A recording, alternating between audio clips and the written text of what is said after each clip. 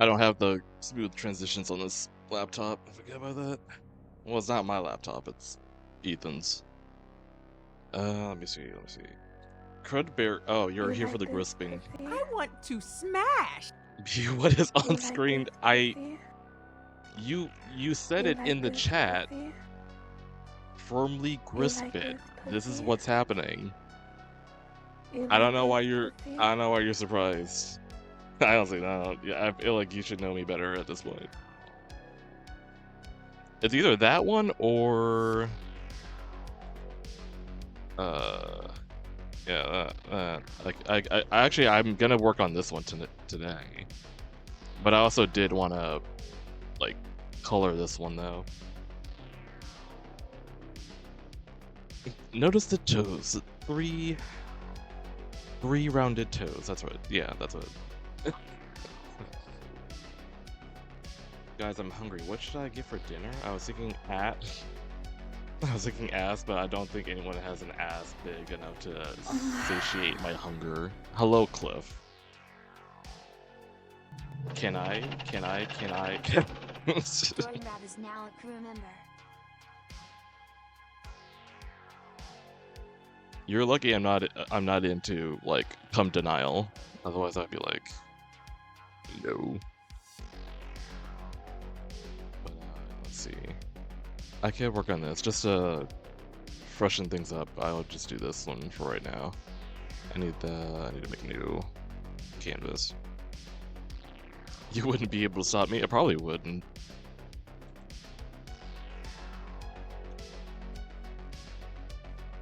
Can I help you? Yeah. Is it the 6th or the 8th? Darsal _ Saber just cheered 100 bits. Come denial. Can it come be? Nah. It might be the 8th. I think because your dad asked. And I'm like, I looked it up.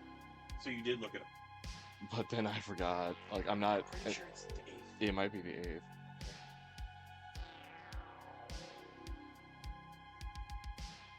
I'm opening up Delta now.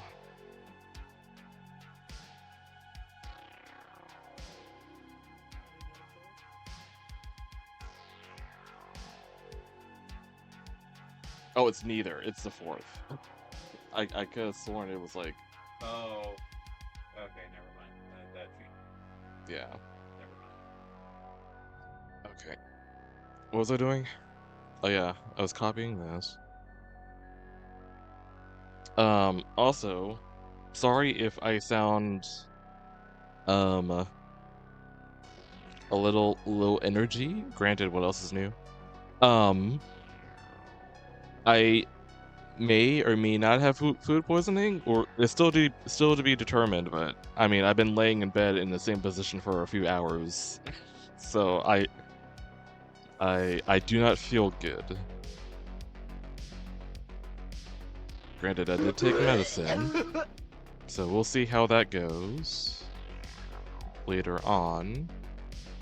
What did you eat? So, it was actually kind of like a... Okay, so I have been making a habit since I've been here, because Ethan's family likes to have like leftovers, so I tend to eat the leftovers a lot of the time. However, there was like leftover chicken thigh and rice and cabbage from like yesterday, and like I was like, oh, I'll eat that for breakfast. I ate that, and then I wasn't feeling good, but okay, so to combine with that, there was like some chocolate milk that we had, and I looked on it today and I was like, oh, it's good until July, whatever. I'm like, oh, it might be still good. I give it the sniff test. It smelled fine. So I had a cup of chocolate milk and some chicken. Not the best combination, but it's serviceable, whatever. But then I started to not feel good. And then Ethan like emerges and he tells me that like, oh, that chicken was like out for a while. Yeah, it was out for a while yesterday, and I put it in the fridge. Yeah. Like, I'm saying that as like, oh, that's, it could be, maybe that's why you feel that way. and then the chocolate milk. Yeah. I was like, well, see, I was looking to like check that because, you know, I opened that a while ago, and it says on the thing, it says, you know, 7 days. It's like best, you know, drink before 7 days. I smelled it. It didn't smell bad. I just was expecting it to smell bad. Yeah, because it's been in there since before we went to like San Diego. Yeah, it's been in there for a few weeks. So, yeah. So maybe it was just a combination of that, or it could be other things. I don't know. I mean, like, we ate chicken and like baked potato and green beans, but Yeah, I didn't wake up feeling like that though. Usually, if it's food poisoning, I would wake up feeling like it. that's fair. But it was like a little bit after I ate, and then I was just like sitting there. I'm like, I don't want to move, and then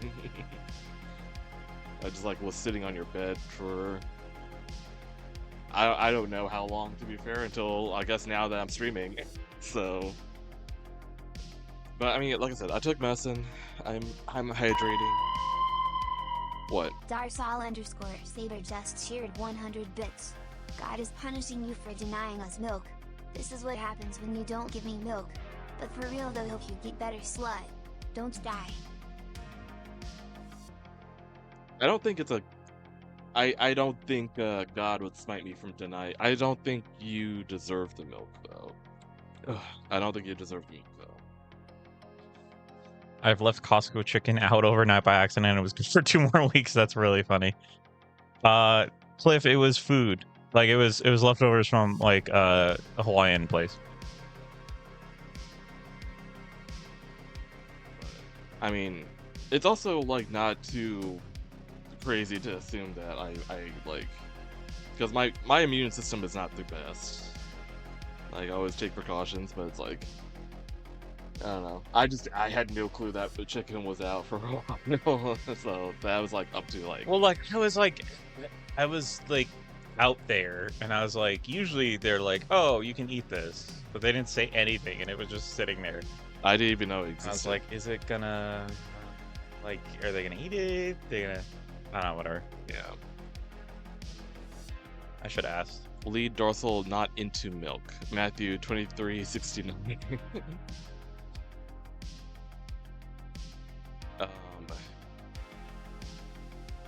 Wait, you got sick, beat? No, well, possible food poisoning. I don't feel good, but it'll blow over by tomorrow, hopefully. I'll have an epic shit, and hopefully I'll be alright. Epic shit. Let's see. Where's my oh, it's right here.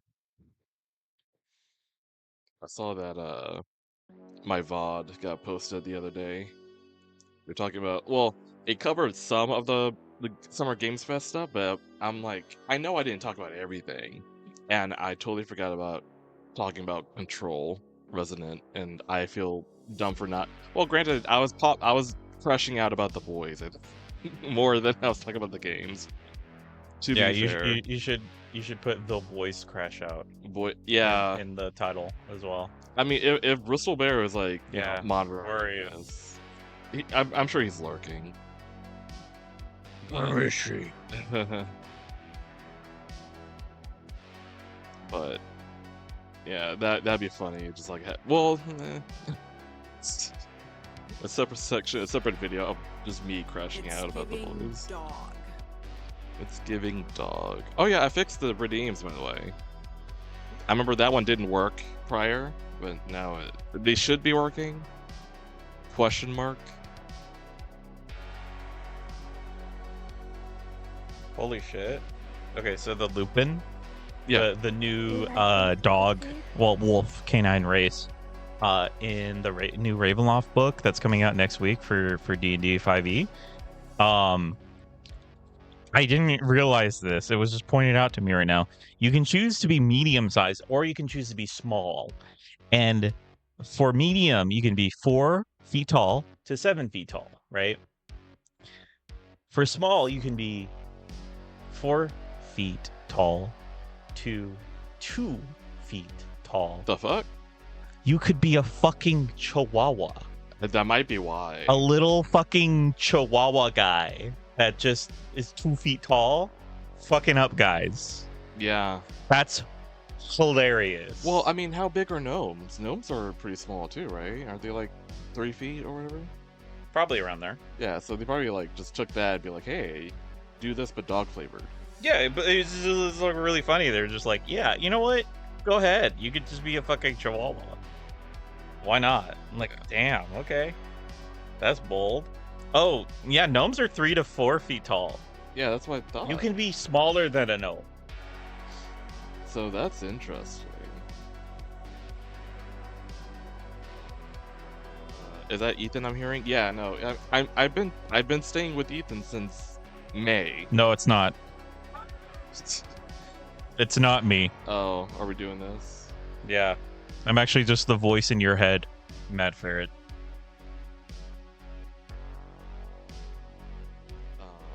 Oh, humans can be small size now? Peter Dinklage. No, he said no to that, actually. He said Okay. people can't be. Okay. Yeah. It has to be CG. So no Peter Dinklage. Got it. No Peter Dinklage, you gotta be CG if you wanna be.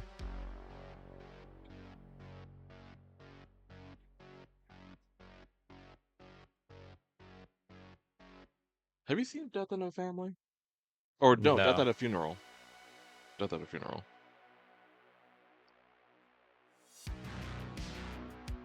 I just now, like, I said Peter Dinklage and I remembered, like, oh yeah, he's in both movies. So Death at a Funeral is like, originally it was a UK movie of like the monarch of a family dying and everyone's like gathering together, and then Peter Dinklage shows up well, the family in general is like a hot mess. Yeah. But Peter Dinklage shows up and makes it even more of a mess because it's like, oh, the guy who died apparently had an affair with, had a secret affair. Right. with Peter Dinklage, and everyone's funny. like, oh my god, we can't let the family find out. That's And really funny. Yeah. So, but the fact is, like, American version, like I guess American remake, or whatever, bar for bar, the same movie. Gotcha. And Peter Dinklage also shows up. That's really funny. Does the same role. That's so funny. So, I I might as well, you know. wait, might as well what? Like, might as well be him again. Oh right, yeah. I mean, according to him, he's the only one you can like do. Yeah. Yeah. It's like Ben Platt, who's like, I'm the only one that could be Dear Evan Hansen. Oh yeah. And I could be Evan Hansen. I still need to watch that movie. Dude, it's I need to force you guys to watch that movie. It's so funny. I am aware of things. Yeah. Like I love the music, but holy shit. Like I'm okay with the musical just being like a hot mess of like maybe this is fucking weird, but like the movie being like, let's smooth out all of this and make it better, and they only could kind of make it worse. Yeah. They kind of like, oh, actually, in the show, they at least like, kind of acknowledge and have Evan Hansen kind of go through some consequences of like, hey, what you did was kind of shitty though, even though you maybe didn't do it for nefarious reasons. Mhm. And maybe he still should have had more of consequences in the show. Right. Yeah. But in the movie, they really just like kind of smooth it out to the point where they're like, nah, you didn't do anything wrong, essentially. Wow, They kind of try to soften it, but you make it worse, and Got milk. in the long run, it's very funny. some other like either a movie or a show also did something like that, where they kind of just mitigate like the shittiness of a character. What was it? Oh, 13 Reasons Why. Oh, 13 The third season. They Oh made, god, like, yeah. They tried to redeem like the. Oh yes, they did, yeah. It's like, oh, That's crazy. Yeah, it's like, oh, never mind that you Oh my god. actual visceral reaction Yeah. on my face. Mm-hmm. But yeah, they're trying to like redeem the bully because like, oh, never mind all the sexual assaults that you've done. Yeah, because it's like they're trying to be like, okay, well, you know, let's continue on, let's do the redemption, whatever. But it's like you also need to like remember the context of what the character did and how you decided to portray the content. Yeah. You did that. Rewatch your shit. Like don't just be like, okay, well, I don't really remember the horrible thing. Pretends not to see it. Yeah, so it's like the audience won't remember everything in specific detail. They'll be like, oh, he did that, but you know, was it really his fault that he did that? Because like his home life is really bad, and it's like, nah, no, it's we can keep some certain people being villains. That's fine. Yeah. Like I guess their whole angle was like, oh, there are two sides to every story, Yeah. or whatever. Because apparently in that season, I think the whole like pitch is that he died and it's like trying to figure out who killed him, the bully. Oh yeah. So like that's where they're like, oh, Yeah. like trying to make us feel And bad. there's like a that- court case or something. right? I think that's season 2. Okay. But yeah, that's the whole thing. Yeah, it's fucking crazy. Oh, his home life is bad. Damn, never mind. Damn, I guess we judged him too quickly. But it's like you can have like a villain or like I don't want to say origin story, but like I think it's okay to give villains some context, but Yeah, like the it- context is fine yeah. to understand why they are the way they are. exactly. And it's like, why? It's kind of cool because then you could kind of like dissect, like, oh, why are the other people that are truly awful and have done horrible, horrible things? How did they get to that point? It's really interesting to figure that out, or to learn about that. But it's not an excuse. It's not like, oh, well, that makes sense why he did that. Therefore, you know, we should forgive him. Yeah. It's like, no, like, sure, you can expand upon that, but don't make him the victim. Yeah. Like, oh god, I don't want to do this. We're all a victim of I'm- circumstances. I'm gonna talk about the boys again. Yeah, I'm gonna talk about the boys again. yeah.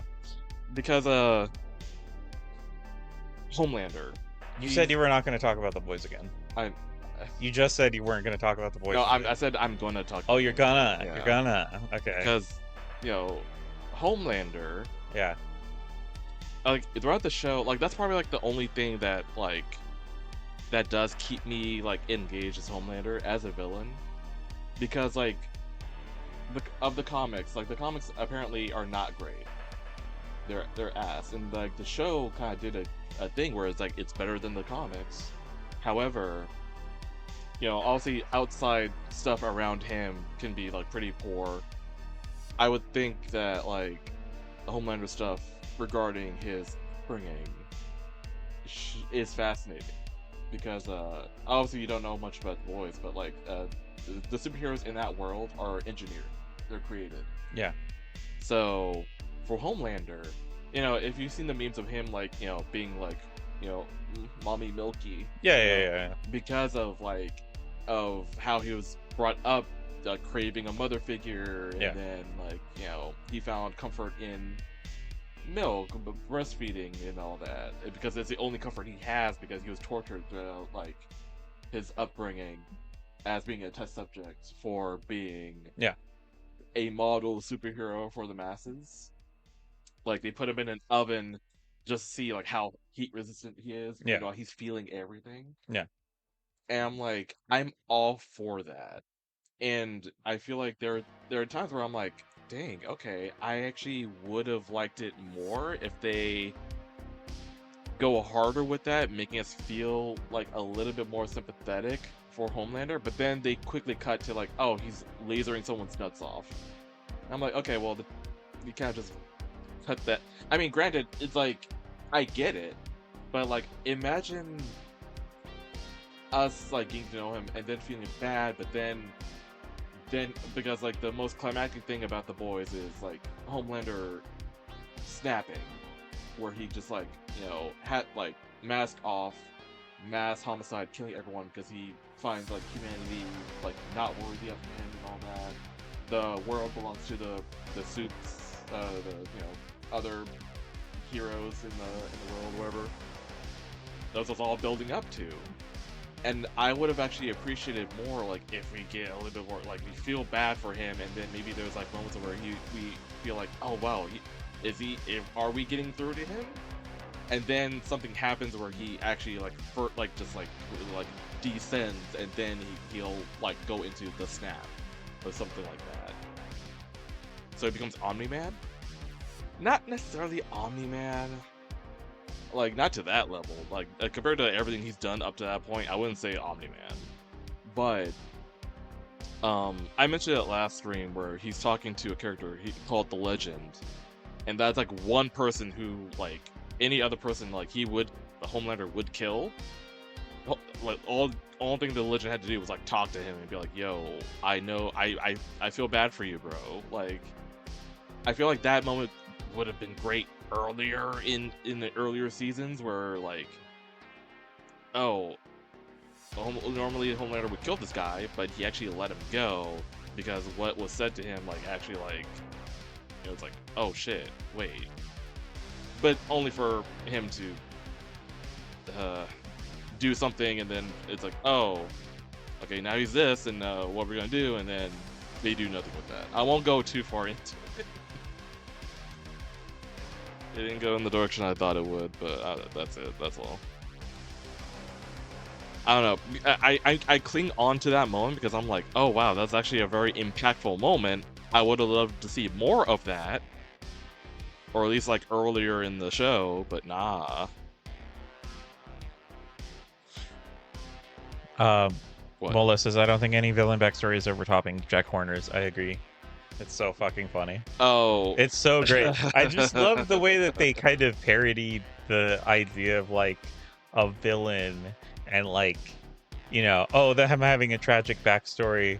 But it's like, no, he actually thinks he had a tragic backstory, but all he had was like good stuff and he still became an asshole. Uh-huh. And he doesn't get redeemed at the end. He just like, they just fucking, he murders people with, no second thought, and it's great. It's really funny, this comedic, like, and then he gets his comeuppance.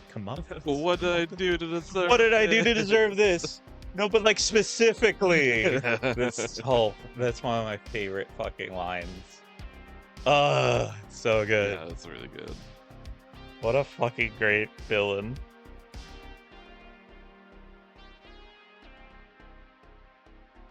Oh yeah, wasn't comic Homelander just like complete irredeemable? Oh yeah, for sure. But like that version is like I'm happy that they deviated so much from the comic, because like I think, what was it?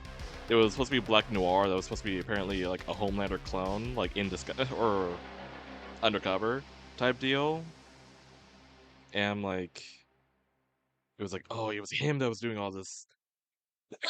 Oh god. Bless you. Oh, that hit me. That hit me out of nowhere. Oh. Give me a second.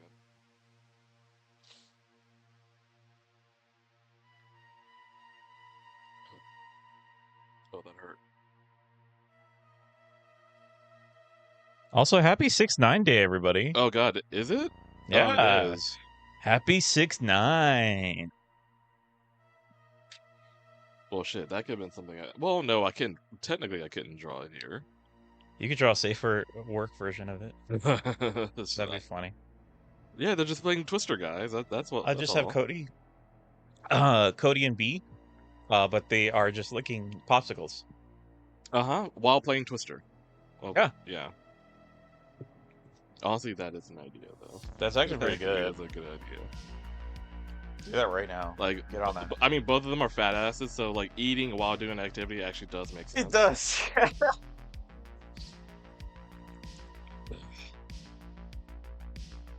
I don't know. The popsicles have electrolytes in them or something. And B's like, well, we gotta get electrolytes.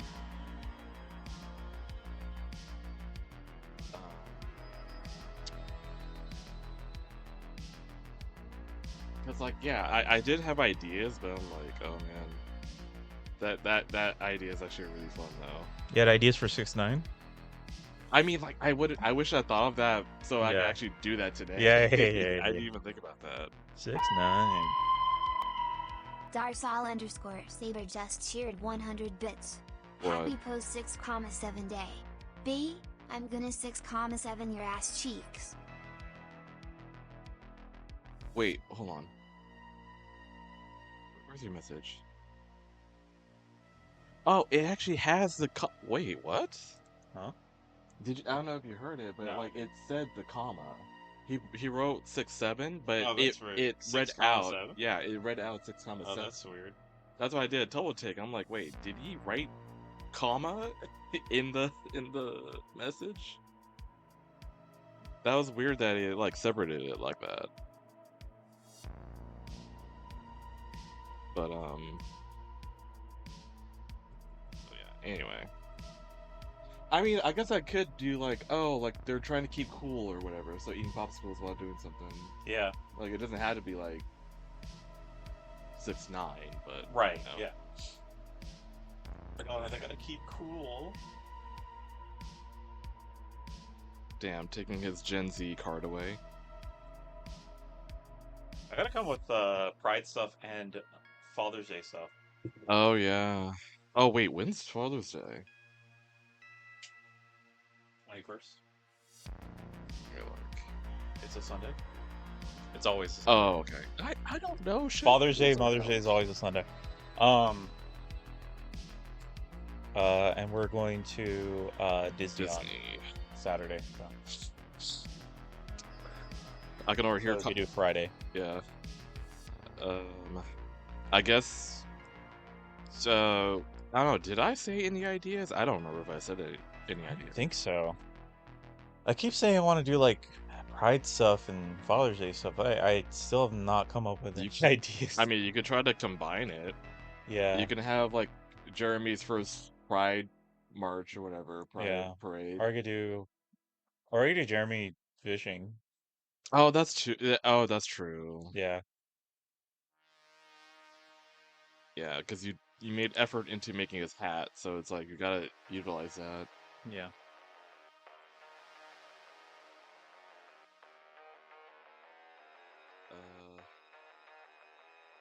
Prideful daddies, Ethan. Oh, Cliff likes the Jeremy's first Pride. Yeah. Only downside is like you have to draw people. I know. Young Jeremy.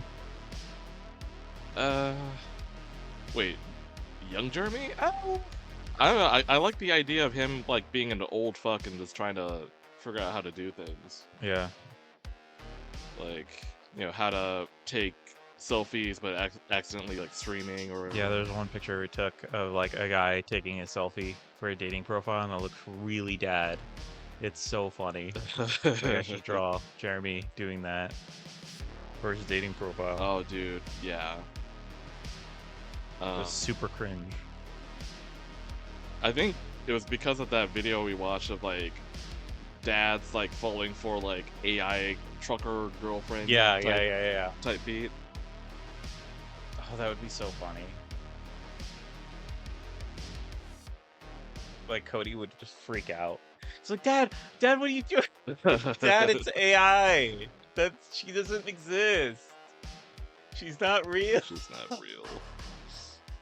And it's like clearly not real. Yeah, it's like hyper like airbrush. Yeah. She's like, she has big, huge like Yeah. tits but muscles. Yeah. He's like sending money. Oh, Oh my god, dude. that's so bad.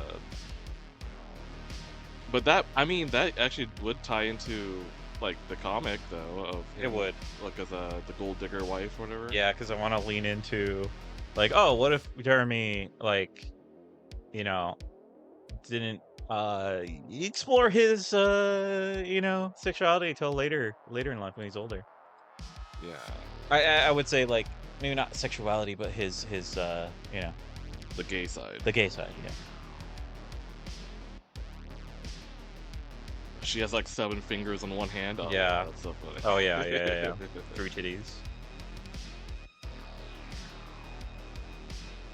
Bro, What? dude, what if you got scammed? Oh. Fucking actress. Yeah. Actually. Like, oh, she's in the hospital. He got some big old titties. Clearly not real. It's a bad Photoshop. Jeremy's mom never, or did she die? Oh, Cody. You mean Cody? Yeah, Cody's mom. No. Cody's mom did pass away. The gold digger is his, like, I guess it would be like girlfriend, Yeah. wife after. Also, his mom, Cody's mom, died later in Cody's life, because, like, before Cody was, like, really young when his mom died, but I think I'm changing it to, like, college, so, like, he would have, like, actually grown up with her. Which would add to the whole sad boy thing he has going on. Yes, yeah, because, like, she was like a Broadway actress, and she was like a very popular, like, musician and stuff like that.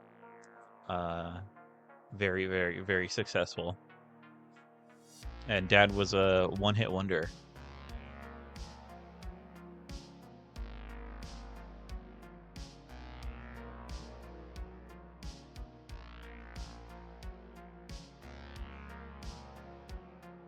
It's so fucking degenerate.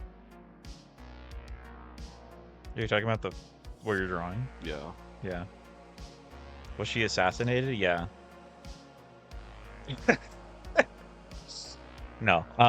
But, like, she died, and, obviously had a big impact on Cody, and, like, I'm leaning more into Caddy. I'm leaning more into Cody being, like, sad boy, like very emotional, sensitive boy. He's very shy, very to himself, kind of keeping the whole, like, stage fright kind of thing, but, like, adding some more context there, because, like, before it was there, it's like, oh, his mom was Broadway and his dad did music, it was more of like he was unsuccessful, more like Greg Universe kind of. I guess Greg also had a I guess he was kind of a one-hit wonder too, but I'm kind of leaning into the idea that, like, oh, they were successful. Jeremy just has, like, a very his taste is not expensive, if that makes sense. Like, oh, he's not into, like, jewelry and, like, gold watches. Like, he's more humble. He's very humble. He just he happens to have money. Like, you don't expect him to have money, but oh, he was successful, like, one-hit wonder, like I said. So he has lots of money. His wife was successful on Broadway, so, like, they have money. It's just his taste is, like, he likes junk food. Like, he doesn't like expensive shit. He doesn't like cleaning, so him and Cody have a very dirty house. But there is a gold digger girlfriend who's, like, with him at the start of the comic, and she is just with him because of the one-hit wonder money, And so all the money that he has, that he doesn't really spend all that much, is going to her. And so Cody doesn't like that. But our love is real. So. Our love is real. She died of ligma, yeah. R.I.P. Cody's mom died of ligma. I've thought about making her a red panda. A red panda would be, well, giving Jack some power there, though. Yeah. It's like, finally some representation. Representation, and then immediately kills the character. Ethan can't leave the DM storytelling behind. I mean, let's be real. Like, I've been doing this for a long time. That's where the DM storytelling comes from. It's just all that shit. I've been, you know. But also, technically, you are a player in another game, so you're not like a Yeah. forever DM. Where's Cody's red hair? I did at one point consider giving him a like a red beard, but I don't know. It does change up his design a lot. Yeah, I don't know where you would put like the Yeah. red Yeah. anywhere to make it look like Yeah. it fits. Yeah. You could just say that Jeremy has strong seed. Yeah. Very strong seed. Strong seed. Strong seed. I low-key miss that series a little bit. Yeah. What was it called? Haunted Yeah, it's Betrayal. Like, Betrayal. It's like one but of it those was like games up Legacy. there. Betrayal Legacy. That's what it's called. I need his seed, Garsol. Do you? Do you actually need it though? It sounds like you just want it. Nope. Nope. It just sounds like you want it. Give it to me. Nah, I don't.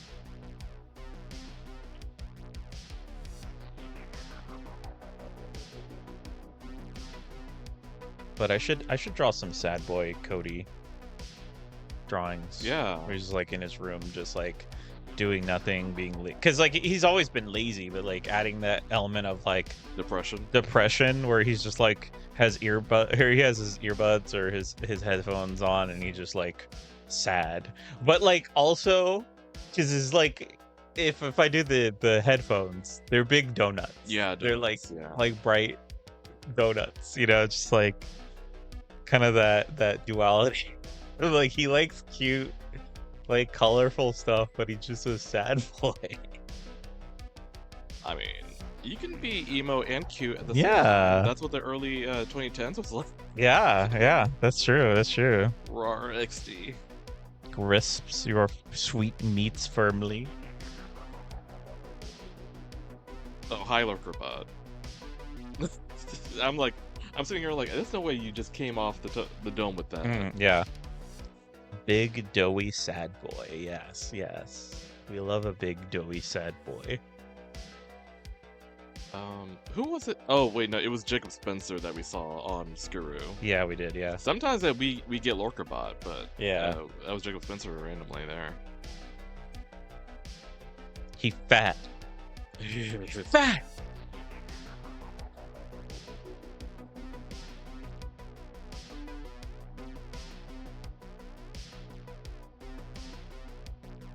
I can't wait for the day that like someone who walks by your door to ask you, "Who are you bullying?" Yeah. Who are you being so mean to? It Who's like super fat? It happens. Screw just streams at ungodly hours of fuck. Yeah. I'll be getting notifications be like, Smilly Sheath. Tip Tuesday or whatever. Yeah. And all that. I'm like, dang, dude. Well, I mean, I've streamed like at those hours before, Oh, yeah. and like I get shit for it. I'm just like, Ethan, go to sleep. Why are you streaming at this time? And it's like a fucking point to Screw, who does it every single fucking day. Yeah. That's off to He him. gets away with it. He does like, you know, he gets so many people in there. It's like, goddamn, dude. Let's go! Leave me alone.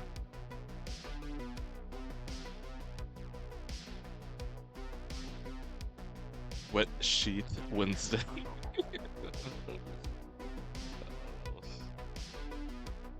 It's pretty good. I wish I could be that horny. Yeah.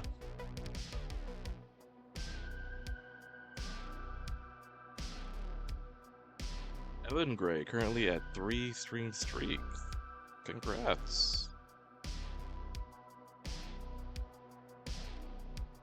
1, 2, 3. Franch. That commercial always made me angry. Yeah, me too. I was like, you fucker. Why are you biting it? Nobody bites it. Yeah, no, but psychopaths. Fuck you. For context, we were if I mean, I'm sure this is triggering a memory of like the old like was it Tootsie Pop. Tootsie Pop. How many licks does it take to get to a center of the Tootsie Pop? Oh god. Cliff Big just cheered 100 bits. What? Listen, listen, listen. What? Oh listen, my god. Listen, listen. What? It sounds like Jeremy is into redheads, right? So what if for his first gay sexual encounter, you show him to Jack the Big Red Panda? We can get the gold digger out of here, but we just need to get a big fat red daddy to make their entrance. Did you I read it. you read that? Yeah. Yeah, that's Thoughts? funny. That's funny. It's like, oh, maybe he's into redheads. So his first gay encounter is Jack the Red Panda. Crazy that you're promoting Jack. Big fat red daddy. Interesting. That's an interesting way to Darsal describe Saber him. just cheered 100 bits. How What? many licks does it Oh, take here we to go. get to the center of Ethan's knot? None, because he doesn't have one anymore. we took that. Patreon took it from me. Patreon took it away. Don't let them forget what they took from us. But I mean, there's nothing stopping me from doing that, like, on the side. It just has been a while, and I obviously I got accommodated to Yeah. the current. I mean, it's fucking art. You can just have one. It's still there in my heart. I should see a doctor. Hashtag free the knot. It's like I think there's something else in your heart. Yeah. Might be something else that's making you feel pressure. This last month I did post stuff on Discord that I did not post on Patreon. So probably gonna have to start advertising. Oh, there's exclusive art on the Discord. Yeah, you could do that. But for the comic itself, Yeah. no, not. Unless I do a a cursed magic item. Some kind of magic shenanigans. It's like, oh wow, I can put this thing on and suddenly I can change shape? That's crazy. Body swapping. No, not body swapping, just Oh. like he puts on a cock ring and now he has like Oh, that's Yeah, that's what I meant. Yeah, okay. magic does exist in the world, yes. In this new iteration, fully leaning into just like cartoon Logic. ridiculousness, Yeah. like shenanigans. Like it's gonna be way more cartoony. And the way that I introduce magic is that like whenever you have like a TV show and then some kind of magic stuff happens, you usually go to like, oh, you go to a store, think of it like, oh, you go to an obsession, you go to like a right. fucking yeah. like, Fucking you push go the to a store, and then- yeah. there's magic, and it's like, oh, at first you don't take it seriously, but then like, oh shit, wait, actually, yeah, and like that level of cartoony kind of magic is what I'm talking about. So, Jeremy has a pawn shop, which I'm still keeping. So he has a pawn shop, and what crazy things can you find in a pawn shop? Like an antique store. I will laugh if you do put the One Wish Willow, like The One Wish Willow, I gotta put that in there. I gotta have a One Wish Willow episode. Like, it's got to be a thing in the background. Yeah. Like, just throw it in the background. Like, oh, hey, look. But, like, I got to have, like, an episode where it actually do, like, a parody of Obsession. Oh, dude. That could be really fun. That would be fun. See, that I want to lean into that. I just want to lean into parodies of things and like, you know, oh, you know, cartoony, like, oh, maybe, I don't know. Do we want to have moments where it resets, like, or oh, it was just all a dream or whatever, you know, just like. I do wish that we got the popcorn bucket. Then one. I do was- too. I didn't even know that was even a thing. I do too. We should look on eBay again. It's real. I gotta. The milk glass that never empties. Yeah, Frost. You want that? Magic shapewear. When you wear it, you turn into Twinkie. Then give you a mirror. It's like the mirror of Desired. It was like, but it was backwards. Desire or Oh. Erest or whatever. Like in Harry Potter, Yeah. where it's like you look into the mirror and you see something that you desire, Uh-huh. and then you have it with you. It's kind of like that, Okay. but like instead you like look in the mirror and Darsal _ Become Saber just Twinkie. cheered 100 bits. Have Jeremy's GF do the obsession scene. No, no, no, don't do that. We are having a nice day. Thought we're having a nice day. no.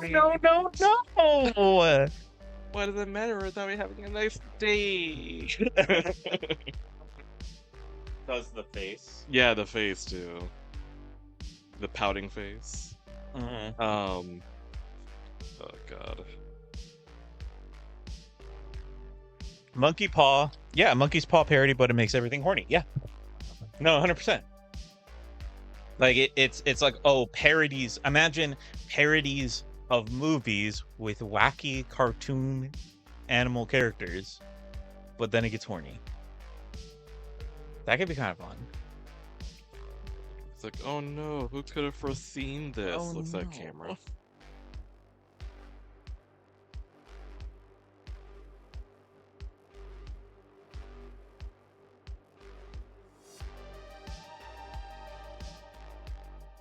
Let's see.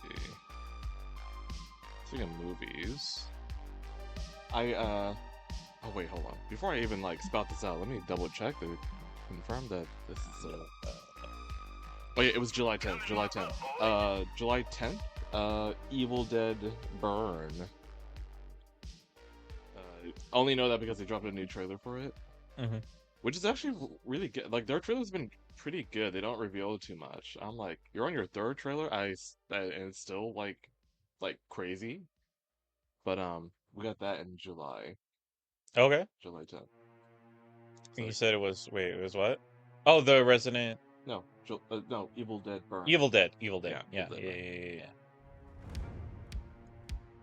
Because I know you liked Evil Dead Rise. So, like, right? Did you say you like Evil Dead Rise? I think so. The Rise is the one in the apartment building. Yeah. Okay. I like them. With the mom. Yeah. Right? Yeah. Yeah, no, I like that. Okay. All right. I enjoyed it. So we got that. Disclosure Day is on the 12th of this month. I've heard good things about it. I kind of just want to see it for my girl Emily Blunt though. But also Steven Spielberg, I guess. a little side thing. I walk for 50 minutes. Should I eat cake or ice cream? No, Lurkerbot's right. You should drink water. Wait, what? Lurkerbot says that Cliff should drink water after walking for 50 minutes instead of eating cake or ice cream. Because Cliff's like, oh, I walked for 50 minutes. Should I eat ice cream or cake? But that's not tasty, he says. But And of course, Zarsol hears water and changes the subject to, can I have lemonade? always gotta make it hot.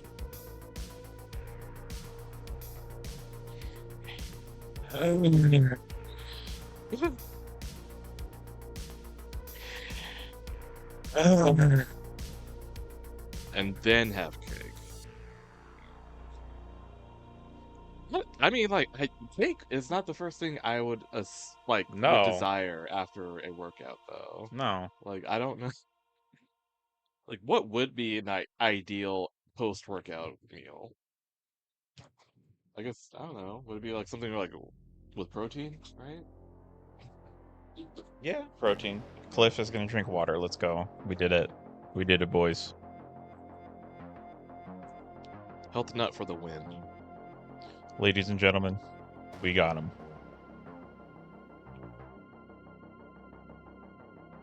Water, honestly, or a sugar-free Gatorade. Yeah, go for it. Yeah, that sounds good. Gatorade. Oh wait, you never seen Waterboy? No, but I just realized that Darcel's gonna make it into Gator piss. Oh, So, of course, yeah. yeah. Saw it coming a mile away. Gatorade. H2O. I would not. Yeah. Sure. Water sucks. It really, really sucks. Thank you, Frostbite, for enabling that. That fucking movie. Yeah, I don't, like, in my head, that movie has not aged well, but it has cemented, like, a cozy spot. Like, a little divot in my brain where it just resides in.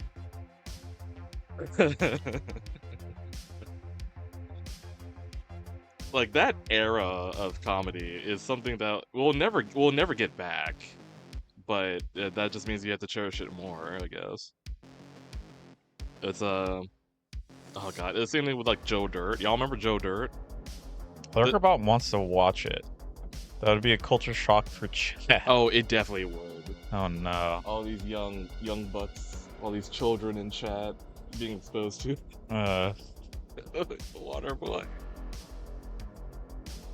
Never watched Joe Dirt. I refused. I mean, like, I'll say out here. I'll do one joke. I'll do one joke because it's kind of like a shared universe with Adam Sandler movies, because they brought back the guy that was in Waterboy, like the guy who's like, like he's talking but you have no idea what he's saying. He makes a cameo in Joe Dirt, and it was like a scene where Joe Dirt is like looking at his old like childhood home, and he's like lamenting the fact that it's like, oh, it's like all abandoned and shit like that. The guy shows up, and you're like, oh, I don't know about that. How may wear your baby naked? And Joe Dirt was like, you like, you like homos naked? Oh, that's cool, man. You know, it's like, no, I didn't like that. Oh my way, you're naked. It's like, and he's like a very like obviously inspirational music is like swelling up, and like he's saying like home is where you make it. And then shortly after, the guy walks away. He's like, everybody know that. Walks away, and Joe Dirt's like, all right, guy likes homos naked. That's fine. Like that. I don't know why that like always stuck with me. What else? Oh, 50 First Dates. Oh, 50 First Dates. That one's okay. I mean, it's kind of sad the more you think about it. Yeah, I mean, like, but it is kind of weird. Like, I mean, like, if you put yourself in Drew Barrymore's shoes, it's like, okay, every day you have to wake up knowing that you just lived an entire life. Yeah. And that, like, you have to watch a movie just to like Yeah. a recap. I'm like, that's kind of sad. That's really sad. They really try to be like, is this heartwarming? I'm like, no, not really, actually. No. There was Little Nicky. Little Nicky's actually. I mean, that one's funny too. Little Nicky's the one where Cole Sprouse. Huh? Isn't that the? No, that's Big Daddy. Oh, Big Daddy. Okay. Big Daddy is a classic though. Big Daddy is a classic. The kangaroo song. Okay. I won't go into that one. I've never watched any of these movies, so I have no knowledge. But they're flooding back to me. Yeah. Like, it's like a quick time event where I'm like, I think 8 Crazy Nights is funny as hell. 8 Crazy Nights. Please describe what funny as hell means. I think it's well animated from what I. Yeah, like it's pretty smooth, and a lot of the rotoscoping is interesting to look at. I will say that like I can't think of any like because I just listed off a bunch of scenes that stuck with me. Nothing Yeah. has stuck with me with 8 Crazy Nights. Well, 8 Crazy Nights is like the beady boom, and like they're in the dance. I don't know. It's like I've seen clips every once in a while, like that comes up, and it's like I watch them because it's like watching a train wreck. It's just like, just like, oh, this is fucking uncanny and weird. So I'm just gonna watch this clip, but I remember watching on stream, I think, right? I'm pretty sure we've seen it on stream. But sure is a movie. I don't think I was there when you watched it on stream. Because like maybe it might be just for me. I just haven't seen it in a long time. I remember it because I remember watching it on HBO when it was like, back when we had that. I mean, okay, I take it back. The only thing I do remember was like a dude eating a fat guy's jockstrap. I do remember that. Okay. Because I remember the voice. I was like, "Why are you eating that?" Okay, actually, you know what? Okay, I take it back. I do remember that. Oh. I don't know. Okay, I'll say like out of most Adam Sandler movies, that's probably the one I watched like the That's good least. I shit. think that's like the only time I've seen it. There's also Mr. Deeds. I like Mr. Deeds. I think you might like Mr. Deeds. Deeds like is actually a wholesome one. Okay. There's also a scene where a dude's just like soaping his ass for like 30 minutes. Because Okay. he's having a conversation with a different character. So there's having this conversation in the showers. And the guy is like literally just like soaping his ass the whole time. Let's see. Oh, and there's also literally a character that you could say is me in that movie. Okay. Like Literally there's a butler character that he's foreign, so he has a little bit of accent. It's played by John Turturro. And he teleports. Like people. Oh, okay. Like he's actually like giving them like good advice, and then when they look back up, he's like gone. Right. And he has an interest. In feet? Yeah, whatever. Oh, okay. Yeah. All right. So there was that. So he likes feet? So he's racially ambiguous. He teleports around and You he ain't never likes suck a feet. toe, pussy boy. And you're like, that's me. I drink water. I also had a slice of bread. Okay, you got a little bit of carbs in there. That's fine.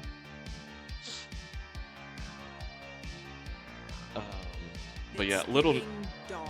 Little Nicky though is funny because that's the one where I think Adam Sandler, he's technically the son of Satan, and he's like introduced. Well, there is a joke where he introduces like KFC to demons. Oh, okay.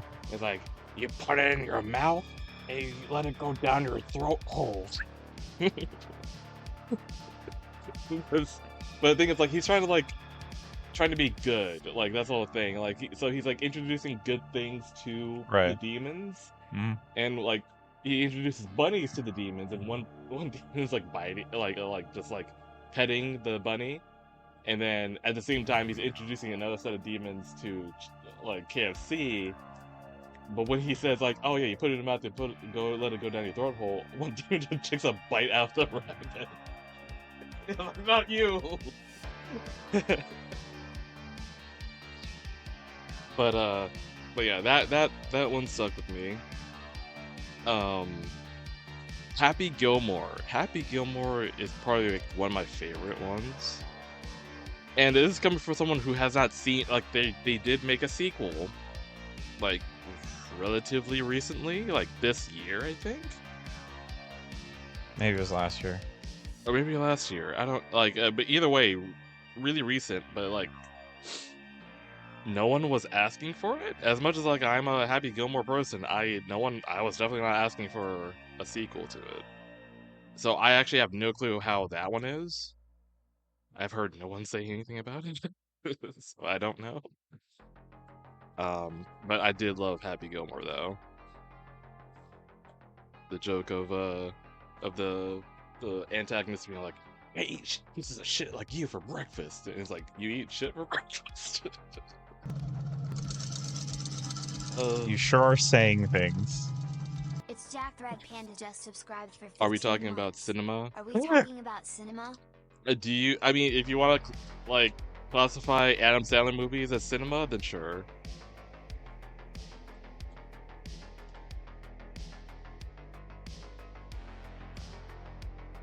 Happy Gilmore 2 was very meh. I could have been a lot worse, but it wasn't good. Okay, so like, don't waste my time with it, is what you're saying.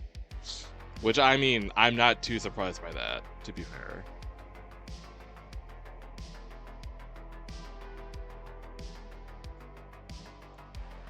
I'd give him Uncut Gems. Oh yeah, or no, you didn't say it right. Jams. Uncut Gems. You didn't say Uncut Gems. I was his muse for Uncut Gems. That's a like, well, not really insight. It's like a low cut joke there. Apparently, like someone's like interviewing like an actress that was in that movie, and she's like, What you call that? Jams. the vocal fry for her was like legendary. Uncut Gems. Oh, Jack's here. Yeah, Fat. fat.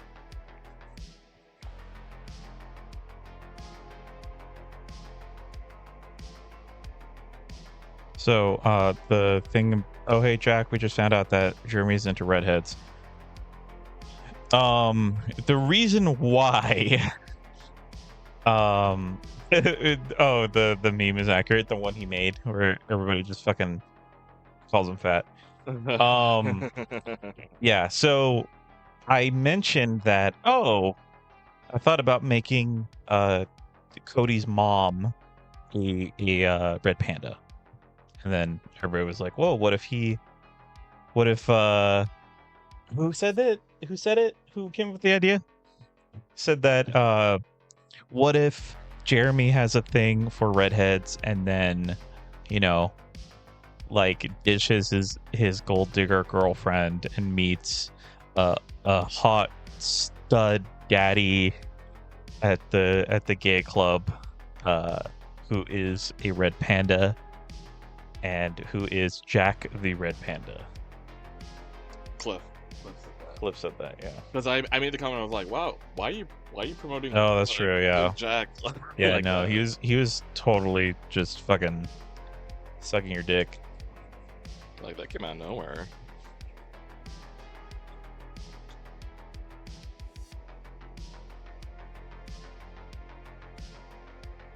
I don't remember. I remember Yeah. you saying it, Cliff.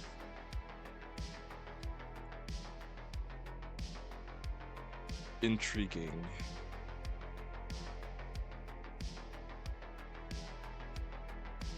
I do enjoy this train of thought. Which part, Jack?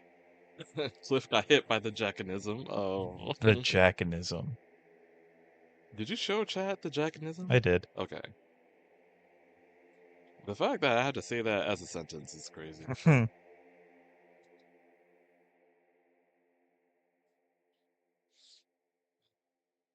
All I was saying is that Ginger's rule.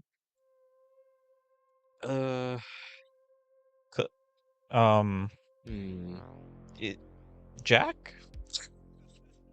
Wait, is he a redhead? I actually don't know. Jack? I don't think he's actually a redhead. Hold on, let me pull up your photo that you sent me forever ago. I gotta fact check this. Jack is a red panda. Oh, he says no. That makes him a ginger. And Jack says, "Oh no, I'm not." So does that? Okay, so Red for equals Darcel, ginger. So would Darcel? So like in that case, Darcel would have no issue saying the N-word then. Yeah, following your logic, Cliff, Darcel's black. He is indeed black. Cliff has decided that it is socially acceptable for Darcel to say the N-word. Oh, yeah, with this logic, for Jack the Red Panda. There you go, Darcel. We found your loophole. You can say it. I'm gonna say it.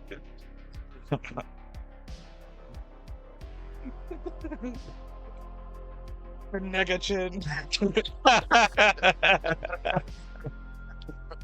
You have to fucking play that now. Oh god. Yeah, I guess so. Maybe. I mean, assuming people know about that. They've seen Fairly Odd Parents, right?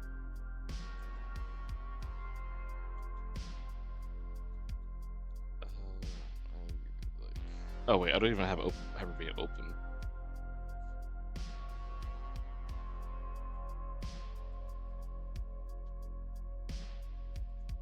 Do that. Okay, I gotta make sure that's. Oh Jesus. Where is the Hyperbeam thing? Where are you? It's not that one. Who's that? Wait, hold on. I'm trying to resize the thing because it's like Oh, don't worry.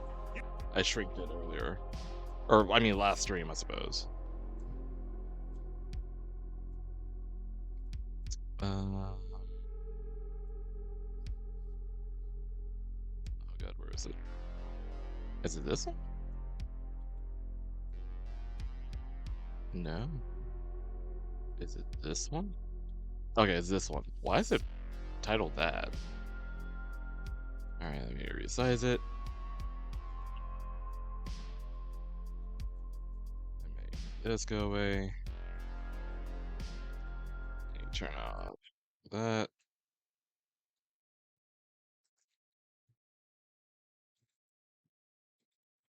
Okay. You'll all get your chance. The Crimson Chin! Wrong! The Nigga Chin!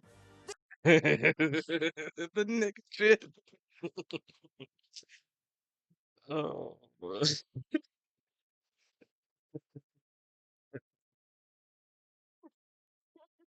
The Nigga Chin! I could have done like a different take You need that as a redeem. as I'm a telling you. redeem. I could. I mean, technically they're not saying it, so it's like, yeah, I could. I could just like have it named Chin, and then they... it's so close. I know. I know. The Crimson Chin! Nigga Chin! The Nigga Crimson Chin! Chin. The Nigga Chin! Oh no. Darsal What? underscore Saber just cheered 100 bits. The Nega Chin.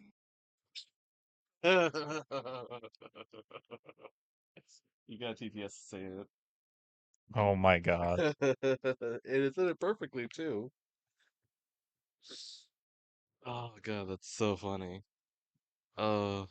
Yeah, I might have to. I might have to do that as a redeem. I do. I need to add more redeems. I think you made the Let's Go Girls, right? You made the Let's Go Girls. Yeah, I did. Yeah. You haven't made it? No, What the fuck? Make it right now. I'm not gonna do it right now. I'll do it afterwards when I got time. This is bullshit. Oh, I know that was like a mirroring of your voice, but I still Yeah. still You look weird. you said ill to my voice? What the fuck? Only I could say it in my I think own the voice. phone audio just made it sound gross. You like this pussy? But it's giving dog. yeah, I need Let's that. go, girls. I need that. I need to bring back lesbians and Yeah. like Lesbian. Lesbians. Okay. I gotta like figure out how to like close all this up. Oh, Nico's here. Heyo. Hold on. Nico.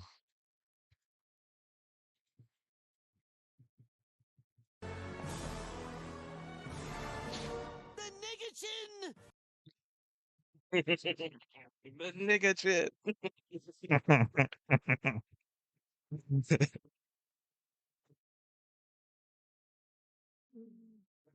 Okay. Let me close all this up before I eat up more RAM than I need. Do that, do that.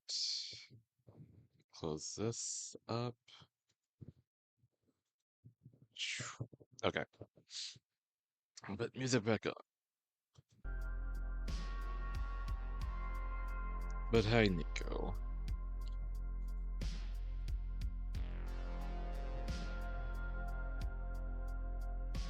Let's see, how long have I been streaming? Oh, only an hour? I've only been streaming for like an hour and 14. Jesus. It feels a lot longer, but alright.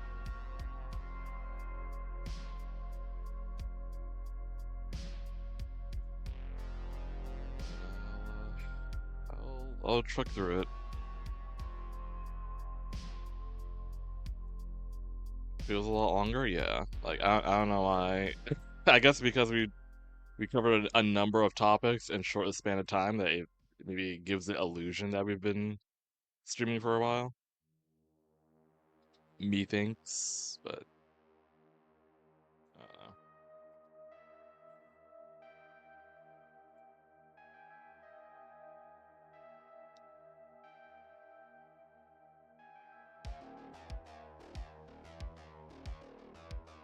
Damn it, I had the same issue last time. How did I do this? Like that.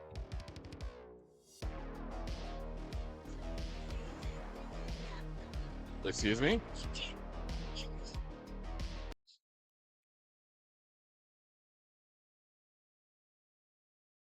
That was just in my head. Oh, I needed to play it out loud. I don't think the mic even picked it up. No, maybe I didn't pick it up. Damn. Damn. R.I.P. No birds for you. Yeah, he was playing the Gay Bird song, like right behind me. I'm like, wait, hello? But I think we talked. You showed stream, right? Or Yeah. Okay, yeah. Because I know you showed Ray, like when we were doing D&D, or like afterwards, I think. And just like the sheer power of the fact that like just this meme just reignited Michael Jackson more than the Michael Jackson movie. Yeah. That's so funny. That's the funniest shit ever. Gay Birds did more for Michael Jackson.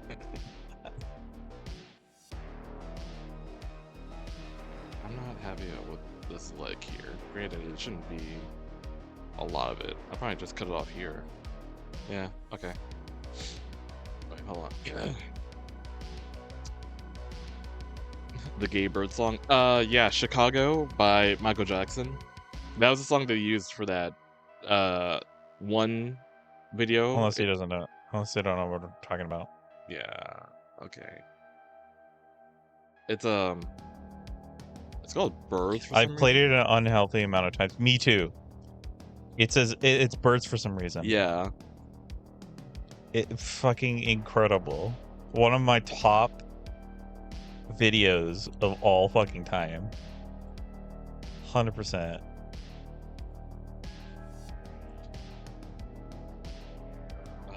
B, I sent you something? Hold on. Send me shit.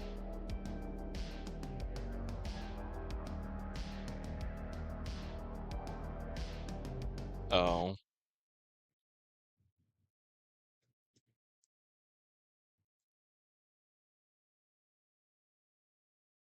Nigga chin! Yes. That's what you're talking about! Oh, it's cycling through all of them. Yeah, that's the one thing I hate about Telegram. Me too. It does that. Yeah. But hey, I got that. Like, ready to go. Let's go, girls. I showed my buddy that yesterday. He squealed. Like a pig? My birthday's next week, and I have no idea what I want to do for it. I mean, I stopped caring what I want to do for my birthday, dude. Like, I'm like, give me Give me to me. like a food, and I'm happy with that. I'll treat myself however I want at That's that literally point. you every day, though. Yeah. You're like, just give me a food, and Give I me don't a care. Leave me food. alone. Just give me one whole food and Yeah, like leave me alone. like very much like a fucking caged animal. Just like, all right, just leave the food there. Leave me alone. Yeah, the bare minimum of The bare survival minimum. at that point. The bare minimum. I'm ignoring you. The bare minimum. You just want the bare minimum? Is that what you said? Oh wait, hold on. Oh, B, have I asked, have you played the most racist RE game, RE5? It's funny that you know, with the whole Negachin thing going on, you find the opportunity to bring in, like, bring that up. Did you say recent or racist? Racist. Oh. I mean, yeah, I have. I've played almost every RE game, except, you know, some of the spin-offs, like Dead Aim and all that. I haven't played those. Those looked weird. It jogged my mind. I'm happy that the Negachin jogged your memory of something racist, question mark. Even though it's like they tried to make it not racist. Okay, for context, RE5, it takes place in Africa, but you're playing Okay, as well, Chris that's Redfield, which is what a white start. dude. Okay. The But racist game starts in Africa. Okay. Okay.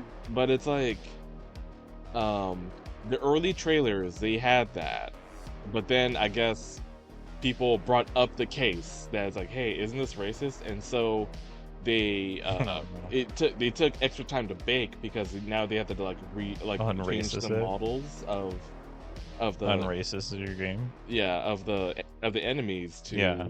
be like, To be white. well, no, I mean, like, well, one, there's some Asian looking dudes in there, Oh, okay. and then we have some like Middle Eastern looking dudes in there, so it's like they try to mix it up Mm. from The variety show. yeah. Sampler. I mean, like, obviously, Appetizer sampler. well, here's the thing, like, there's a reason why it takes place in Africa. There, like, canon wise, I mean, unless they're gonna change it, which, I mean, maybe they might have to. I don't know how much they're gonna change, like, lore wise. Well, I'm literally just playing it now for the first time. You're playing it now? Bro, I mean, at this point, you might, I don't know. Considering how much they're changing the lore, it's like, I mean, I guess you could. I mean, I guess you could. That's why I'm holding off on, like, playing, like, those, like, because, like, it feels like I mean, if I were to do my playthrough, I might just start with RE2 Remake, because it seems like everything else is, like, branching off from there. Hey, Jacob Spencer, we saw you in the latest Guru video. We were just talking about you earlier. B, I just started the RE series in earnest, like, last year. What did you start with? I'm watching the Icky movies too. Why? He hates himself. I guess. What video? Skuru.dog. No, that's The newest Screw video. yeah, the Skuru, the streamer, the border collie streamer. He did, like, he posts videos of his, like, streams where he's reacting to TikTok, and we saw your name that, you know, scroll up in the chat. I was like, oh, hey. We did that with Lurkerbot too. Lurkerbot shows up in those too. I hate myself. I mean, okay. Bottom behavior. Who You're said not that? helping your case at all. Who said that? Jack. Oh, bottom. Okay, so I did two. Wait, what the fuck? Are you not playing them in order? I did two, loved it. Did zero, wanted to die, quit for a while, started again. Then I have. Wait, then have gone zero to. Okay, alright. 0, 1, 2, 3, 4. Okay. So you've played up to 4, and now you're doing. Wait, so you skipped Code Veronica then?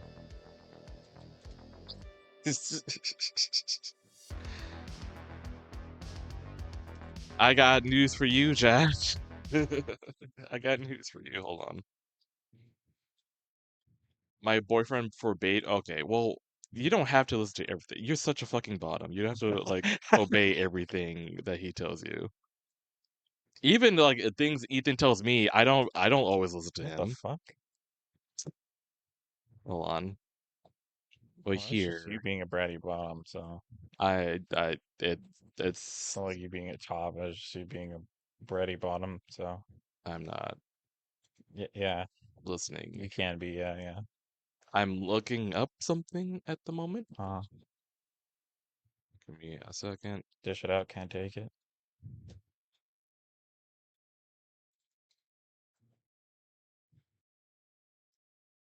He said it would hurt me. Yeah, I fucking okay. So here's yeah. I don't know why. Like he says like, oh yeah, Code Veronica will hurt you, and it's like you're playing 5, which in my opinion, it's sure it's the most replayed game, but mechanic wise, it's painful because they try to import the mechanics from RE4 back when you're like dealing with like just normal like well not normal but like they're like more slower paced enemies. Meanwhile in 5 they're like running up towards you, and also there's like the half baked co-op system that they that's another thing too. So to offset the racism they gave you a black companion. What a sentence to offset the racism. To offset the Dude, like racism. honestly, like watching the fucking Nintendo Direct to offset the racism. We incorporated this mechanic. um but the yeah, you get a companion who's like native African, so to help Mm-hmm. deal. Yeah. But that was such it felt like such a like a panicked result that Yeah. it because like oh then it turns the game into a multiplayer because it seemed like it was previously built as a single player. Yeah. Most RE games are single player. Yeah. True. Then suddenly co-op. Yeah. That's interesting. And also another thing too, the inventory system sucks because it's like they bring back like the limited inventory system. Meanwhile, you're dealing with hordes of enemies, and I'm like, okay, on paper, sure, you want to bring back like the survival element, but Yeah. it's not horror. It's just like stressful for the sake of like, Yeah. but that's when the co-op comes in because they could be your pack mule. Oh, And it's like, okay, that's well now you're like it did now it's not fun anymore yeah. in that case. Um, and also her like story doesn't really. It's like it's really half baked because like I think originally she was supposed to be like a militia that's supposed to like help you out, but not obviously not to be um like a playable character. So it's like you can tell like okay, the new backstory they gave her doesn't like have any weight whatsoever. Hmm. She's just there. Um, but her AI, when you're playing it by yourself, though, the AI is so bad because she will use up all of your ammo. Because like if you use her as a pack mule, she will use reserved ammo that you probably are saving for yourself. That's She'll funny. end up using it, or you get hurt like bad, but not too bad. She'll run up and waste a health item on you, even though you're like okay, I Yeah. like normally you would not use it until like you're in the red. Yeah. Um, so AI sucks. The AI for that game sucks. The only redeeming thing about that game is probably the mercenaries, and that's it. Um, so it's like it's so funny that your boyfriend's like, "Oh yeah, don't play Code Veronica, it's painful," and then it gives you RE5. Um, meanwhile, me, you know, Oops. Yeah. Sorry. I had to put my phone in. Meanwhile, me, I'm an RE fan through and through. Oh, sorry. I just want to look at the comments. Sorry. I'll just pull up on I feel like you can pull it up on your phone and just have it to be the comments, right? Yeah, I can do it. I could do that. Nico Deball just cheered 100 bits. Even bro, all he can really do is take it. I mean, he literally has his back turned and his tail up to the audience. Okay. Despair? Some bark, some leave, but can't stop the rooting around. Don't need druid speak to read the lines from the leaves. Oh, but also Jack, honey, if B's saying it then you're probably just in a ditch at that point. Or a valley. As deep as your fat fucking cheeks. Like I'm talking Mario and his trench got jealous, even planes get lost When am I gonna nearby. get between them Mwah cheeks? BTW. Heart emoji. Jesus Christ. I really God damn. I really wanted to like find like the pause button for that. I'm like, okay, I can't stand for this slander. Then he shifted to going Yeah. after Jack. When and am I'm I like, gonna oh, get okay. between Yeah. them cheeks? Let's hear A him little out. bit for everybody, you know? A little bit for everyone. But God. Okay, lost my train of thought. Oh yeah, I was crashing out about art. Like, yeah, okay. So like me as like someone who's like been on the RE train since I was like 12. I mean, like, yeah, the movies are like. I mean, I like the first two movies, sure.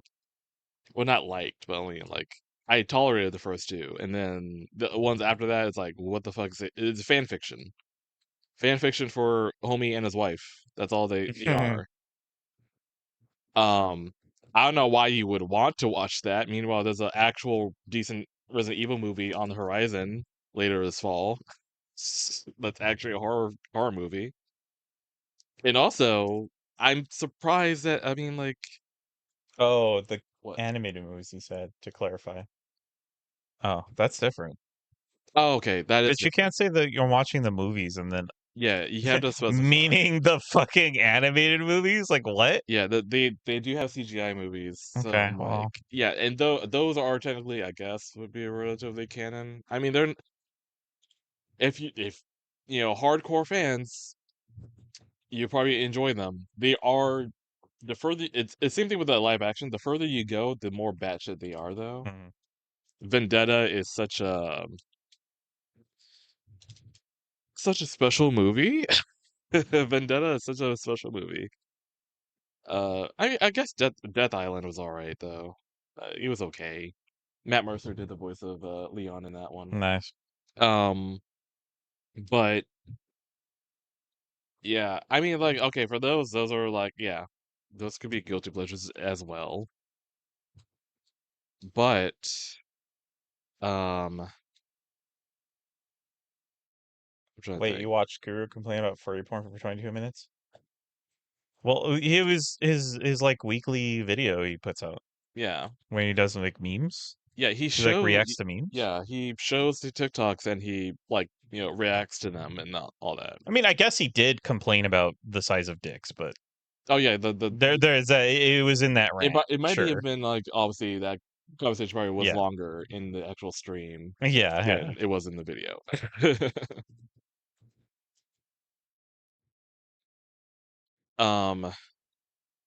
Regen was my favorite. I'm gonna stick to the umbrella on that one. I mean, regeneration was like, yeah, or no, it's called degeneration. It's degeneration, I think. Was the evil degenerate?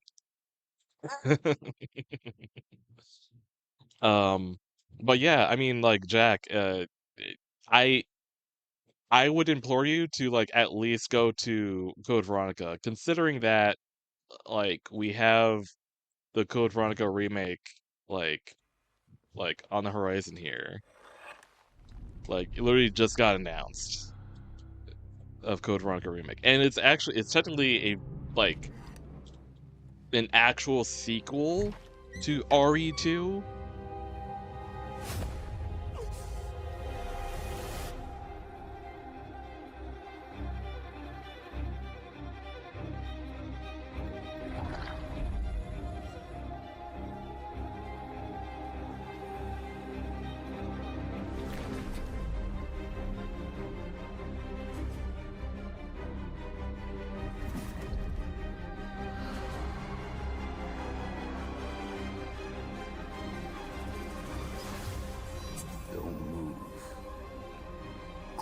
feel. Pretty sure Screw has talked about wanting like average sized dicks. Oh like, yeah, he said that before. he's gone on that rant before. And other meme videos.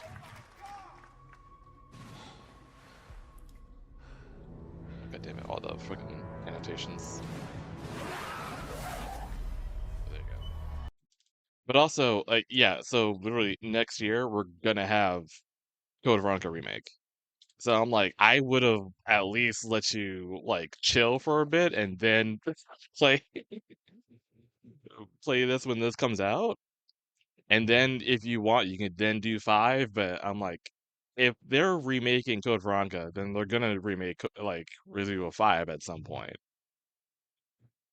Because like it would have to lead up to like them doing like do a remake and then do like a new title.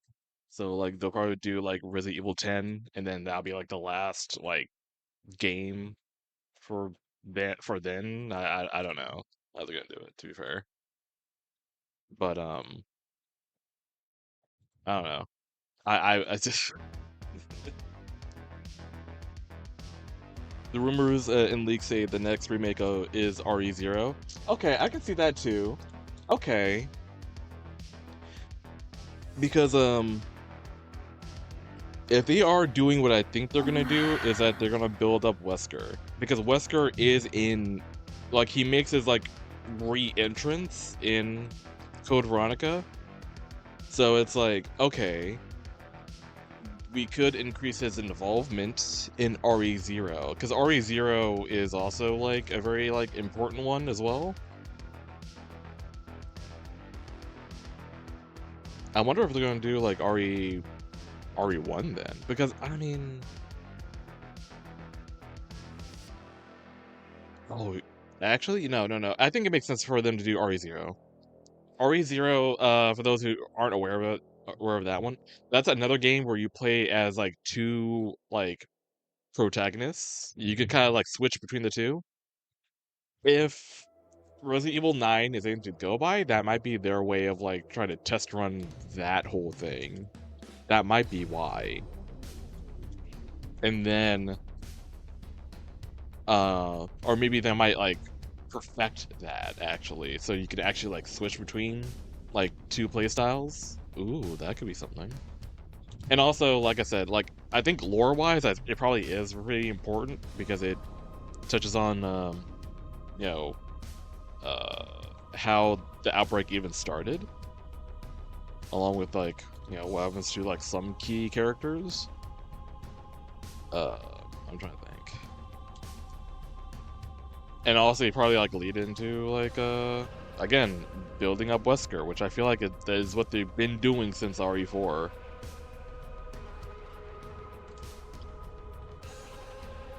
Because like they left it at that cliffhanger, and it's like some of us know what's coming there, but for new people going into the series, we have no clue what the fuck that cliffhanger was about. Remake 6 and make it passable? Oh, dude, I don't know if they'll do 6. Because like I don't know what they could do with 6. I mean, I guess they could try to make it like relevant to the series, even though like it's a fun game. Don't get me wrong, it's hella fun. Like the fact that you can freaking like full Nelson a zombie, and like the combat's great. I'll say that the combat gameplay great, fantastic. But for an RE game, it's pretty out there. it's really out there. So I'm thinking like lore wise, what could they have done? What can they do for that? I am not entirely sure. Personally, I almost say that they should pretend 5 and 6 didn't happen, but 5 is such an important one though. Because 5, like, I don't know, spoilers, I'll say this, like 5 covers a lot about the Umbrella like stuff. So I feel like they need that one. how, I mean, but I feel like they could try to make it not racist No. by I think just shifting the location. Like maybe like not have like have it be in Africa, maybe, but have it be in South Africa. You know what I mean?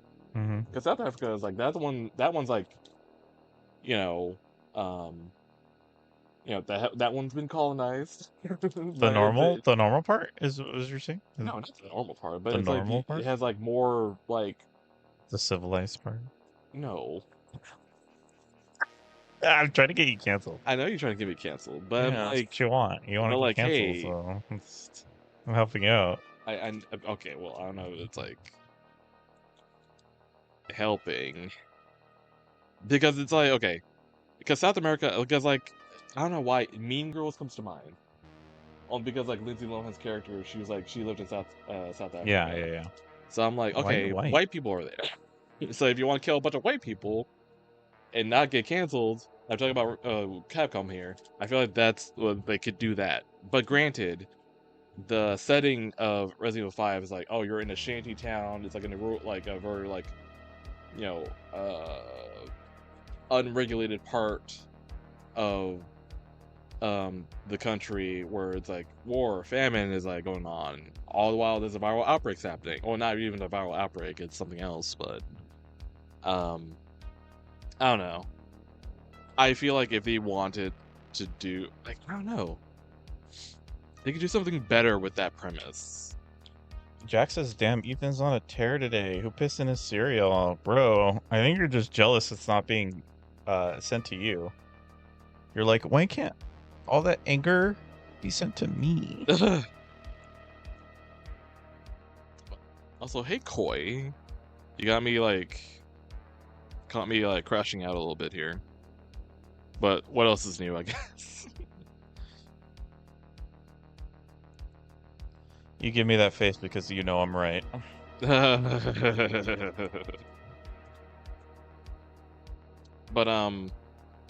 But yeah, anyway, I mean, like, that being said, like, I feel like 5 is definitely an important game, lore-wise. I can't say the same thing for 6.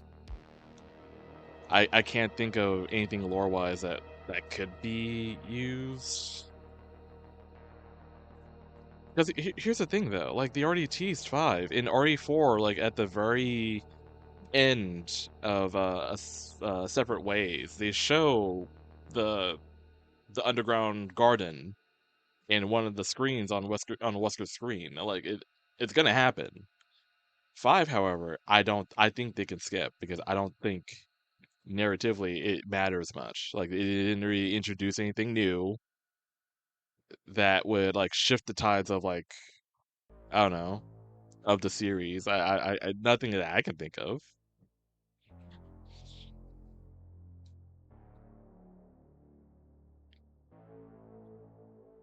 But that being said, I will still say that you should play Code Veronica. Or at least like get a taste of it. So when the new one comes out, the remake, then you'd be like, oh wow, it was like night and day. And then you get to see what has changed. Or just wait until Code Veronica comes out next year. And then continue your series of playing the other games, but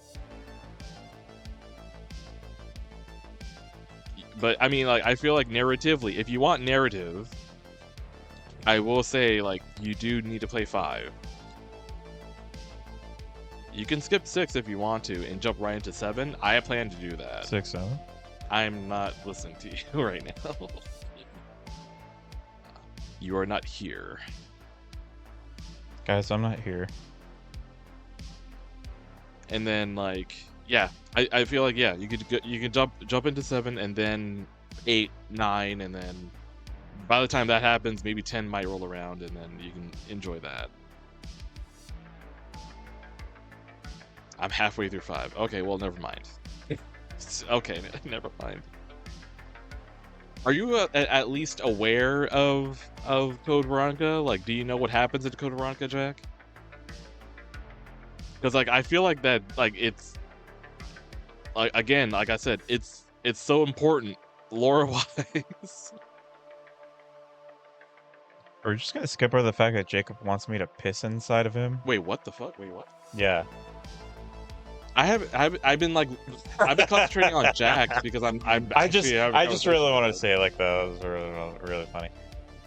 Jacob said he can piss in my cereal, and by cereal I mean me. I'm joking. Do not take this seriously. And then Darcel's like, imagining wanting Ethan to bully you, and then Jacob says, yeah, I would love that. And then Darcel's like, no, Ethan's piss is mine. God. Yeah, joking. There's the joking, quote unquote. Hey, what if, like, you did something? JK. Unless. Okay. Girls, you're all ugly. You don't need to be like fiending for, like, fighting each other for Ethan's piss? Question mark? Nico the Ball just cheered 100 bits. What? Reset spoilers technically. 3, 2, my thoughts. They could tie in 6 as the legitimate boom that caused everything to blow up. The Bz had its shit compromised. C-Virus got out of hand, being a replica of the hive mind memory effects that the mold naturally had. Hell, Capcom can even say that everything in RE6 was a classified event, kept hush-hush so the world wouldn't know, but it led into the age that Requiem shows us. Disarray, infiltration, mutation from within. Okay. I guess that might be like a little minor spoiler for Requiem. I haven't played Requiem yet, Nico. However, at the end of Resident Evil 8, they did leave a cliffhanger of like why the BSA are using bioweapons. So like I do like your actually that could work. That could work. Have the fall of BSAA happen there. Yeah, no. Actually? Yeah, no, that would make sense. Actually, maybe, I don't know.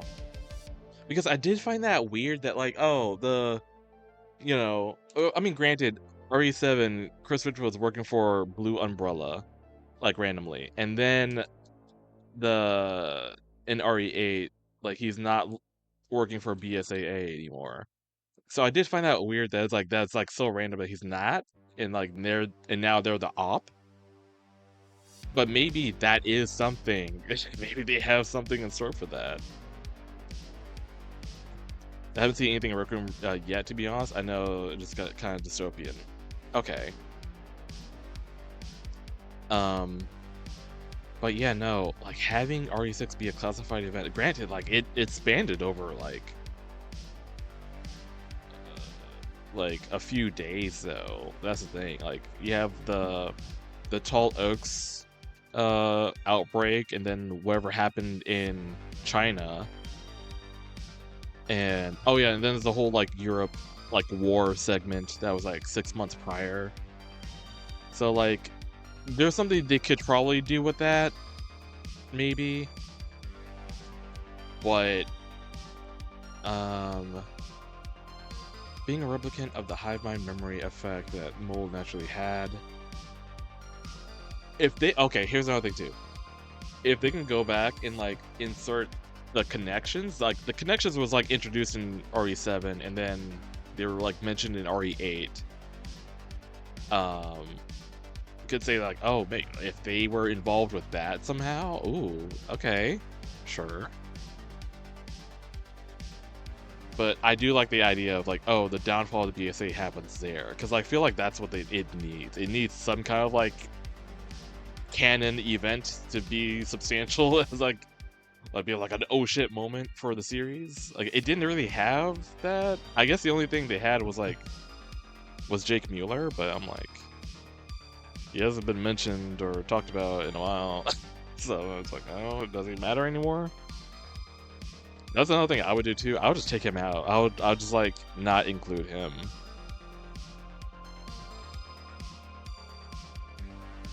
Because like I'm okay with Sherry coming back and her being an agent, but then having Jake there, and then it feels a little bit more tacked on. It's like, oh, you have the children of the antagonists of the series, and it's like, oh, okay, so is that what you're doing? in that case, I want them to have their own game in that case, you know, but I don't know. I also feel like Jake was just like there for like, oh shit, you guys miss Wesker? Here, have a son instead. I'm like, I don't want the son. I want the I want the OG, if anything. But I'm also like, I mean, I'm mainly like griping with the idea of like there was like no build up to that. Because like it's like we've been following Albert for like a while. At no point do we get a sense that like, oh, he casually fucked someone and then like ran away. To not and to not like monitor the fact that like, okay, here's the thing. I'm gonna pause the music right here. We know Albert Wesker is such a like a fucking eugenics type dude. Like he's the kind of guy who like would measure how much cum he'll like expel, and like if it's fertile enough. I do not believe that Albert The what Hiroshima Gooner? Floss Girl just cheered 100 bits. Has Bo ever been caught pants down off guard by a big monster thinking it was just the captain visiting him in the middle of the night? He opens door, bam, monster shittles, nat 1, Bo turns secret weapon just to trip on his pants still around his ankles and is now on full display. Oh, That's I fun. mean, not yet, Not yet. I guess. I mean, there's still time for I think stuff. that'll probably just have to be the next character when you don't have a crazy high stealth. Oh, that's true. That's true. Yeah, like, yeah, we're both at right now. Explosive gods. Yeah, we're so like high level. Actually, you granted us the ability to, well, not ability, but like, can you?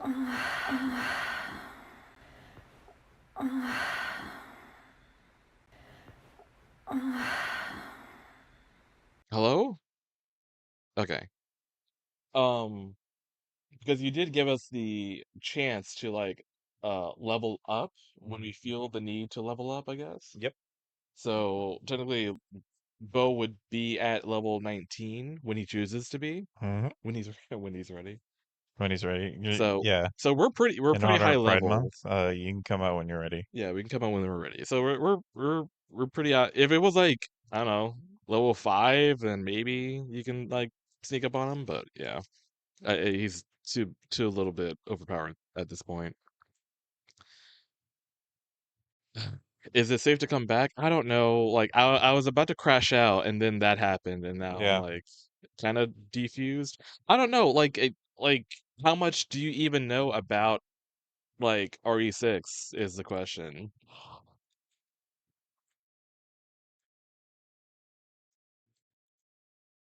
Because like I mean that's the whole thing too. Like they don't make it a secret that Wesker's son is in the game. I think they jumped a motorcycle over a helicopter. Yeah. So yeah, that's all I'm doing is like I'm just crushing out at the fact that like Wesker has a son, and I'm like, no, he don't, because like the Wesker like we grew up knowing, he would definitely like keep tabs on that. He never fuck. Well, I mean, no, I mean like I think well, So Wesker fucks? Is that what you're saying? Does he or does he not fuck? see that's been a debate in the community for a long time because people think he's so uptight that he would never fuck. It just makes me think of the fucking foreskin conversation. Sure, yeah, Yeah. but it's also like I don't think he would just fuck anybody. You know what I mean? Right. Like he'll be like, oh, you are the prime human for me to reproduce with, or something like that. Right. Like it's kind of the same question of like Palpatine. Like who did Palpatine fuck? Oh yeah, yeah, exactly. Yeah, so yeah, exactly. That's the same situation of like, Yeah. how did this dude just Yeah. like pop out of nowhere? Because we know the person who you're supposed to be related to would never let this happen Right. unless like it's like okay, unless like you escaped a lab and then you took your Yeah. own life, which Right. I would have thought would have been He the fucked case. himself. Oh, there actually. I mean, like, Palpatine definitely fucked himself. Wait a minute. Wait, Palpatine fucked Anakin's mom with the Force. oh, with the Force? Yeah. Anakin didn't have a father. That's right. I totally forgot he didn't have a Like brother. it was a total like fucking Jesus Christ Yeah, thing. they made It was the like midichlorian. Like yeah, the he midichlorian. fucked Anakin's mom with the midichlorians using the Force. Oh, Did he fuck himself with the Force? so you're saying he forced himself on God? I mean, essentially, yeah. Which To is defeat for the fucking weird Force. lore Yeah, to have in your fucking story, but whatever. yeah. Jesus Christ. So Literally, yeah, Jesus Christ. Jesus Christ. But like, did Palpatine fuck himself with the Force? At least for you, you have a reasonable like. Can he birth? Cause Like, where did it come from, though? Because like with oh, Anakin's mom, at least, okay, fine, a woman womb, the womb. sure, Yeah. whatever. But did he conceive I guess so. somehow? Seen return. Man, this would have been questions for last month during my eternity. Eternity. Oh, can we get some Palpatine like pregnancy like memes going? Isn't there like a? Oh yeah, May the 4th as well. Yeah, May the 4th. It could have been a conversation. Just he used combine the the two. Force to move it into a test tube. Something cloning machine bullshit. Yeah, Yeah, I would have accepted that for okay. Going back to yeah. RE6, I would have accepted that. Like, oh, Jake was actually his clone. He forced his sperm into an artificial womb. Did he build the artificial womb? As far as I know, Palpatine is not like a guy who makes things. He's just like a guy A guy. Yeah. who has like power. But then again, I don't know. Did he make those ships the whole time? Yeah, Like, did he make he got those? someone to make it. Hey, Alec. Amlek. He liked to employ a Alligator lot of just people. boarded the cadaver with 57 passengers. Holy shit. That's a lot of passengers. I don't know. We have capacity for that. Hi, Amlek. You got me crashing out. We're crashing out about multiple things. We're crashing out about Star Wars and we're crashing out about Resident Evil. Yeah, there's too many of you. Some of you are gonna have to ride on top. You like You're right. this Just pussy? hang outside. Yeah, Just like a car. You know, it's just hold like, on real all right, tight. some of you are gonna have to. God. Sharky, hello. Yinfang, hello. Jack can ride on top. It's good You shit. like this Since I am pussy? one. Jack, you realize that if you're riding on top, that means that you're the bottom that's riding the dick, right? You feel things so hard. Which is Like pretty fitting, Jack. writing in general is just bottom activity. I don't Yeah. know why you thought you were cooking with that one. Although, let's be real, Jack is way too fat, and like that's too much exercise for him. Also, RC, speaking of fat, Speaking of fat, yeah, also another fat guy who that's too much exercise for. Like they gotta just lie down. you lay down, but your height does not change. Yeah. True. But hello, RC. Palpatine Empress. Yeah, dude, Palpatine Emperor though. That was Yeah. our fucking conversation. That's Yeah, where we were, for we were people at. coming in, we're just trying to figure out how did Palpatine have children, well, not children, but how, Yeah, how the fuck did he fuck? You Yeah, know, how- like who did he fuck? does he fuck? I can't see him fucking. But I was like, wait a minute. Because he fucked fucking Anakin's mom, right? Like with the Force, like kind of had her conceive him without the presence of a father. He kind of just like wiggled his fingers and like, did that. Wiggle his And then it's finger. like, wait a minute. How did he get offspring? Did he fuck himself? Did he like use the Force to use the midichlorians to fuck himself so that he could conceive of a child who would then have a child, and that would be Rey? God. And then we thought, well, okay, with Anakin's mom, well, she's a woman, she has a womb. Sure. that, it kind of works. But what about Palpatine? Did he get pregnant? Pregnant Palpatine? Pregnant So Palpatine. you're all caught up.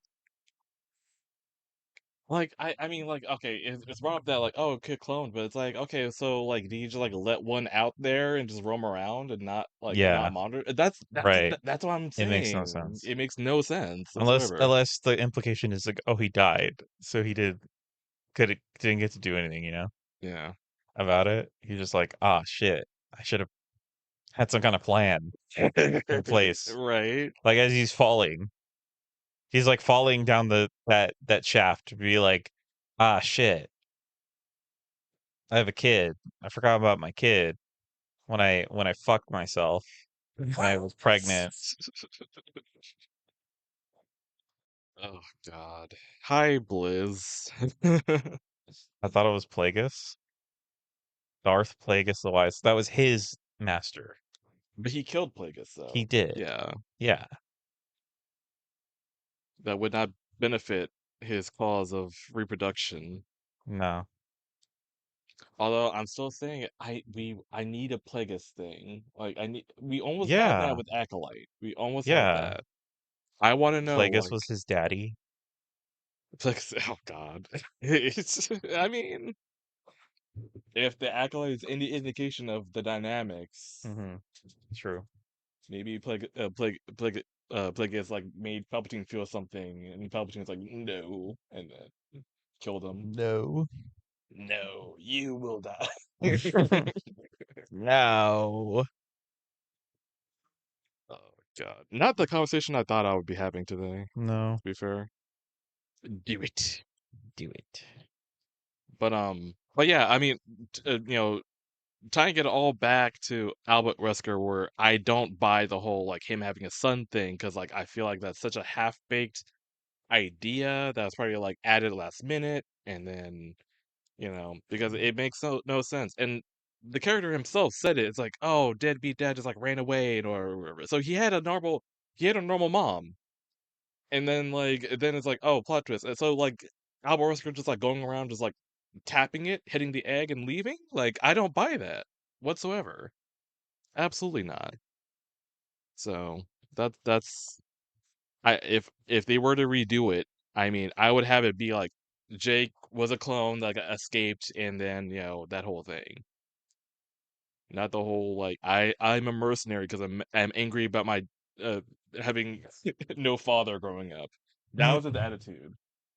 He was angry about he was a mercenary, and he was angry about like not having a dad, and then finding out his dad's Albert Wesker. Just like Fatherless. fatherless behavior. Yes. Exactly. Like, come on. Ugh. Like, I don't know. Again, like that game, it could have been something. It could have been something special because it was the first game that had Leon, Chris, Ada like all in one game. You have them on screen together at a point. Like, it could have been something special. Brought back Sherry and have Sherry like make a footing like in the series as her own character as well. Like again, I would have been just okay if she just had her own game. Like I would love to see that growth, you know? You saved her as a little girl in RE2, and she's like, you know, fucking doing a gun kata and shooting shit, and I'm like, okay, cool. But she's already like that's another thing too. Like she's already like a pro at like fighting creatures, and I'm like, huh, interesting. I feel like they could have done something interesting with that, where her like have her still be green and not really like okay, she knows how to reload again, but like when it comes to like shooting and like taking recoil into account and having all that, could have done something with that. I don't know. Crashing out here, crashing out. That was bad. Nobody's mad, but yeah, no, Jack, I was like tying it all back to you. You're the reason why I'm crashing Yeah. out. It's you. You put me here. You did this to me. I don't know. I would say defy your boyfriend to play Code Veronica. Play the original, and then next year play the remake. Because I feel like lore wise, it is important.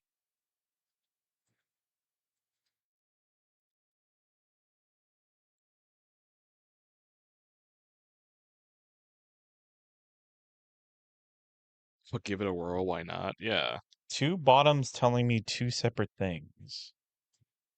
I can only account for one bottom right now. Yeah. Are you talking to yourself? I don't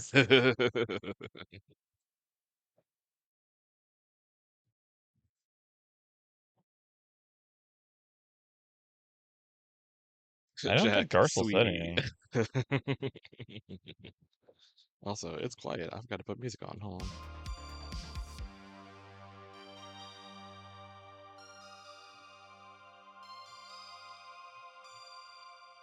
Okay, I think we're good to color, I think. Jack, look, it's Pride Month. There's nothing wrong with being a bottom.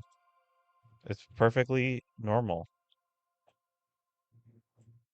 We support you. Oh, what? Oh. Be proud of who you are.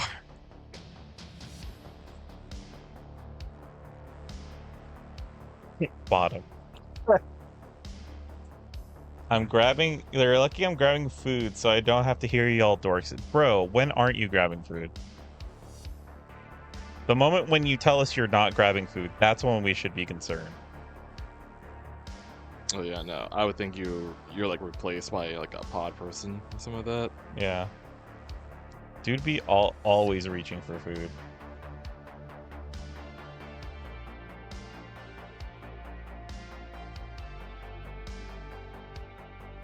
Bottom feeder. Oh. Hey. Well, actually, that would be Jack's boyfriend then. Yeah. Oh yeah, yeah.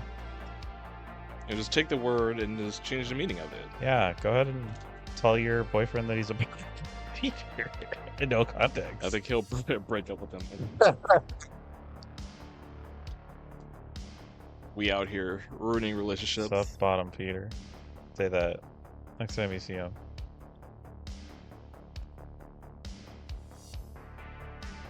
Honey, you're such a bottom feeder, wholesomely.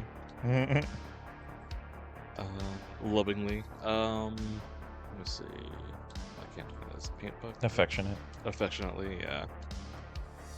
That word escaped me because I don't use it often. Yeah.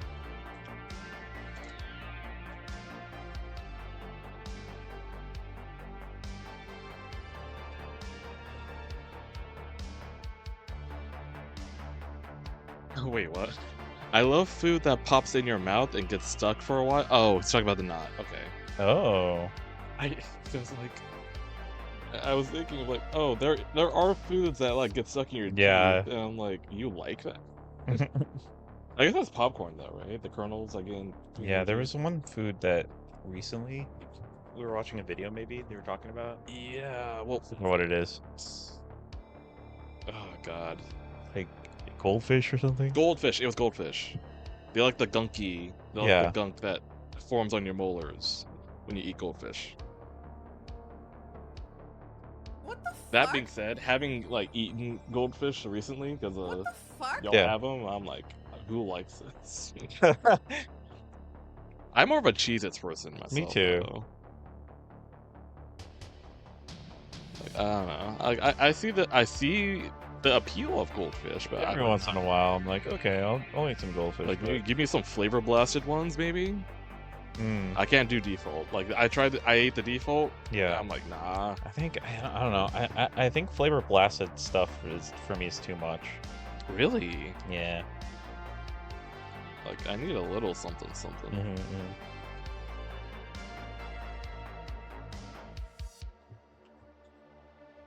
Put down the food truck, Jack. Oh my god. That's an image. Dude, holy shit. Have you seen Jingle All the Way?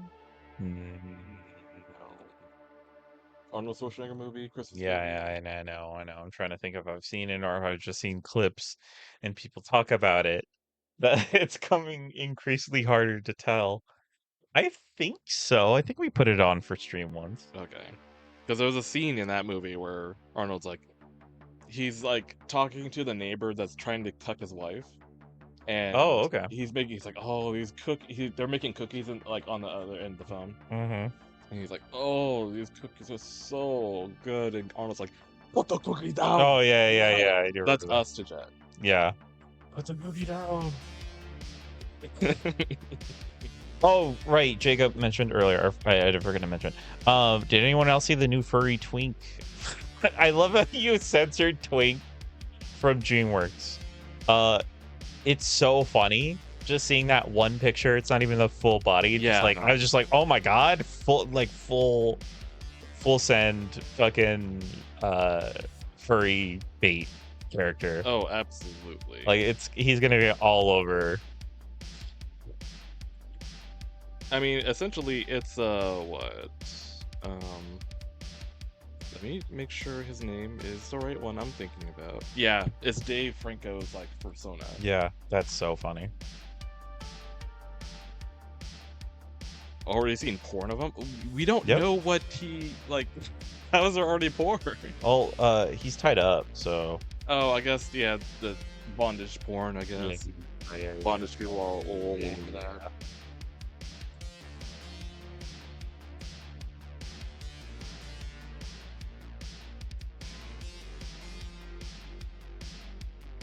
I mean, I'm excited for Life is Strange the movie. Essentially, is what it Yeah, what it is for kids. for kids. I mean, like it looks really well animated and very. It's from the same people who did Puss in Boots: The Last Wish. So it's like, I hope the like animation's good type deal. It looks experimental, which is fun. Yeah, something new. We need Yeah. new. And we need new to do well. Well, see, I'm really happy with that one, and then also that the stop motion. Oh, Wildwood. Yeah, where it's like, oh, another world. Like we start out in kind of like the the real world, and then they go to a fantastical world, and it's like I guess we haven't really seen a lot of that lately. Like in animation. Yeah. Like it's very like Spirited Away. Oh yeah. In the sense of like, oh, it looks like there is a story outside. Like it looks like it could just be a movie about the real world, right? Because like there's a genuine like first part of the trailer where it's like, oh, okay, this is cute. This looks like a little like little animated drama movie, and then suddenly a fantastical world.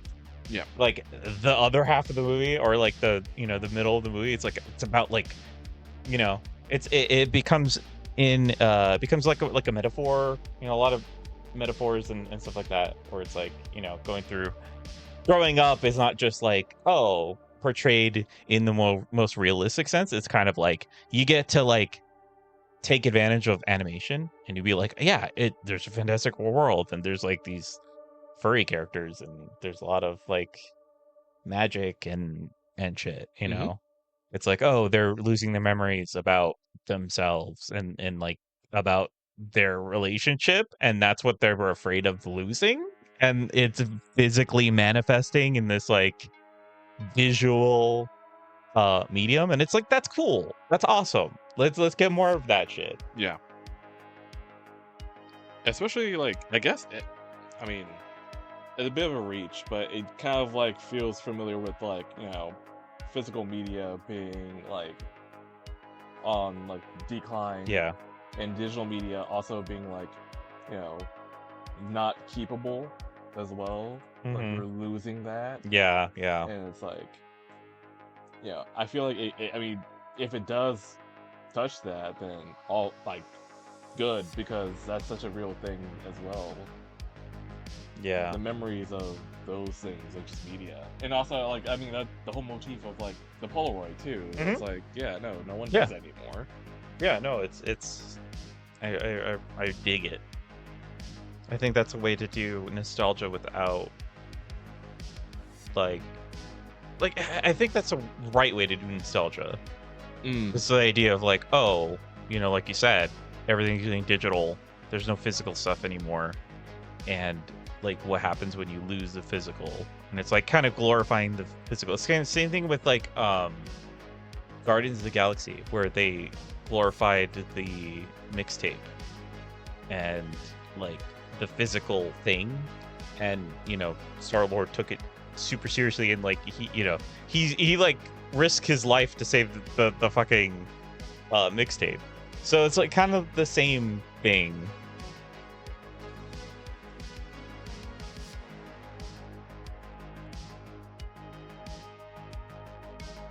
Nostalgia towards a feeling and not like a specific thing. Yes. Sure, yeah. Yeah. Like concepts and like You feel things so yeah, hard. feelings.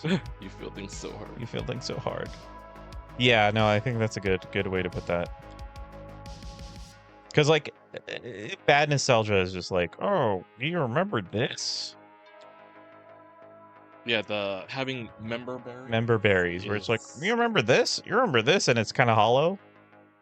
But like with this, it's like it's its own thing. It's not like, hey, remember, like a lot of 80s stuff will be like, remember new Coke? Remember this? Remember, you know, ET? it's like, okay, but like do something with it. Yeah.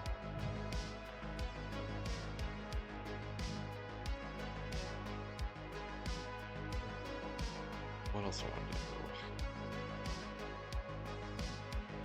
Oh, the mixtape game. I did hear about that.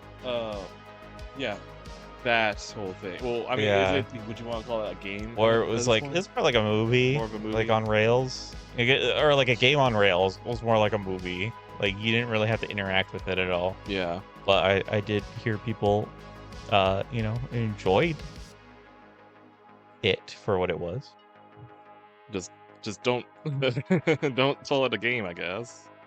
It's like I enjoyed it, but just not, you know, as a little movie. Like aesthetic wise, like sure, I'm okay with it, but like if it's like as a game, it does look a little like lacking. Basically a VN, yeah.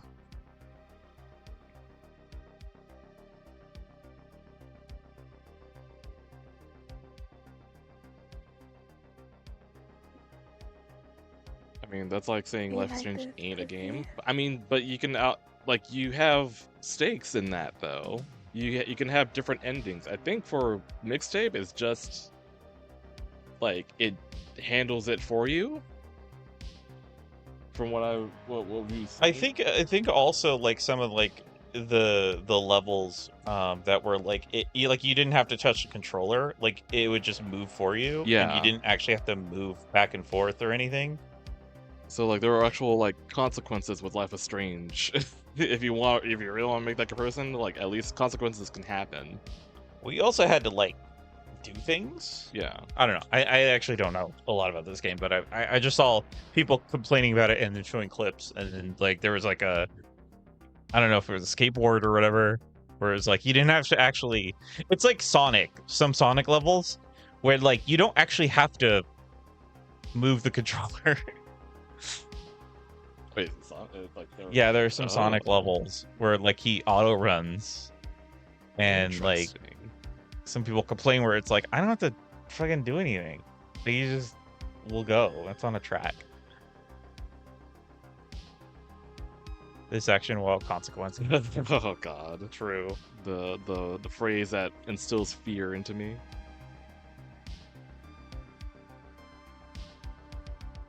It's like I thought I did the right thing. I will say I think it's a shitty start condition because I had failed some levels. Sounds like some skill issue there, Jack. Couldn't beat the baby game. You having trouble there, Jack? Got some skissues there? Skill issues. No, I'm kidding. I don't know. I don't know anything about the game. Just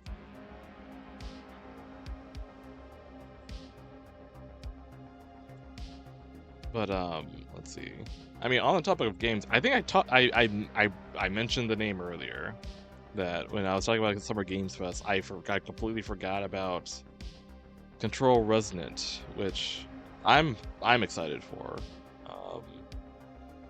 I loved Control. I loved Ellen. I loved Alan Woke. Alan Woke. Yeah, we call it Alan Woke. Yeah.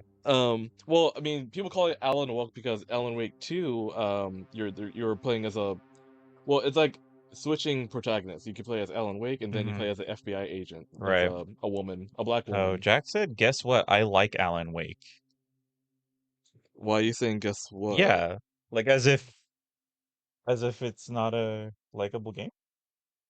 Yeah, like Did you like- expect B to not like Alan Wake? Yeah, because it's like I'm sitting here like I love Control because like it's an extension of like Alan Wake, because like Alan Wake introduced. Oh, it's a joke. Okay. I didn't know that was a joke. There was no indication of a punchline there, but okay. I sent B a picture of. Oh yeah, he did dress up as Alan Wake at a point. Jack did. Oh. Walkie slash. Walkie slash. Walkie slash. I'm trying to think. I would say like the timing is a little off because I'm sitting here like calling, because there are people who like. Okay, here's the thing. Why I looked at your joke sideways, because I'm sitting here like being jokey, calling it Alan Woke, because Yeah, that's Alan- what some people Alan are Woke? saying. Yeah, Alan Wake or Alan Woke? Because they're saying like Alan Woke because like, oh, people don't like the fact that like Yeah.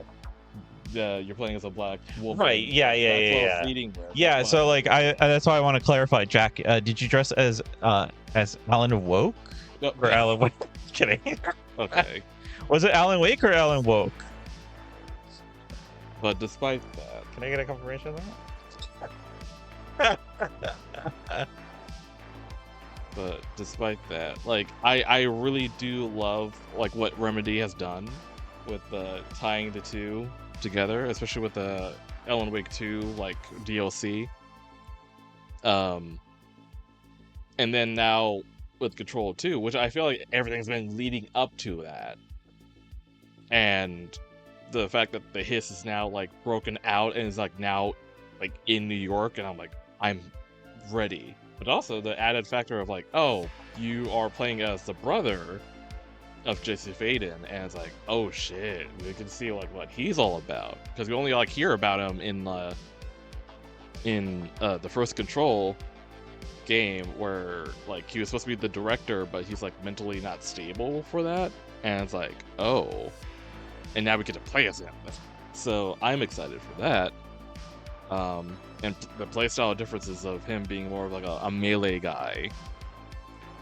Like I wonder, I don't know. Like I wonder if it will feel the same or not. Remedy has done amazing work with Control. Super excited for the sequel. Yeah, same. Hold on, I need what do I need? I need gold. Give me gold. Or at least a brown in general. I need to work with this one here.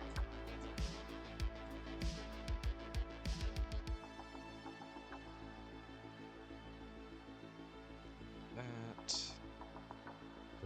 Boop, boop, boop.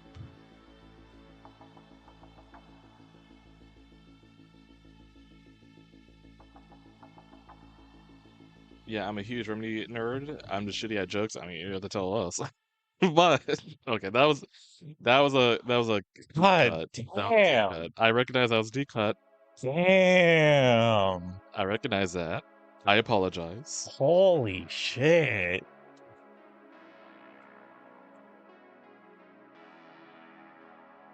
However,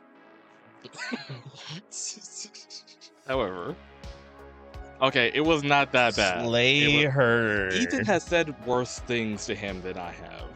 Name one worst thing that I've ever said to Jack. You can't. Like, it's so you've done this for months. I don't know where to start, Ethan. I have never been mean to Jack. You have. And get this brown.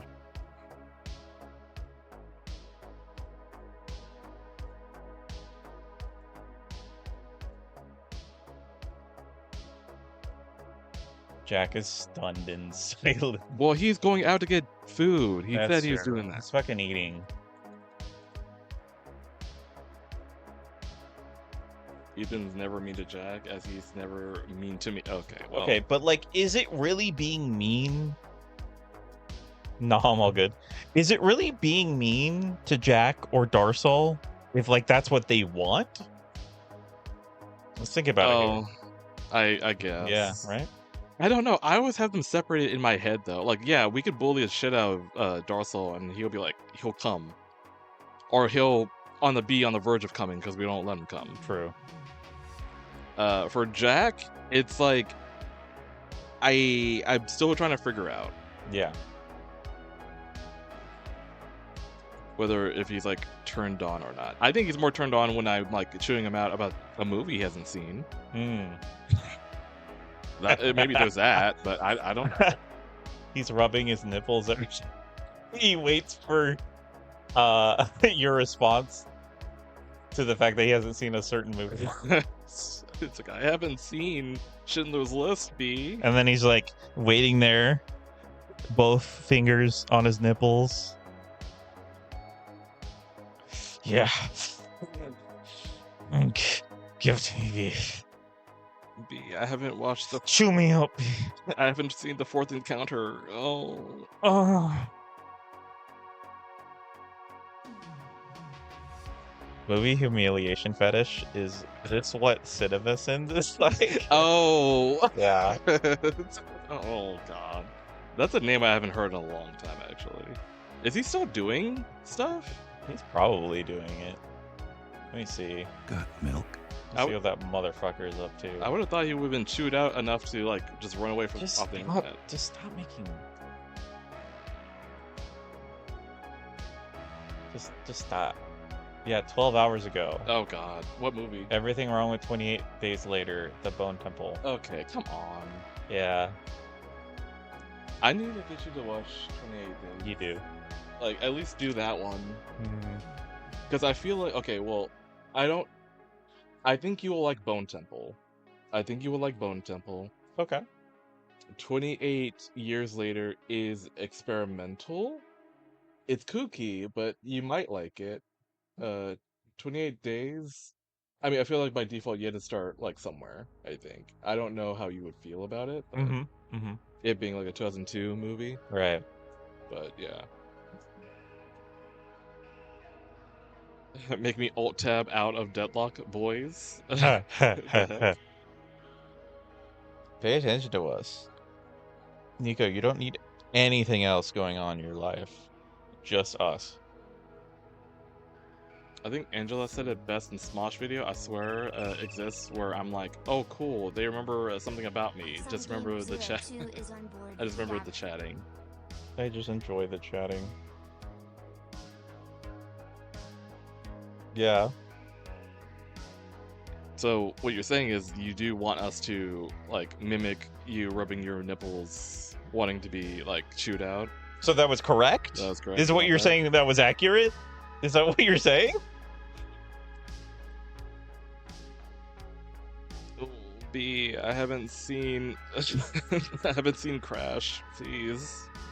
Also, Matt Ferret says, I have a friend with a dino persona who hasn't seen any Jurassic Park movie. That's wild. That's crazy. That is kind of wild. That does make me question, like, what, like, have they done any like dinosaur media? Were they like they watched Walking with Dinosaurs and they're like Fake fan. that was it for them? Fake fan. Yeah, I mean, fake raptor. Ooh. But it's like, I don't know.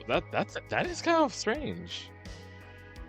And even if you want to be a snob about it, you can't really like dock it to be like, oh, they're not the dinosaurs. They're not correct. They're not scientifically correct. I'm like, I mean, yeah, at the time when they made the movie, that they were going off what they were like current knowledge at the time. It's only now they kind of kept it like consistent, but they've been like slowly drifting into like, you know, the newer stuff. But still want to like, you know, it's like a brand, you know, they don't want to deviate too much. But to compensate, they'll introduce a new dinosaur that is more up to date. And I'm like, okay, cool, I'm happy. Mm-hmm. What is the quintessential bear movie for Bear-Sona? Oh, Brother Bear. I guess Brother Bear, yeah. Mhm. Like that's the only animated bear movie. Yep. It's Brother Bear. Unless you want to be like, unless you're an old head, then like would it be like the old Disney like Humphrey? A Robin Hood. Oh, okay. Jungle Book. Little John.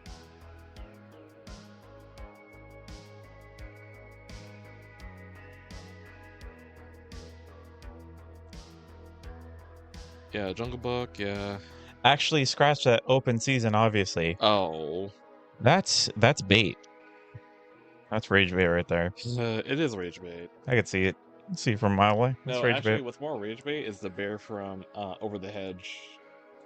I feel Oh. rage baity. Because at least Boog is like relatively Right. okay design. Oh yeah, no, like if he didn't fucking talk, if you just put the movie on mute, I'd be like, oh, he's cute. Yeah.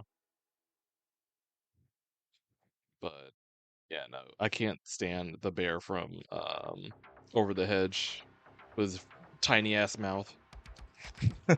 It bothered me, dude. Like it always bothered me. Let me get this brown. I don't like that brown. Hold on. Can I change that? Can I use a different one? I know he liked a raptor from Killer Instinct. Is that the catalyst? That may have been the catalyst. I just find it weird that it's like, oh, you're all about, you have a Dino-Sona, but don't partake in Dino content or media, or I mean, like I guess Dino media. Maybe it was Land Before Time. That's what got him. Or Barney. Oh, imagine Barney. like Barney being Oh my God. your cornerstone. Yeah.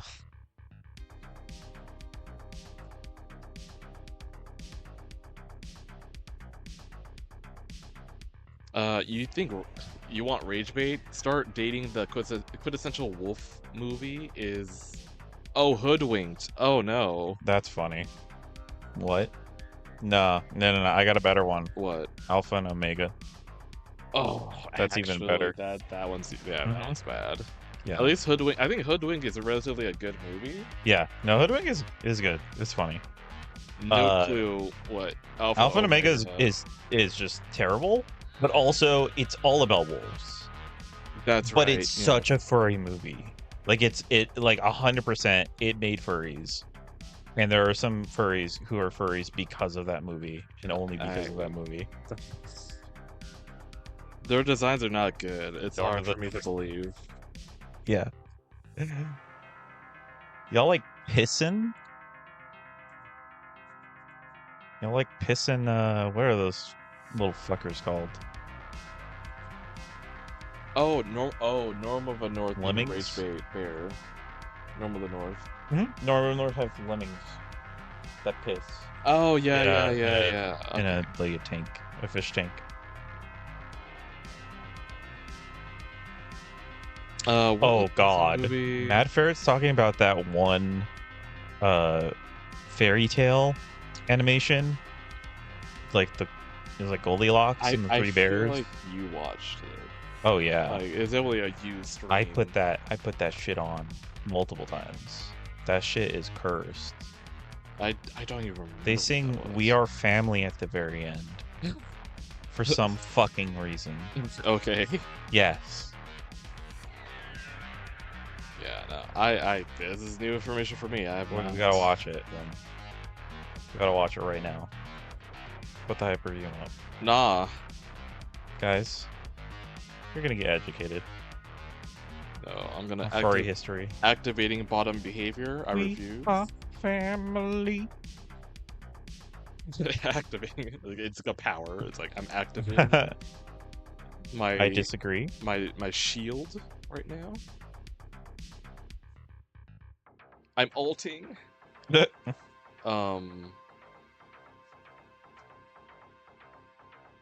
yeah, no. I want to see the other fairy tale like movie that I think it's like relatively well animated.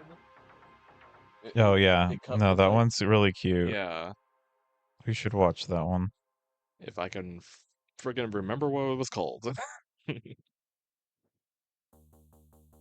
I showed it to you and you instantly knew what it was, and Yeah, I know. We watched it like on Kim Cartoon, like when it came out. Oh, R.I.P. Mm-hmm. R.I.P.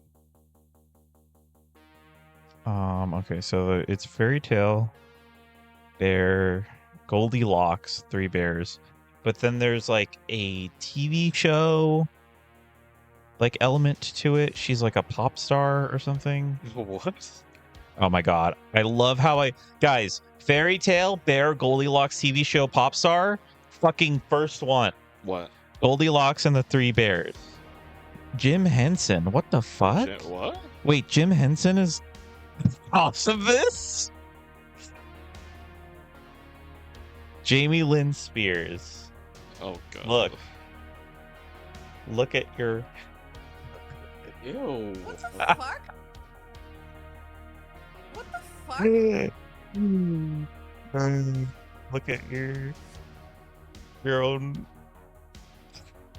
Like, so your own risk. like, how are they bears? Like, they don't even like have the same like fur, like color patterns. Like, I would have thought those were giant chipmunks even. Yeah.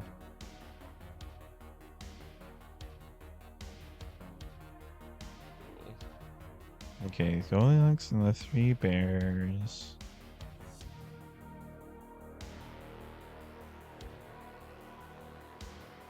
Ooh, okay. Jim Henson.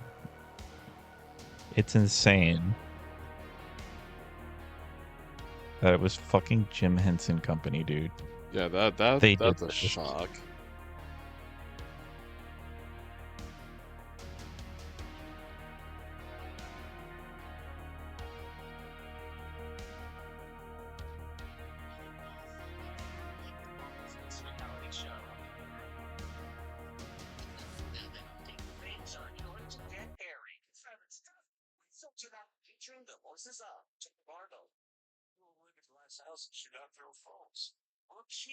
I already got my and Jamie Lynn Spears. Super. You know what's best? What do I love most about being famous? Remember me. Oh, this is gonna be a long month.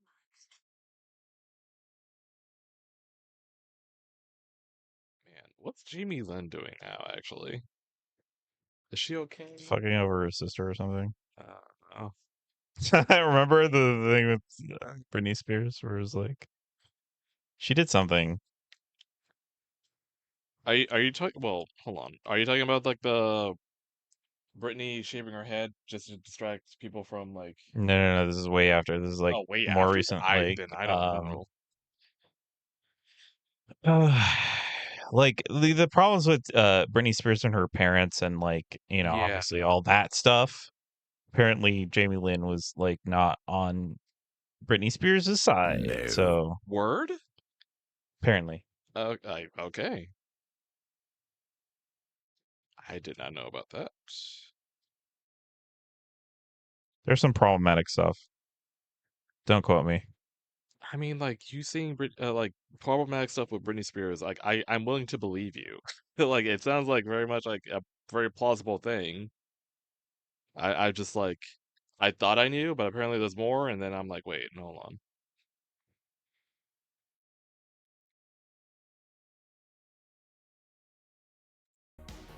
Oh, Coder's here.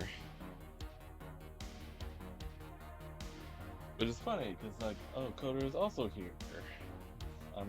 He is. Ethan's monitor. I'm drawing. I'm actually about to send you a thing, Coder. Sending. Oh wait, hold on. I gotta get the tooth. I forgot the tooth. That was the one thing. Tooth. I'm drawing that bitch, Coder. Oh god. It's like I know I probably should take medicine, but I probably should eat as well. Yeah. Ugh.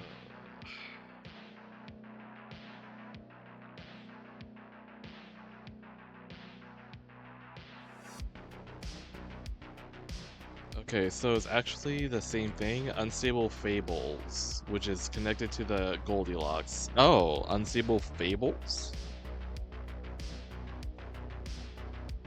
That does not ring a bell, but like, I do like the ring of that, Unstable Fables.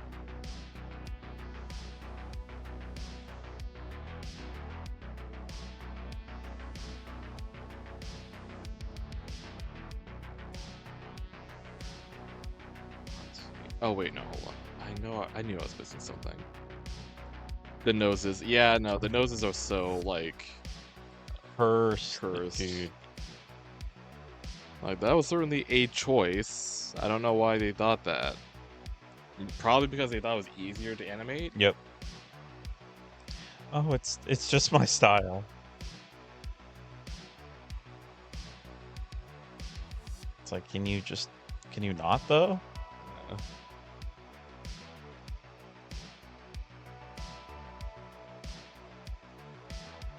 Oh wait, hold on. I know what I'm missing. It's the sash.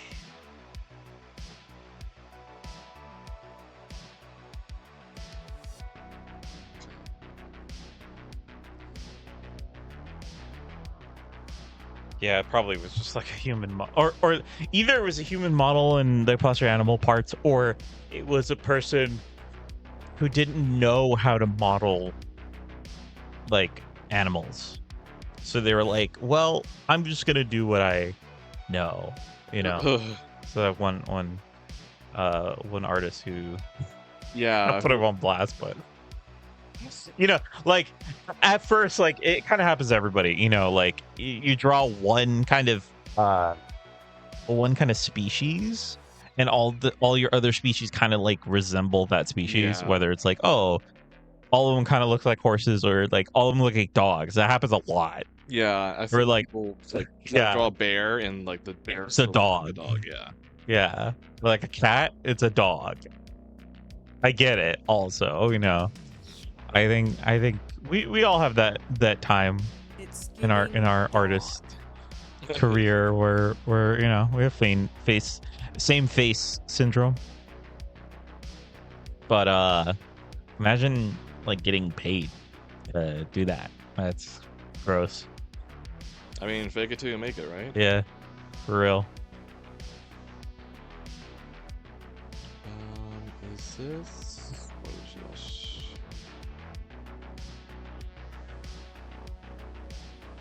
What was that? Nope. Nope. Huh. Okay, well.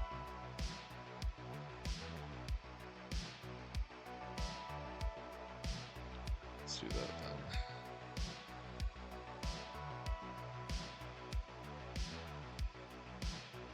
That or that's their fetish. I mean, I guess. Oh, whoops! I did the wrong thing.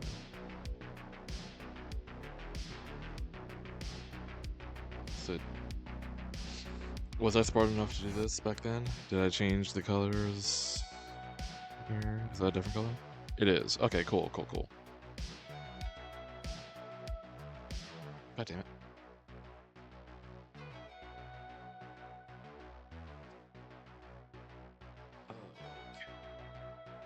Yeah, but I think after this I'll probably do a D&D recap while everyone's here.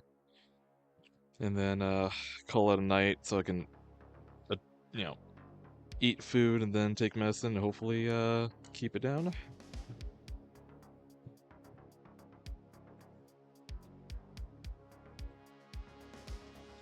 Because it's like, I could eat, but I'm not, like, hungry. You know what I mean? Yeah. Well, you should eat something. I know I should eat, yeah. I didn't eat lunch. Only ate once today.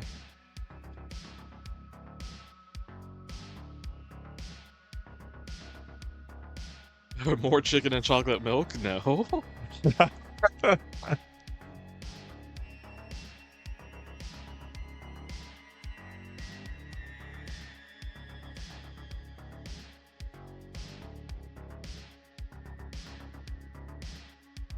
Do this.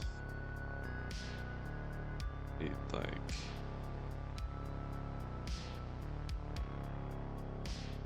That's where I get caught up in the maze of these brushes here. Is it here? Nope. Here? Nope.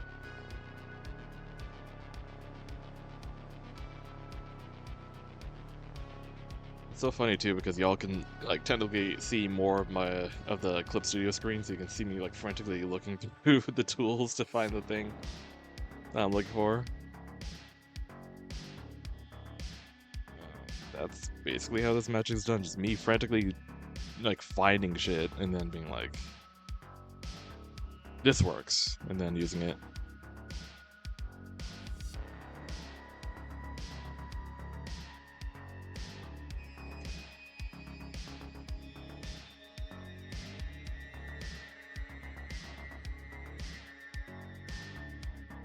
I need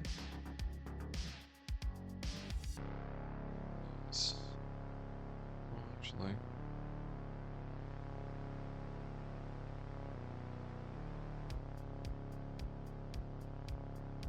is this a particular color?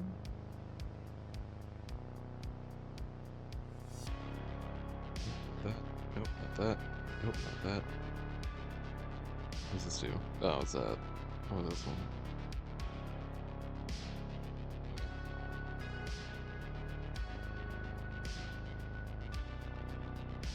Oh, it's that. Okay.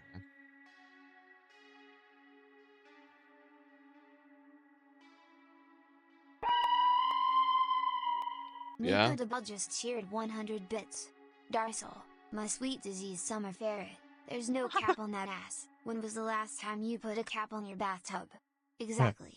Cause it's open for constant, daily use.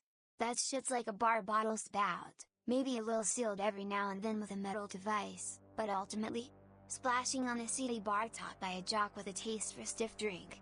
Oh, Jesus. and you ain't got no pass. Power word squeal. Whelp. Power word Heart squeal. emoji.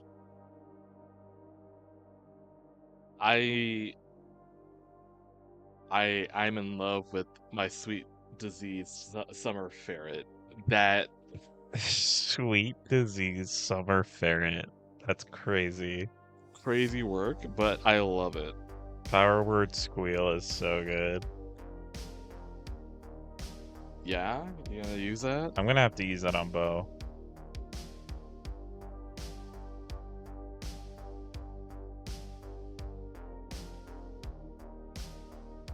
Damn. But also, oh wait, no. I'll hold off. I'll hold off. I'll do the DnD recap at the end of this. I have to remember.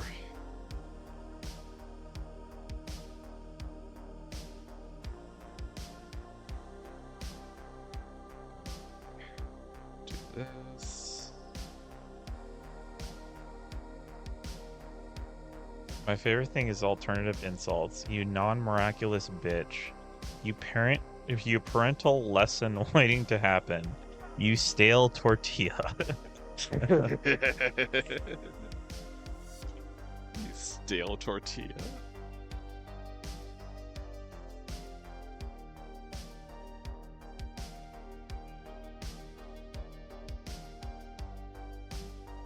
The parental lesson waiting to happen is also really good. I love that. Because so many of us are like that, though. Mm-hmm.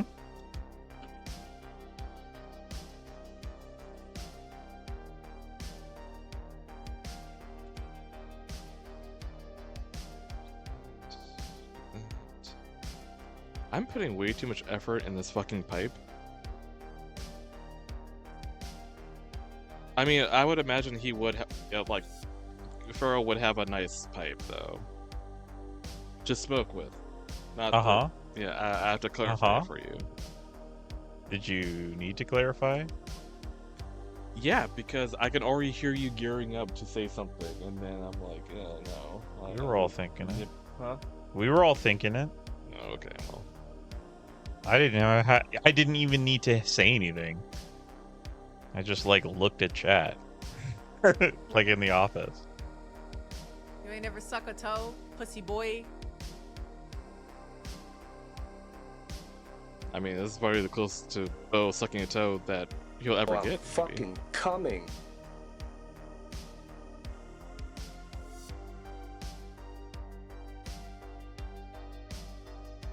Bro would have a nice pipe. I don't think I've actually drawn his, like, dick, like, out. Actually, now that I think of it. I've drawn it inside of Bo, but I've been, like, drawn it, like fully revealed, like, out. I thought you did. You ugly. Like he's lounging. Like it was like the portrait, the sketch portrait. But I mean, he's soft though. Oh, you mean like hard Like, dick? it's never hard because, like, remember the first concept of him. It's never hard. the first concept of him, it was flaccid too. I want Yeah, to yeah. smash. So like, I've never drawn him hard. The only time I draw him hard is like he's like it's like halfly like, well, mostly like within Bo, so you don't see it like as much. So like, yeah, no, like I haven't really like done that, not yet anyway. Like I have ideas, trust me. I just haven't had time to like do them.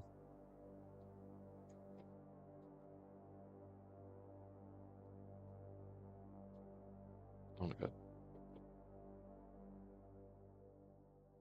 Okay. I'm just imagining one of those like cock size charts, but with like oh dude, like I mean like I had that's one of the ideas. That's literally one of the ideas I had with a cock size chart. Yeah. Cause like it was more like it was mainly like the people that Bo has had sex with. Yeah. Cause like Warwick would be on the very top. Like his fuck, it's an arm. It's like an actual like huge appendage. But doing the size chart with the crew though would be interesting. Paw size chart. Paw Tit size chart. Oh yeah, who would do the paw size one?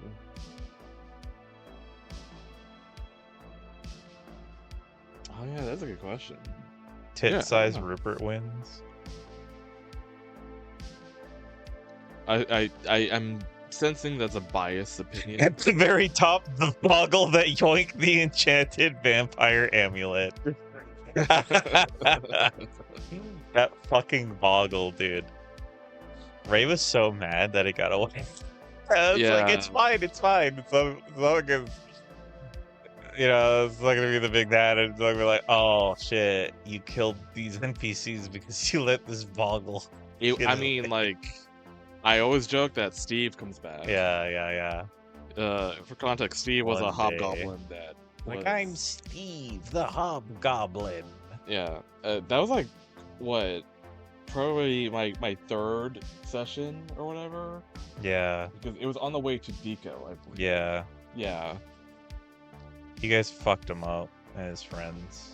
And you left one alive. Well, Bo wanted to kill that one. Yeah. But then I think I missed the shot. But I think the guy had clocked that I was still attacking, even though like they technically surrendered and ran away. Yeah. And then he had more beef with me.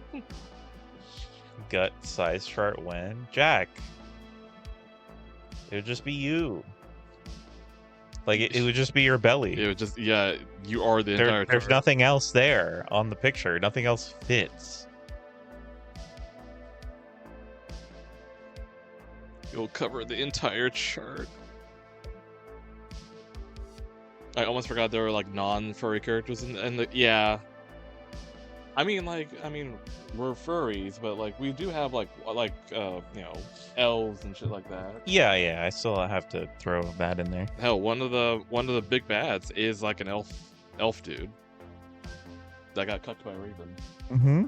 He's a Archfey. Archfey. The Frost Prince. Jack says there's no way I'm bigger than like Cody. I mean, Cody ain't the biggest. Isn't Jeremy bigger than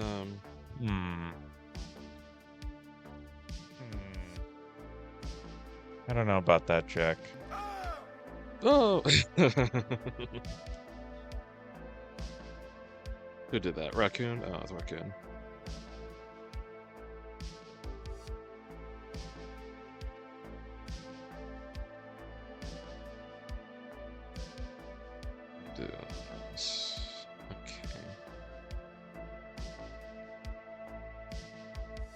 Here, let's throw some embers in there.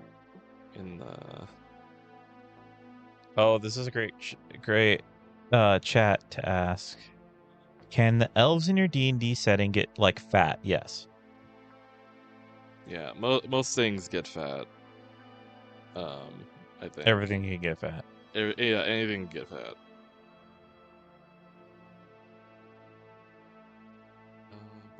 Oh, wrong layer. Jake's maybe? Okay, so Jack's saying that he's like Jake level. Maybe a little like I think he's saying he's above Jake, maybe. Oh. Like, yeah, I don't think so, man. Have you ever seen Thembershad? The big red fat dragon from the D&D movie? The D&D movie?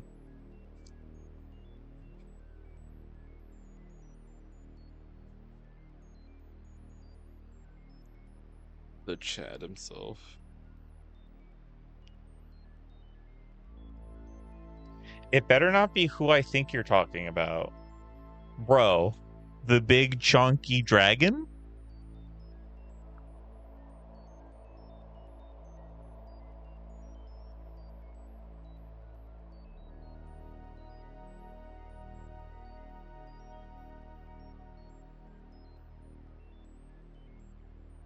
To my understanding, all elves can get fat in the Faerun lore. They kind of just prefer the lighter diets. I'm not familiar with that, but I mean, cool beans. I mean, it makes sense that they're like, generally they would kind of be thinner, but like they have the capacity depending on their diet. I feel like most. I think it's just like kind of animals too, right? Like animals can be a certain size, but like if you feed them enough, they'll get fat. Yeah, they're only like thin by default because they're just surviving. Right? Yeah. Also, Jack says he looks like he would eat a bus. Yeah, Thembershad. But here's the thing, like Thembershad is Jack on Ozempic. Okay, that took me a second to like what you said. Jesus Christ. And people say, like, go wow whenever I say... like, again, proving my point earlier about you.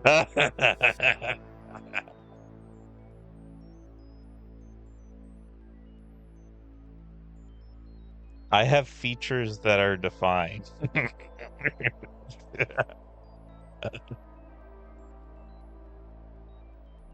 All right, here we go. He's bigger than the big sumo monster from Rumble. Oh, God. All right, yeah. Here we go. Big, bulging, bulky, chunky, heavy, hefty, large, plump, well-fed. Okay, Fawson. Yeah, there you go. There's some fucking features that are defined. There's some definitions for you. Fucking synonyms. That's what I did with Fozhug, one of my null characters in the campaign, the NPCs. Like when he first saw the party, like that he would just speak in those words. You could define each rule. I get it, Jack. Eating half a lasagna in one bite requires some definition of your wrists. I'm going to pick up Darsal and throw him at you. What? I It's like mean, throwing a twig. That's what yeah, I it mean. ain't gonna It's make like, much impact. how is that a threat? One, it's super easy to pick up Darcel because he weighs nothing. And two, because he weighs nothing, when you throw him, there's no impact. Oh, he'll steal your pee. Okay.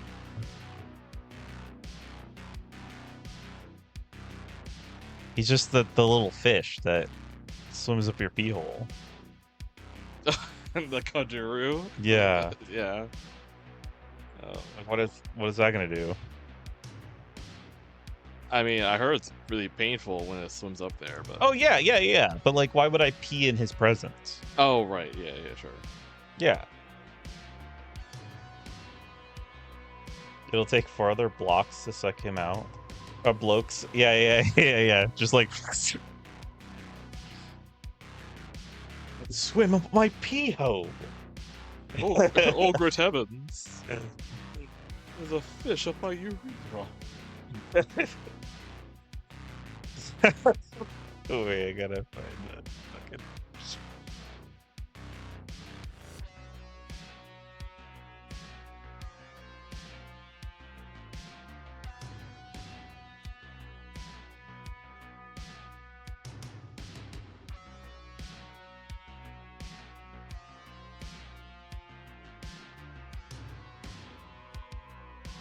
The Amazon. Amazon.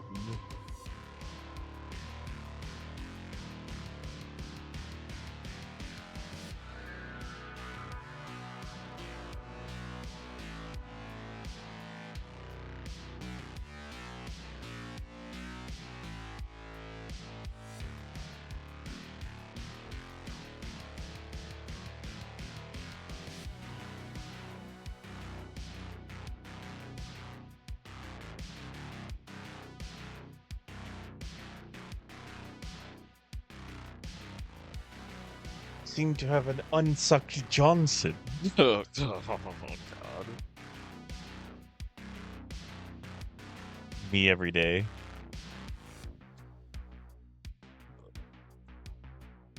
Not every water. No, like every day I wake up, I Like- seem to have an unsucked Johnson.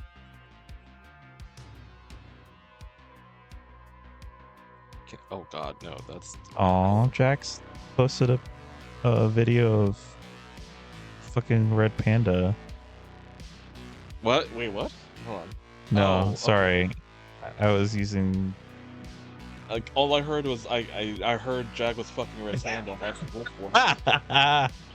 what also, wait, hold on. Is that AI? That's fucking AI picture in the fucking enclosure. Oh. I think that's the Red Panda. Is that... I feel like that's probably AI based on, like, seeing red. Yeah. Throw me on Ethan's booba. I'll become a titty bear. Aw. The beagle milk. Look at it, it's so cute Why does it say and booba not like menacing. Do it, booba. Booba. Oh, who's my favorite NPC to act as? Oh, that's a good question. Oh, I feel like Feral is really fun because I feel like I've figured out Feral. Like, I feel like if I were to play as any of the NPCs in like a game, I feel like I could play as Feral. Okay, I could see that. I mean, He's the one that you spend the most time with. Yeah. Yeah. Like he's at least a voice I feel like I could do for a long time. But who do I like to do play as the most? I feel like I could have answered this like a while back. Yeah. Like there have been like some crazy NPCs where it was just really fun. Because you had Sam's fun. Sam, yeah, Sam's fun. I just be a an brat. asshole. She could be a brat. It's so funny.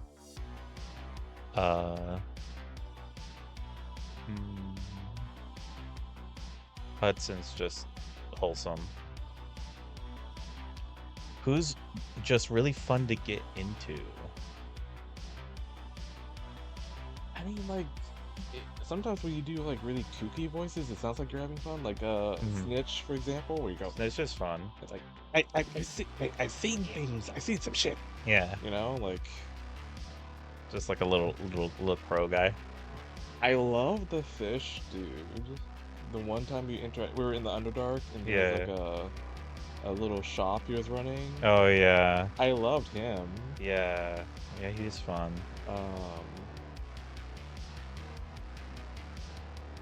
Or the mushroom dude that in the club that I think Vidar got kicked out of. Well, he's like banned from, I think. Oh, yeah. Because I forgot what he did, because we were tailing the two of the pirates, and he did something that he got banned for. He like cheated in a drinking contest. Oh, because of Rigger. Because Rigger, the other. Yeah. No. Yeah, I think he was trying to get him disqualified, but he ended up like getting like booted out as well. But yeah, the mushroom dude, like you just pull on your Pillsbury Doughboy voice for that one. I don't know. Those are the ones I like. I don't know if those are the ones you like though. Yeah, those ones didn't really come to mind. I don't know.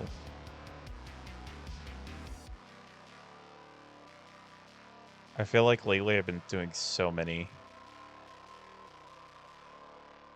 And like, I would say actually more recently there's not a lot. There's just like the pre-established characters that like we're kind of getting to conclusion, right? So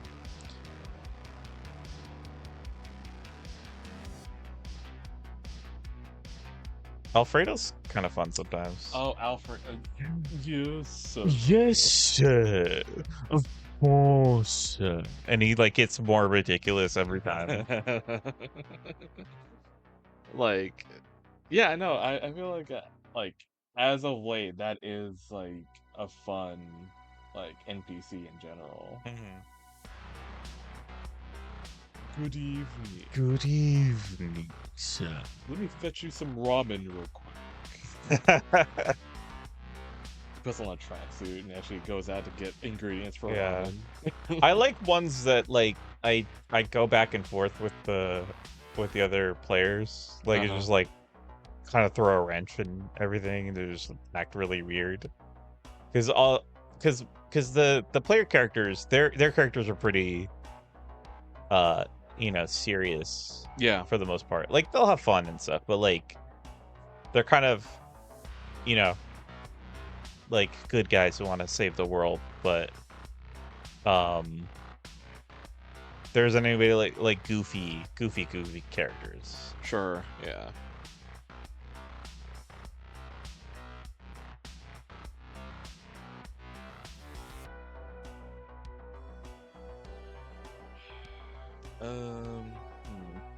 I like when I play characters NPCs that like are assholes. Right, yeah. To you guys. Like fuck you. Like there's like a book they found where it had a fairy inside that was trapped. That was so fucking funny. She's just like was an asshole. Damien. Yeah? Yeah, Cliff? Is it because we mentioned asshole and your brain immediately went to that? Yeah, you thinking about Damien's asshole? Oh, I mean, I was thinking like, oh, asshole character. No, I know, but I wanted to. But I'm wanted sure to take he in that is direction. thinking about Yeah. as well. Pretty sure that's what he meant, but I was just like, yeah. Oh, Damien's asshole? Yeah, Cliff? You thinking about Damien's asshole? That chocolate starfish? Mm-hmm. I mean, bro. Bear hole? Bear hole? Mhm. Yeah. Yeah? Yeah, Nico? How do you feel about Unde? Like, do you feel like Unde's really fun to play as, because he was like, ooh, I get to be kind of just, gray, or it's like, he's an asshole and he's awful, but he's also helping you guys. I love the back and forth me with Unde and Vidar is so fun to fucking. Yeah. I mean, if that in that case, I mean, like, I will go into D&D recap because, like, I think I'm done. I can't think of much I can do for this other than just make this more degenerate. But I think that's a good place to stop. Let me get some storytelling music going. Here, I'll actually use a D&D playlist. I'll use that. I'll get that. But yeah. To lead up to last session that has just passed, we left on a cliffhanger of Brindrar getting, I think he called it a shotgun wedding, I think is the term, where it's just like, oh, like legally it's like a little thing, but we'll do the actual like yeah. I think it's celebration like later. Illegal. Yeah. Yeah, it's he got illegal. the papers, Yeah. you know, signed and all that. And we're all like, well, not all of us, because like by default, Brindrar has to bring Mac, because that way he'll get the bonus to AC, which is a +2, and that makes his AC what, 27, 26, something like that. I think it's 26. Yeah. 26. Actually, hold on. Before you get into that, Matt Ferris says, "Who's everyone's favorite ship in the D&D game?" Oh, favorite ship Yeah. in I D&D. think my favorite ship is Brindrar and Stubborn. Oh yeah. Brindrar and Stubborn. Vidar and Butch. Oh jeez, I didn't even think about that. And Bo and Lionel. Yeah, actually, those were my meme choices. the meme choices. I mean, you say that. Oh, like, well, first of all, Ulrich and Yuda. That's funny. Rupert and Eno. Oh, Ulrich and Yuda. Oh yeah. Oh God, what the fuck happened? Wait, they're getting deleted. I don't even know what happened. Oh my God. Did you see what the messages? Yes, it says Rupert and me. Roadhog said Rupert or me. Darcel said Rupert and me, and they both were deleted by fucking Frostbite. Enter stream pose. Hey, Billion. Hi, Billion. That's crazy. I guess I'll take Rupert. Oh, God. Okay, I guess Blunder is left in the dust. Oh, you could have said Bone and Blunder to have Frost activated. And Blunder. There it is. Okay. No, I'll take back. I guess Blunder doesn't have a partner, then that's crazy. Yeah. Unfortunate. He's such a good guy. He was forgotten. Frostbite forgot him. It's first grade, nerds. I forgot about Butch, though, to be fair. Yeah, I was just like, okay, what's a... But, I like, wanted to pick one for each character. That's such a fun one, because that's the one, like, Vidar, like, he's like, we're fucking now, and like, ripped off, like... He was just like a very early on character who was just like a butcher. His name was Butch. He was a big fat cat, and he had a... apron. Like, but he had a fish restaurant. Yeah, it was like a pufferfish? Yeah, pufferfish restaurant. Yeah. Because they were in a poison city. Yeah. So I was like, what's a poisonous animal that you can eat? But I think Bo and Teresa.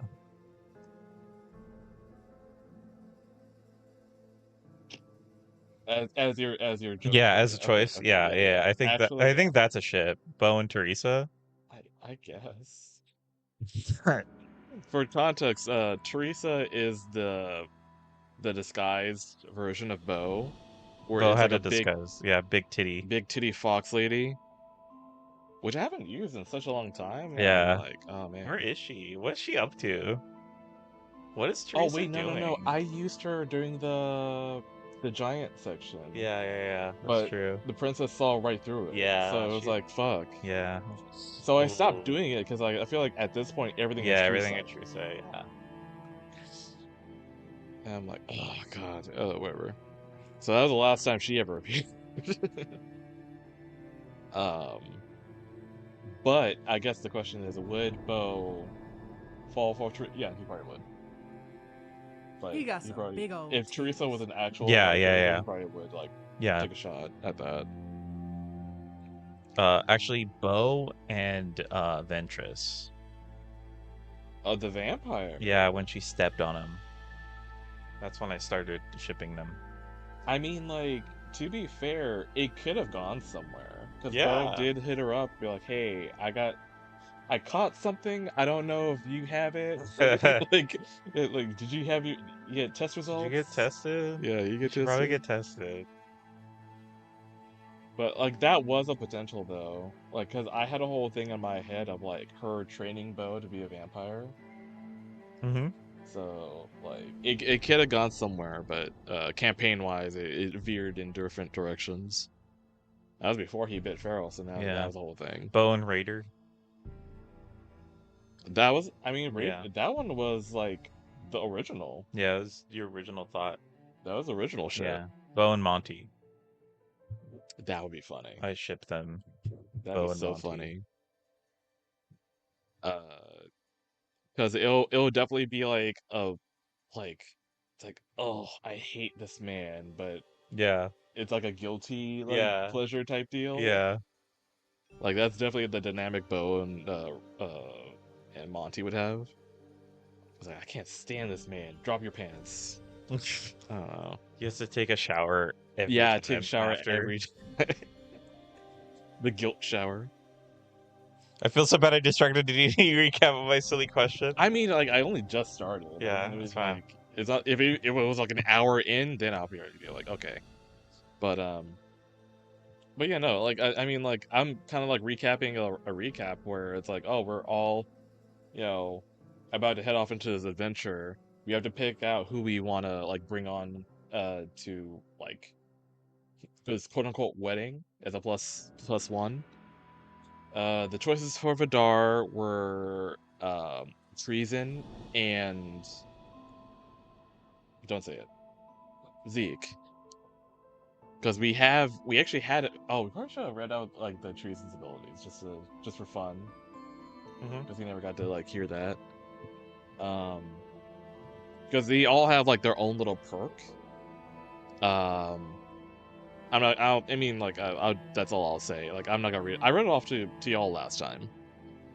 And for Bo, he had either Yuta, Woolwork, Abel, Monty, Rupert, Lionel, and I think that's it. Yeah, that's it.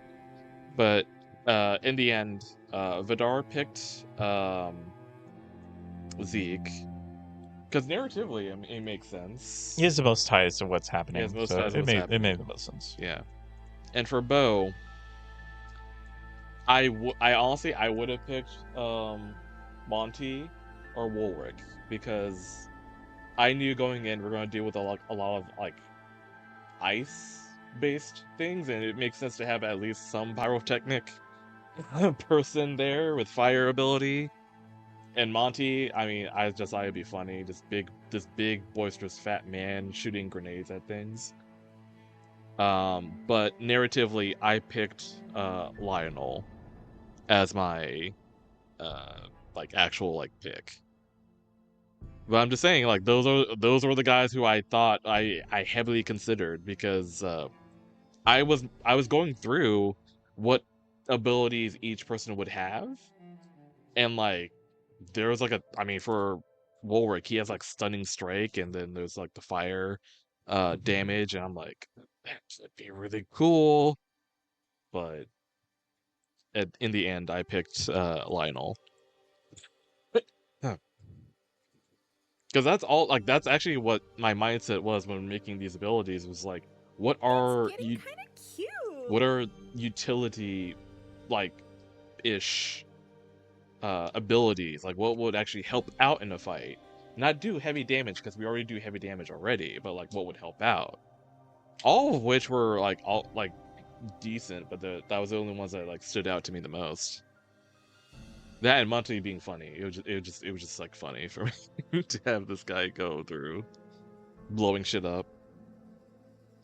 But it makes sense for Bo to bring Lionel because Lionel actually has ties to what's actually happening. Oh God. Because one, the Frost Prince is involved, and Lionel actually has fought the Frost Prince. So in a way, it's more like a round two with these two. So it's like, oh, let's fucking go. If anything, I did have a drawing I was gonna share, but I didn't like get very far sketch wise. Where I would have had like Bo and Lionel standing side by side, and it's like, you know, the Knights of the Matron or whatever. Because I don't know, at that point it's like, oh, I guess they kind of are like her knights in a way. Because like Bo wasn't really like pro Raven Queen at the start, but then he definitely like gave into it more. So he's like full on like Raven Queen believer. Wait, what? Were there any wait, what does that say? Hors d'oeuvres.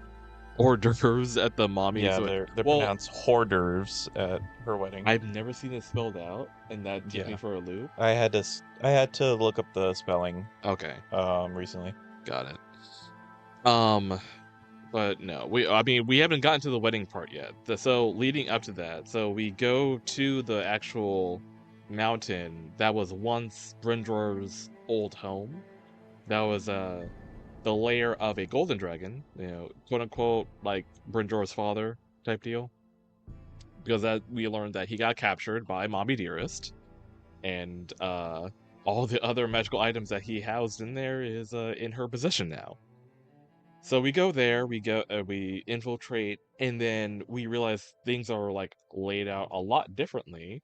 The further we go, the more things have changed. Where like vegetation starts to like, you know, be more, you know, like lush, and then we go into an entirely different biome, which is like a forest, mossy, swampy forest with poisonous water. And then that's when we oh, hold on. Actually, now that we're here, I can pull this up. I did this last night because I figured for the recaps it'll be so much easier if I have all the characters who I'm talking about in one picture. I told him it looks like a Marvel movie poster. Yeah, It's good accidentally shit. it looks like a Marvel. It looks really good. I don't know. I just cut out their heads and just plop them on there, or not the heads, but the torsos and whatnot. But I mean, it is a good way to display like all the, you know, the whole fam.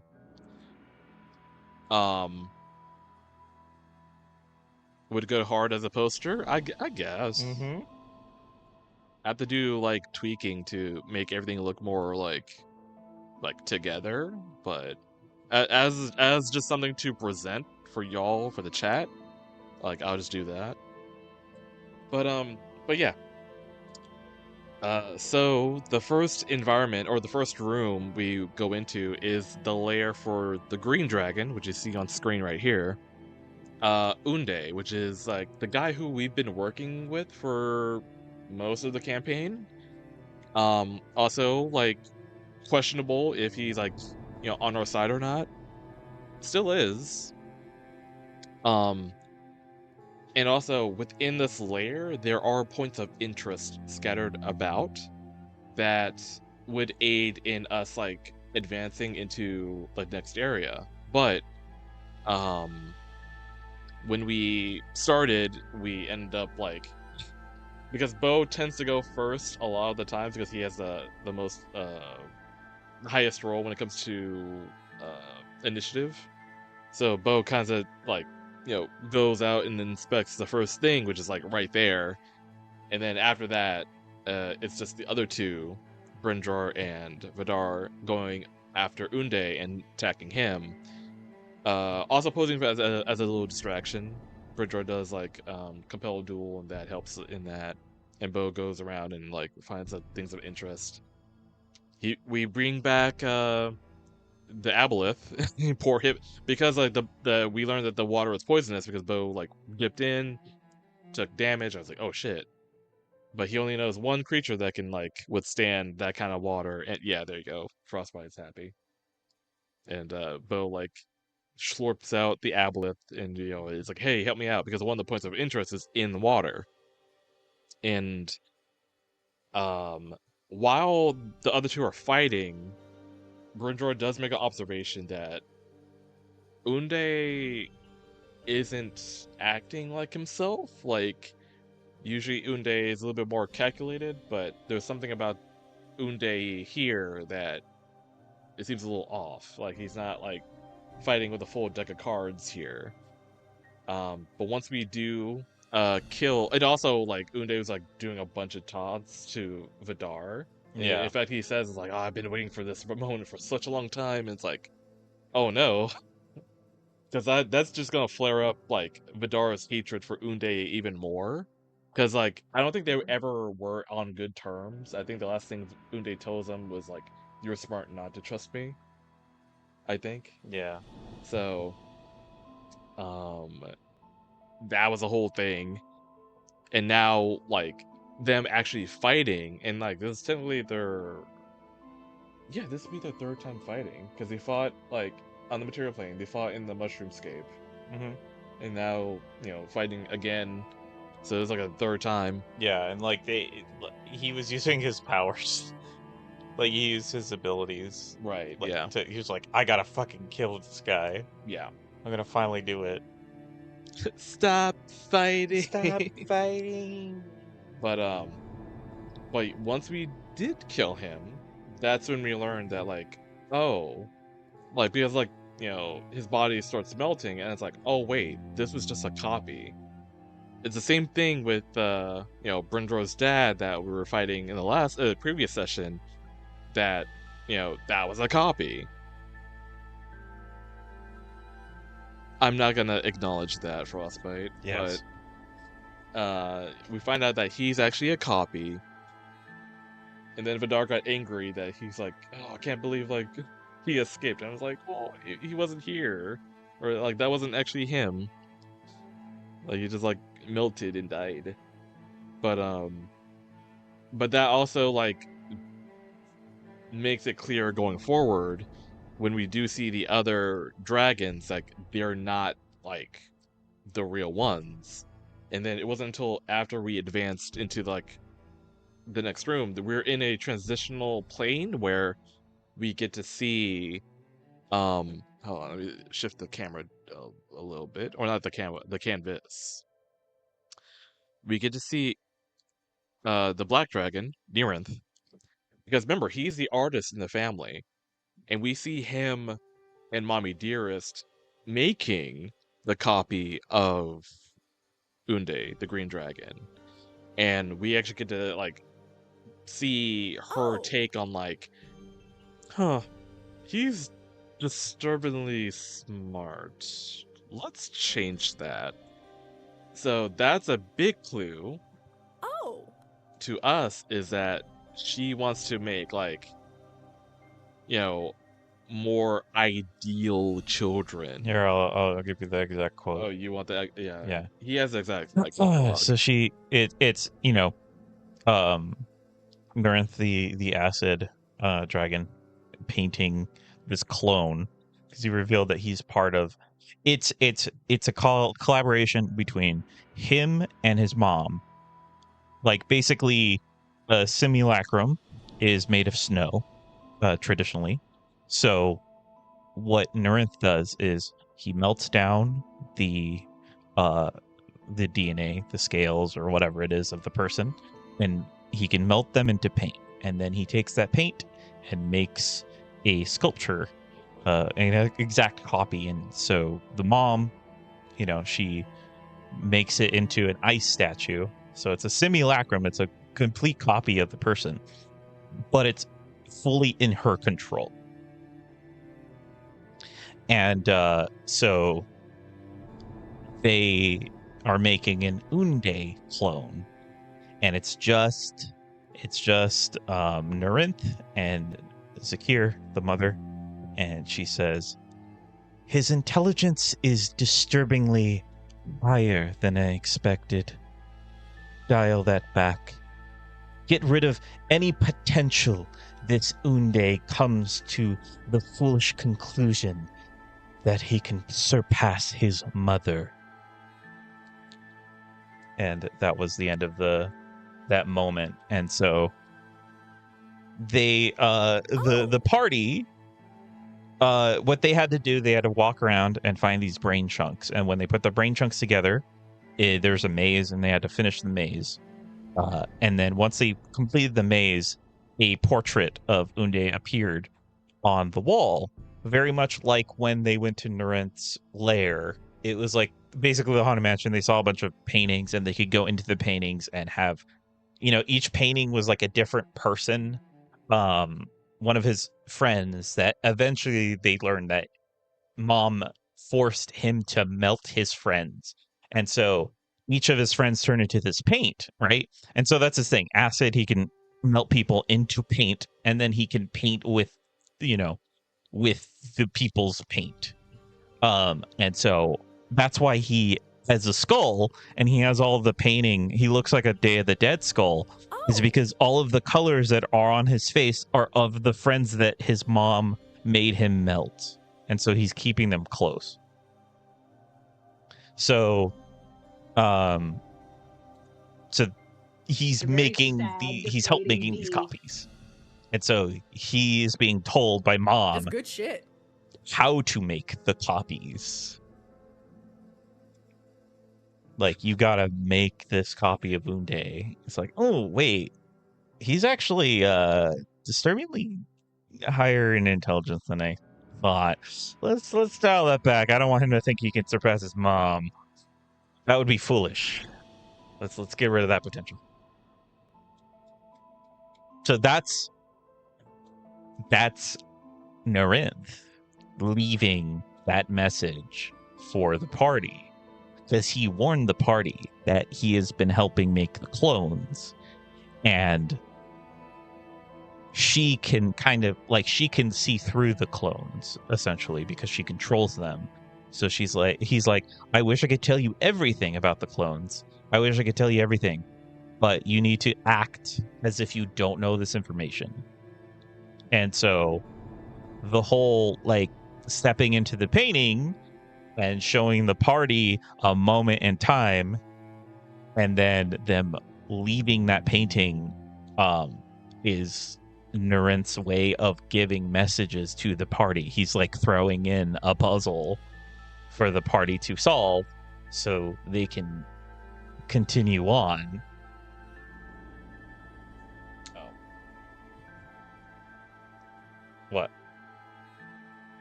Oh, does that mean the green dragon is dead and melted? Well, that's the thing. Whenever they've made copies, they've had the person locked up somewhere so that they could harvest their DNA so they can make more copies if they need to.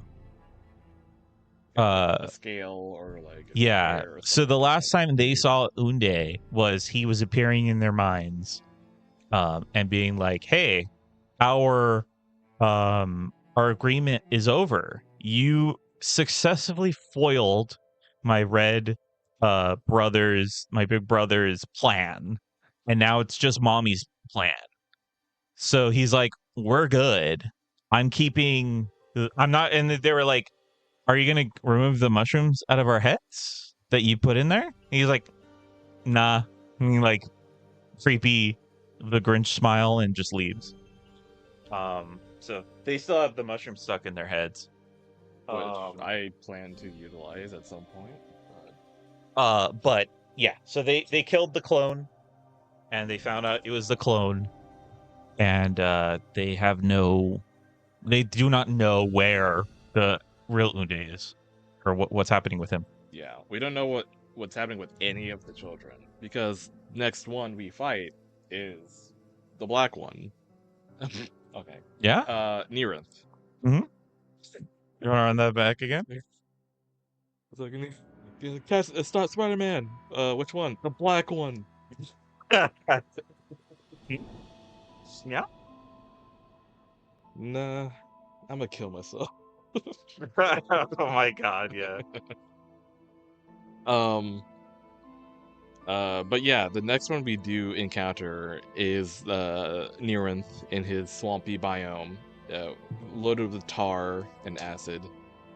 That one, similar setup where there are points of interest. This time, instead of brain chunks, it's paint or paint vials. Yeah, like little, bottles of paint. Yeah. If you only had the chin, the chin redeem. Okay, Yeah. whatever.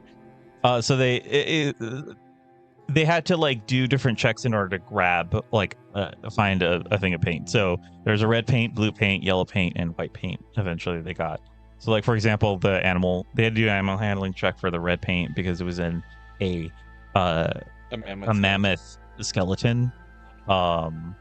There's like survival checks, perceptions, insight, arcana, survival. Like it's just they had to do these checks in the battle, grab a thing, and then bring them together to like leave the room.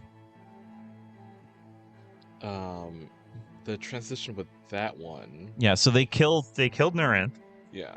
The copy, and like they knew it was a copy at this point. Yeah. And so they killed him, but kind of while with Unde, Vidar had the pleasure of killing Unde, not quite confirming if it was him or not, but thinking like it's probably just a clone. But like he enjoyed killing Unde, but with Nurinth, they were like, we're just gonna do a mercy kill. Yeah. Like I think Bo did that. Yeah, Bo had the final blow. It's like, I get it. I'm not gonna make a big deal out of this. I'm not gonna rub it in, because we like this guy.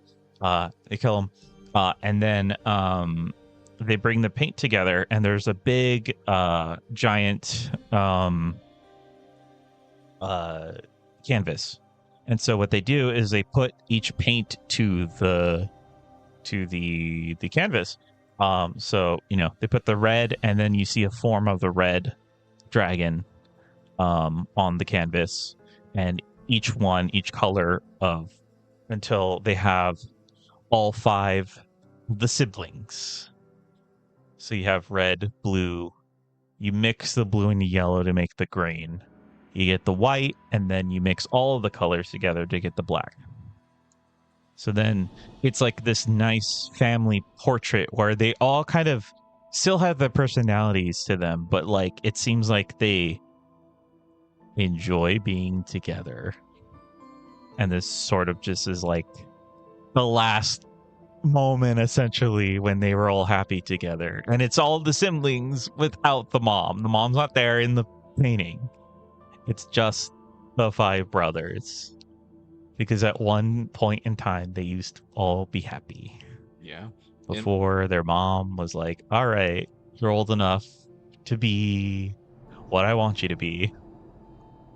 Yeah. And that was another point too. And I think Unde visited Vidar in his dream. And yeah. That was the reveal. He dropped some lore information earlier on that he used to brew drinks. So he's a poison dragon, right?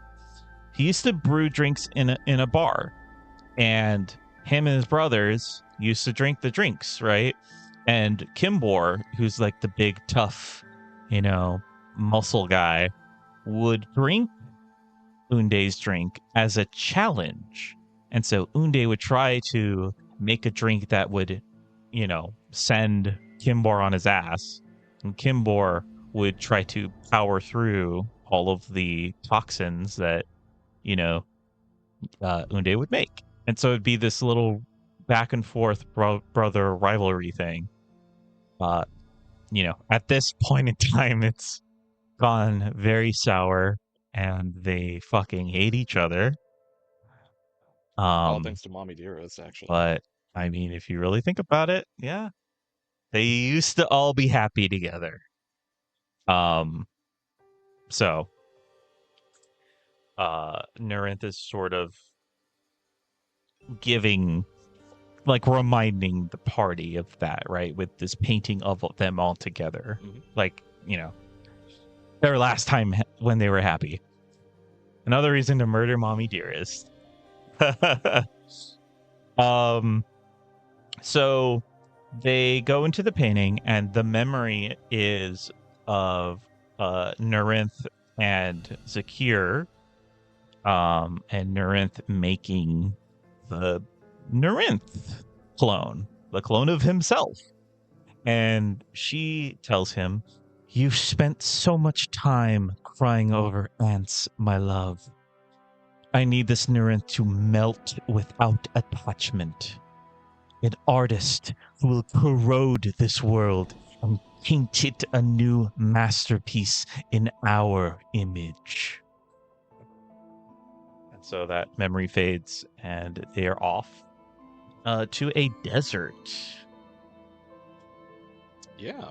A barren desert that has a lot of elevation. We get there, and there are platforms which are like in the game map. It's like a cliffs, canyon. Yeah, It's a canyons. canyon. There are multiple like plateaus that you can stand on, Yeah. and each of the plateaus has a different instrument. Yeah, instruments are being our new point of interest. And in the far back is Rowerkrug, the blue dragon. But he's sleeping though. So our first thought is like, oh shit, we might not want to wake him. So we all kind of like, well, we thought about splitting up, but then it's like, okay, make a stealth throw, or stealth check. And it's like, oh shit, wait, hold on.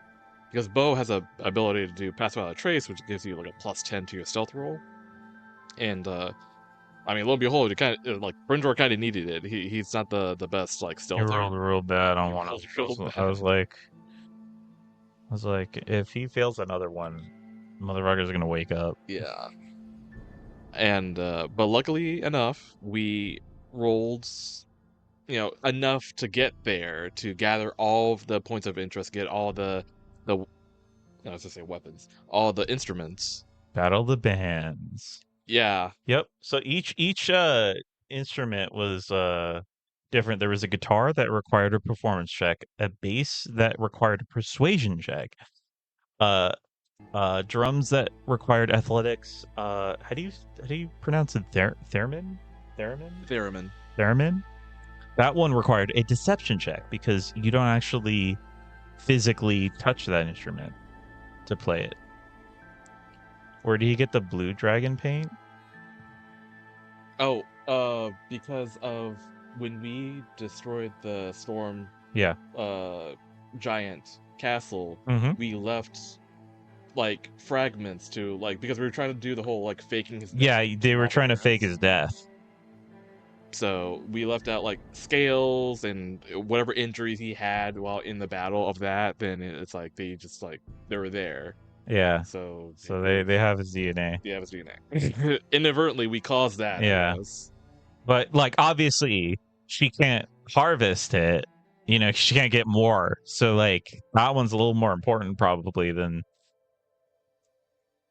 Which also makes sense why she gave the fat blue dragon the big suck. Yeah. She honestly didn't need her like actual son there, I guess.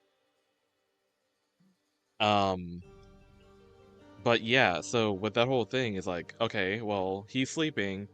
Obviously, we play these instruments, it'll activate him. So we're like, okay, well, let's try to make this quick. And Vidar, he, oh yeah, so the last one actually, they found out that the last instrument was vocals. So that one required an intimidation check because it was a fucking. I mean, you have a rock dragon, right? So obviously it's going to be a metal song with some screaming. So there was a clue basically on the wall.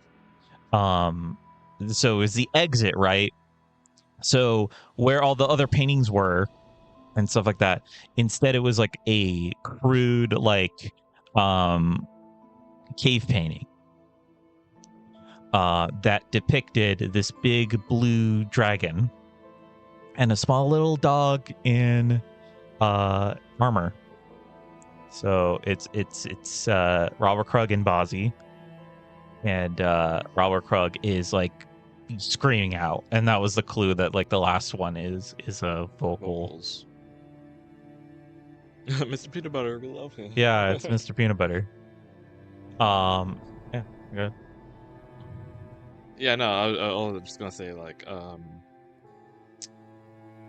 we all kind of like picked an instrument, or picked what we would want to try to do.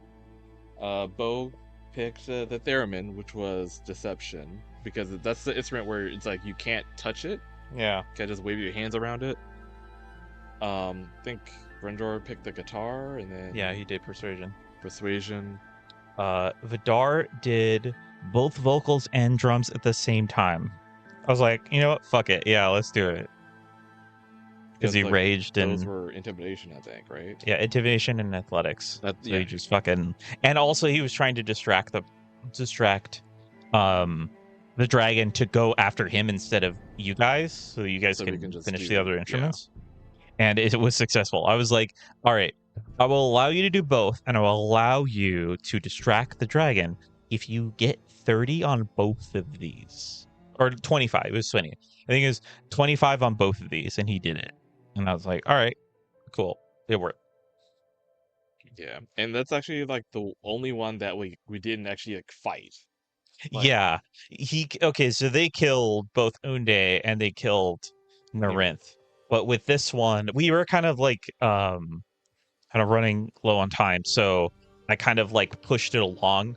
But they ended up just like finishing the puzzle before actually fighting, instead of fighting and killing it. So they left. But before that, when they played each instrument, it would echo throughout the canyon and would loop. So there were 5 instruments, so they were able to play it, and then it would loop, and then they would like continue at another instrument until all of them were played. When the vocals were played, and I said, this is interesting because the vocals are actually in Draconic, and Vidar actually does know Draconic thanks to one of his NPCs teaching him, which would be Zeke, the Dragonborn he brought with him. So he started singing out and screaming out the lyrics to this Draconic song, and Brindrar, having he knows Draconic, he realizes this song is not just like a metal song, it's a love song.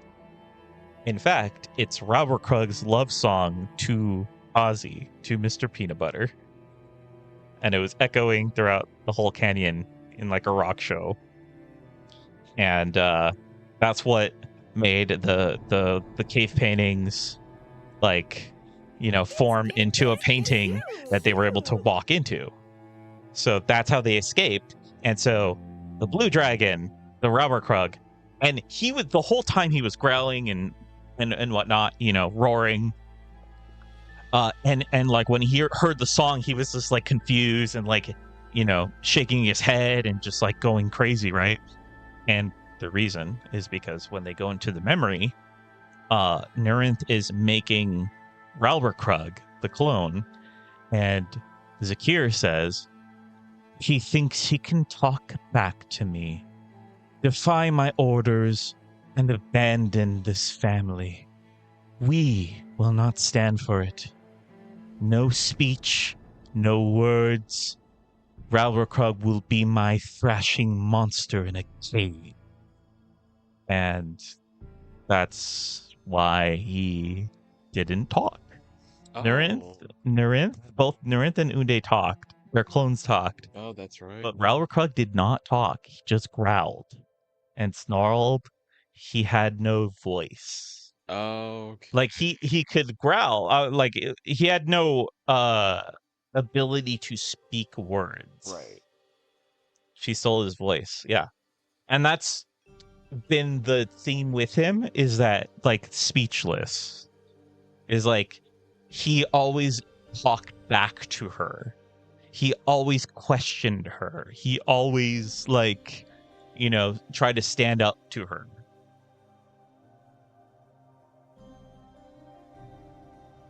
The not so little mermaid. Oh jeez.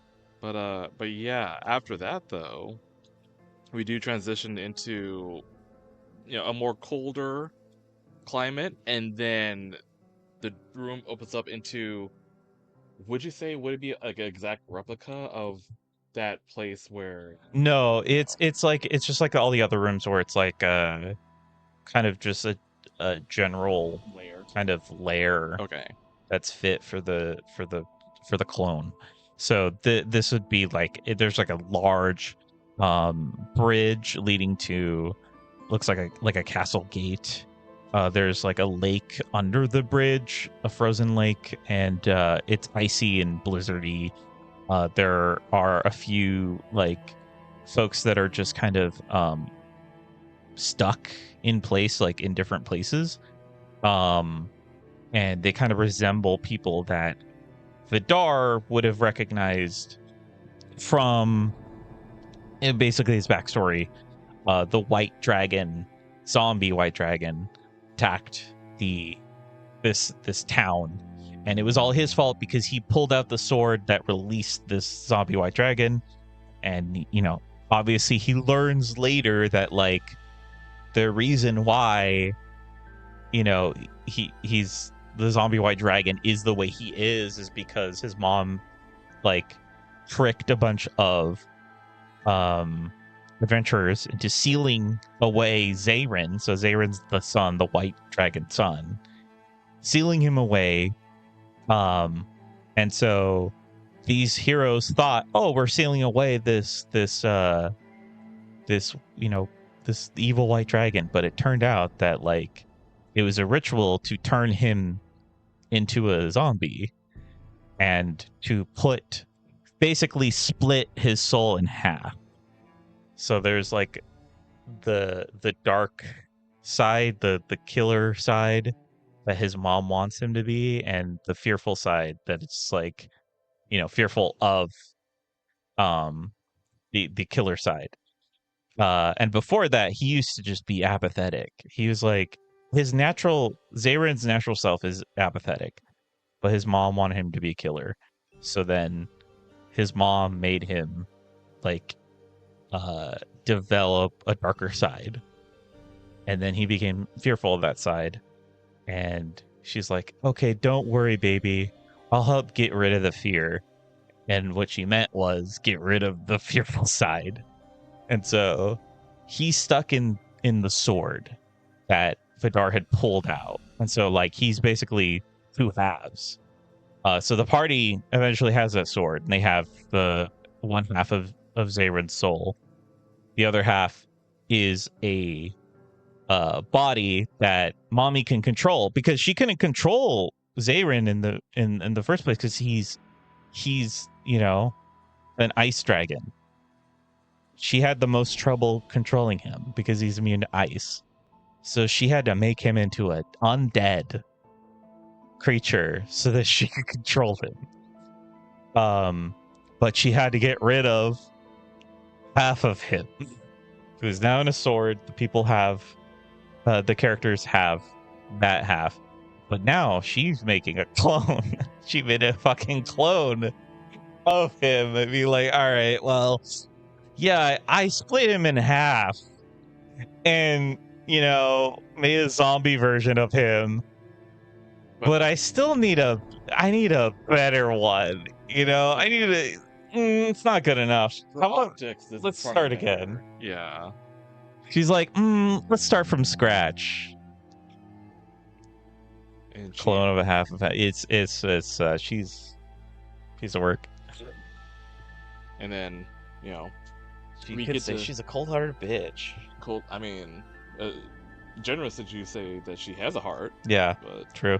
But yeah, so basically the room has a bunch of like NPCs, like a bunch of peasants, a bunch of like, citizens like standing around who probably are in danger that the party will have to try and save, or it's probably part of this puzzle, how to get out of this room, past this room. But that's where we ended it. yeah. Well, I mean, also like the fact that like we see this version of Zarin just like posted up. Oh, yeah. Just like watching. Dude is just sitting there like a fucking ice statue.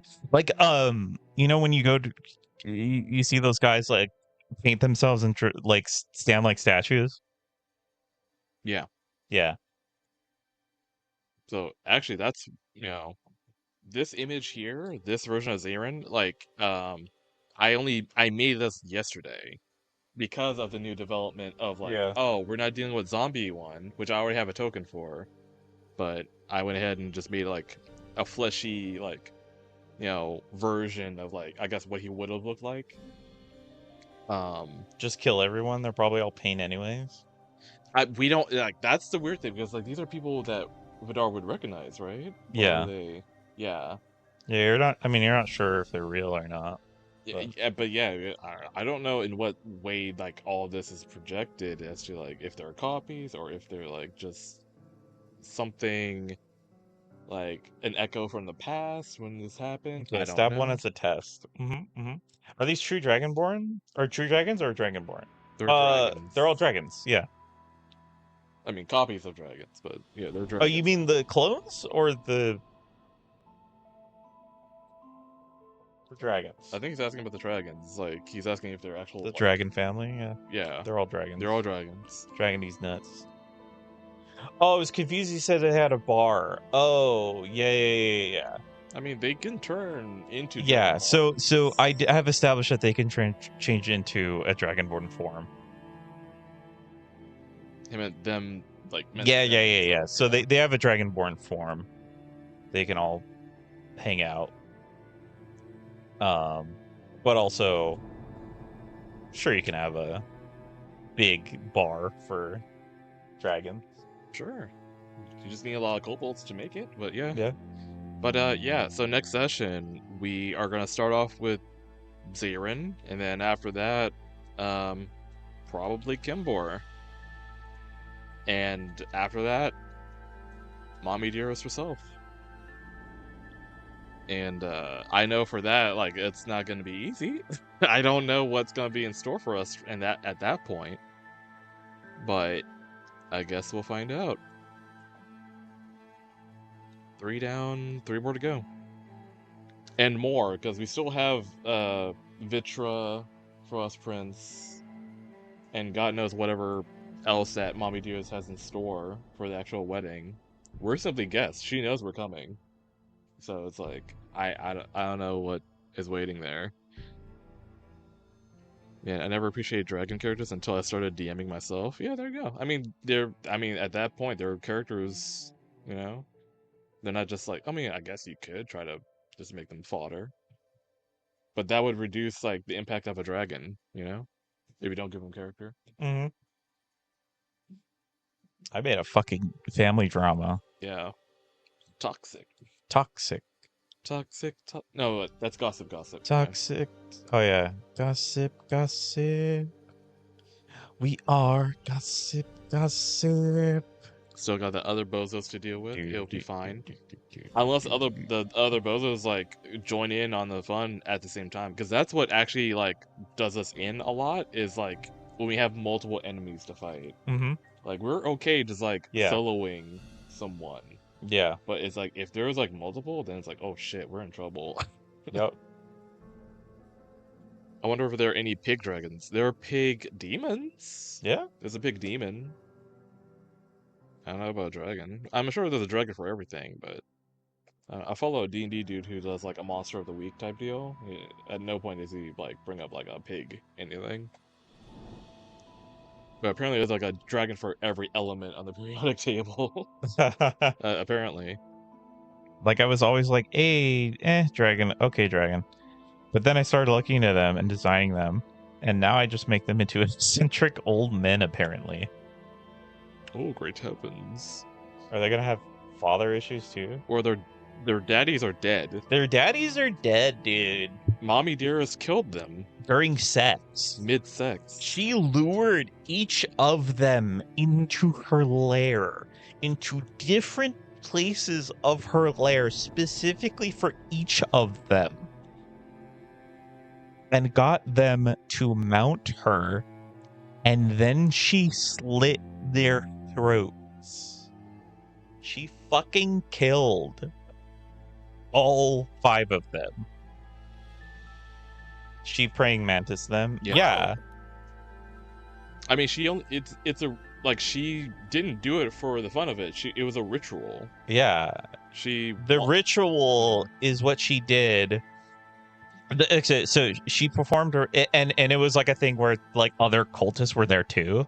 So it was just like she's like fucking like she's fucking right, and then like all these cultists comes out and start chanting and doing ritual. So and think of that one scene from Midsommar. Where Yeah. the dude had like. Oh yeah, no, 100%. So it is that And essentially. then she fucking killed them during.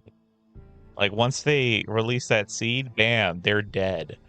And then that ritual is what gave them the blessing from Tiamat.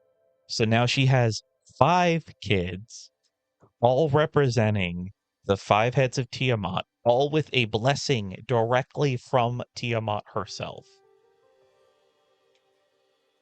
Give me your seed. Mommy is a tyrant. She's called the tyrant for a reason. Oh yeah, no, yeah. Like there's no post-nut clarity. It just post. So. But yeah, and we'll probably get to see a little bit more of like Mommy Dearest's like, I don't know, afterwards because like as a pattern, after we deal with the dragon and go into the next session, we do get to see some insight as to like, you know, what Mommy Dearest thinks of these copies, like her actual children as she's making the copies. So, I don't know. Well, I can't wait to see what she has to say about Kimbor, because like Kimbor is the only one that we don't have a whole lot of information about. Yeah, it's been slowly, and that's the thing. That's the order of all of the dragons. Is the order in which you've interacted with each of them. Unde's first, Nurinth, Raurkrug, and now Zayrin, because you started learning about Zayrin and his whole thing. And Kimbor is the last one. Yeah. He's the last one left. You haven't learned a ton of information. You only know he's a bully and he's like fucked over all the other brothers. Yeah. But you also know that he used to be happy along with everyone else. Yeah, so we'll see what, and we also know that like Unde, from Unde's point of view, that like she made like Unde like try to like fight for like the position of like the best son and whatnot. So like pitting them against each other for her love, essentially. So it's like, God, like why? Mommy. But we also know that she spoils the hell out of Kimbor. Are these based on newer dragon designs? Yeah. Yeah, that's why they all look like different. They all looked hella different before. Yeah, he had updated it. I How big is Dick? Yes. Nope. Okay. He needed some cobalts. How big are the cobalts? Jesus Christ. Damn, y'all. But I was talking with B the other day. I think it was after the session with everybody. What I really liking is the fact that the theme of the game has been like each of the characters in some form, their origin comes down to like, oh, they were made to be like something, like usually for the most part like weapons, or like they were made to like be, you know, dark and evil, or just like killers or whatever, right? Like the origins of their you know, their species basically.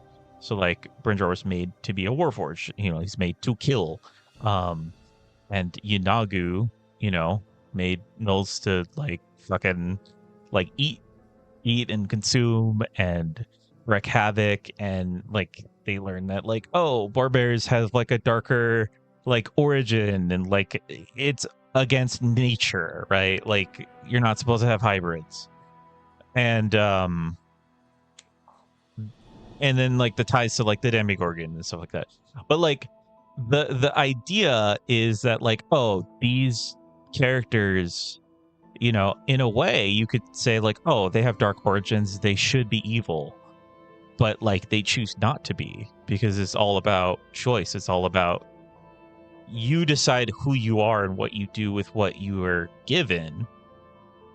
And with, you know, these dragons, they were made to be weapons. They were made to be killers.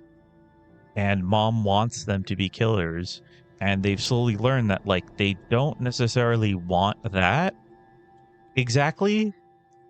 And mom is literally making versions of them that are up to her standards.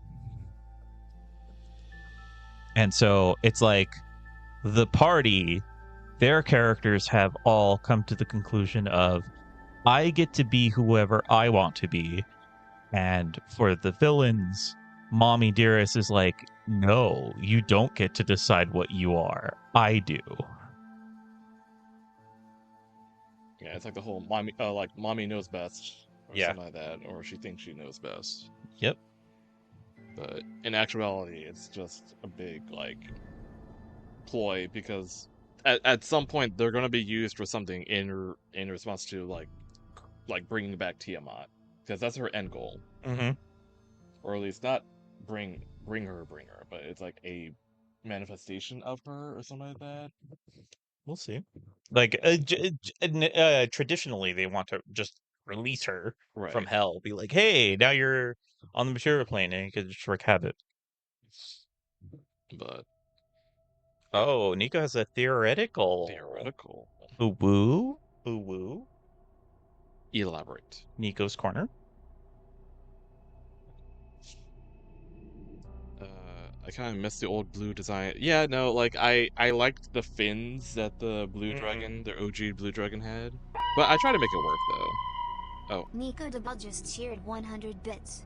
On some off time, the party and some of the key NPCs pass by a fair, and one of the stalls offers a neat little item. Look inside, win your prize. Get off your posterior and find your familiar. Incensed in this Ooh. tent, locally made companion spheres. Your very own familiar, made real. What would the party's familiars be, if they don't have an equivalent already? And what do your favorite NPCs have as one? 3. I hate that it's 3. Oh, So Brindra technically already has a. he has a familiar. pseudo dragon. He has a pseudo dragon. Vidar has a raven and a dire wolf Oh yeah. You won't count the badger that he neglects as well. and a badger, a giant badger. I mean, I guess accidentally Bo has the aboleth. Yeah, the aboleth. Like it was never. I was supposed to Yeah. release that dude a long time ago. I still have him, so Yeah. it's just. I think that's his companion now. So yeah, I think that might be it. But like if you were to choose a If I were new to one choose- for, you also had a fucking a cat at some point. I had a cat. You had a displacer beast. Oh, Kitten. that I mean, I You rescued. gave that away. You had a Yeah, plant that could come to life. Yeah, that You didn't do go. anything with it. Well, I wanted to give that to Unde, Yeah. because that way he can put it in his greenhouse, and then we have like a plant that can like Yeah, feed me. feed me, Seymour. Have you seen that? I haven't, but I know what Okay. you're talking about. Feed me, Seymour. I don't know what Bo. Oh yes, What? no, Nico, same thing, same idea. I low key, I want to design a one shot where the adventurers get kidnapped, so the familiars and pets have to save them. Yeah, yeah. Oh, okay. Yeah, no, that sounds fun actually. I'm feeling ideas. I'm trying to think of what Farrell's familiar be. My first thought was like, oh, a parrot. Haha, parrot. It'd be a monkey.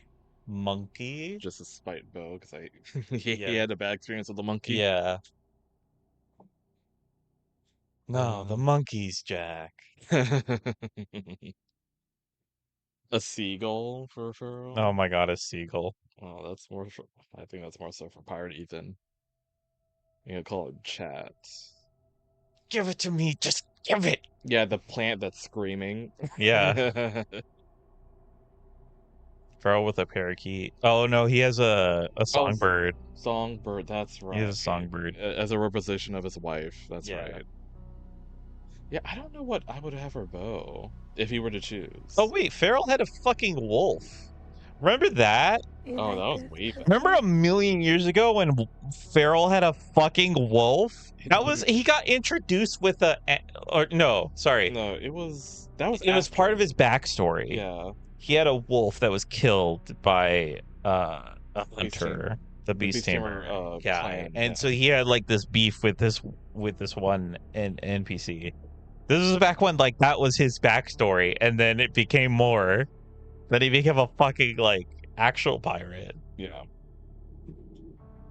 Was it, like his captain gets crab. like killed by a kraken, and then he goes and takes revenge at the fucking Talos Colts. What about Bo having a hermit crab A hermit crab? named Leonardo DiCrabio, or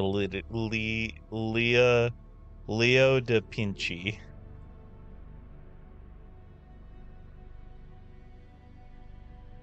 He's just looking at the camera.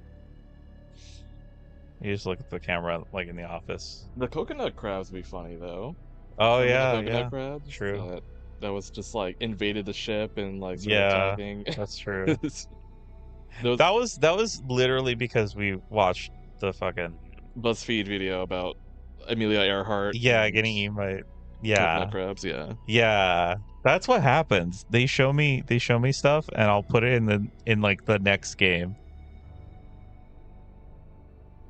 Let's see. Bo with the Raven for Lionel. I mean, like Right now he has a Raven. yeah. So like that. Okay. So It's when Lionel Raven. yeah, when I made my choice of Lionel, Ethan is like, oh, and from above, a little raven comes down to rest on your shoulder, and like it is technically Lionel. Mm-hmm. So far Lionel has not become Lionel yet. It's just Raven, but that's so Raven. It's just It's just that's a It's Raven. getting kind of cute. But I mean, like, yeah, narratively, I guess Bo would have a raven, but I don't know. I mean, without the knowledge of, finding out your ex-boyfriend is a bird, I probably would have chosen like a fruit bat or a bat for Bo, because like that was something that was in my pocket for such a long time. Because Bo had a item called Cloak with the Bat, and one of the perks was that, like, when activated at night, it has to be like in the dark, that Bo could turn into a bat. And I've had that in my back pocket for such a long time but I never got the chance to, do it. Nika says, be cruel and leave a little bat pup on the ship deck so Bo has to take care of it. Oh my god. Mad Ferret says, my brother has a raven and a bag of tricks, which he calls Simone. That's good. That's so good. A bat raven. That's Raven. Okay. That would be interesting. That'd be like really fun to make, like drawing wise. Mm-hmm. Like a raven with like bat wings. Yeah. But I mean, I guess that would go well because Bo's a mismatch Hybrid. of two animals as Mhm. well. That would kind of make sense. Yeah. Yeah, fuck it. Mix the two. Whatever. He named all the bag of tricks and it's like a pop culture reference. I love that. That's fun. I mean, I guess I kind of do the same thing too. Like, I have a bow and arrow, or no, I have just a bow that's called vodka. So every time I attack, I say 2 shots of vodka. Yeah. Because bow can only do 2 shots. 2 shots of vodka? Or 2 attacks with the ranged weapon. 2 shots of vodka.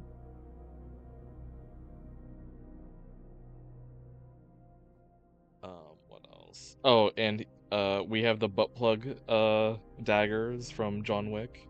I still have mine. Do you remember that one? Which one? The butt plug shaped daggers. Yeah. That's fun. Nico says, I do love the trope of accessories turning into animals, like Simone or Simon the Snake Belt Vax War. Oh, right. When I first read that, I saw like Simon the Snake Belt Vax Whore. Like Vax Whore. Okay, going a little power mode. I hate that naming. Wait, I hate them naming things. I gave them a bastion and they named it Fort. Fort Skin. Oh, got it. Fort Skin. Yeah, Fort Skin. That's so good. Fort Skin. I mean, I'm sure you hate it too when you give a name to an NPC and we just call it Mr. Peanut Butter. See, the thing is that like I do that, so I can't get mad. Okay, all right. I do that all the time in the game that I play in, where I'm like, oh, that sounds like something. All right, I'm gonna lean into that. Like Zarin the Tyrant, we just name her Mommy Dearest. Mommy, yeah. And that's just her name now. Yeah, just Mommy Dearest. Like those of you who know, I do that. You know, like the movie, then you get it. It's very fitting. Mommy, I'm sorry, Mommy. I mean, Mommy. All my familiars have been references or puns. Nerdy Sage had a Sphinx cat named Dewey. Dewey Decimal System. Got it. Cleric had Jail and a Cherub. Imp reflavored. Oh, okay. Cherub. What I did, I had a Dragonborn who is named Zephyr. And his, he was a silver dragonborn, so he had ice, and so he had a bunch of animal companions because he became a ranger, and he just collected animals like Pokemon, and he would name each one. It would be kind of like ice related, so like one was cream and one was like I forget what the other ones were, but they were all like ice. They were like all ice related. Walkie Slosh. But jeez, we really we got thrown off by one question, what our familiars. God damn it! What our familiars would be. And now we're here. He's searching. I'm searching. Okay.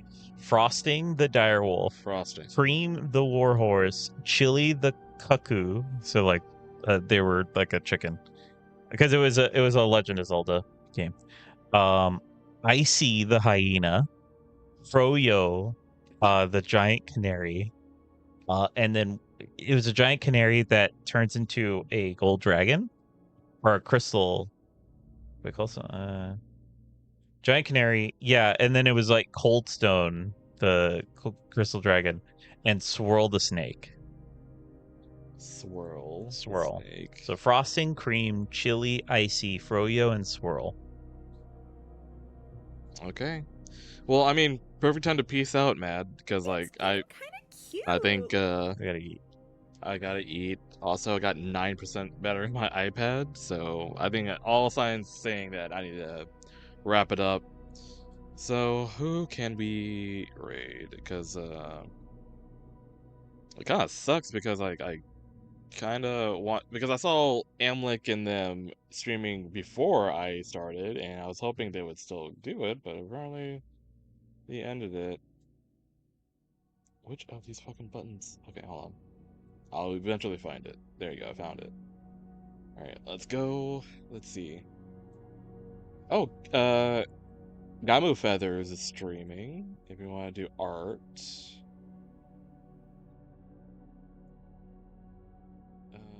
It seems like Cyrus is streaming, but he's taking a break. He's on the break screen on that one.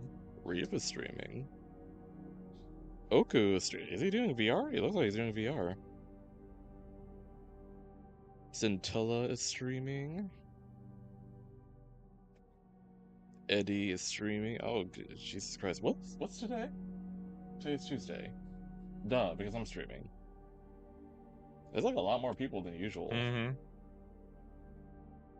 There's also Oh My Richard. Everyone's doing gaming though. No one's already doing art, but like I'm willing to like just like do. I mean, it's 6'9", so yeah, everybody's 69ing. Yeah, everyone's 69ing.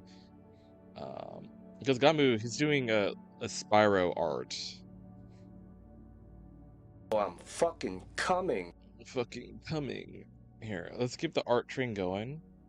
Show some love to Gamu Feathers as he's drawing You like this Spyro. pussy? Dragging these nuts. Dragging these nuts. Let's not have that be the raid message. You like this pussy? Start raid. Let's You make like the this raid pussy? message just foul. You like let's- this pussy? Just like the most sexual. You like this pussy? Oh, that's right. I forgot You like you this pussy? you mod You for like this Cam. pussy? You like this pussy? Yeah, let's keep the dragon theme going. That's a good point. You like this pussy?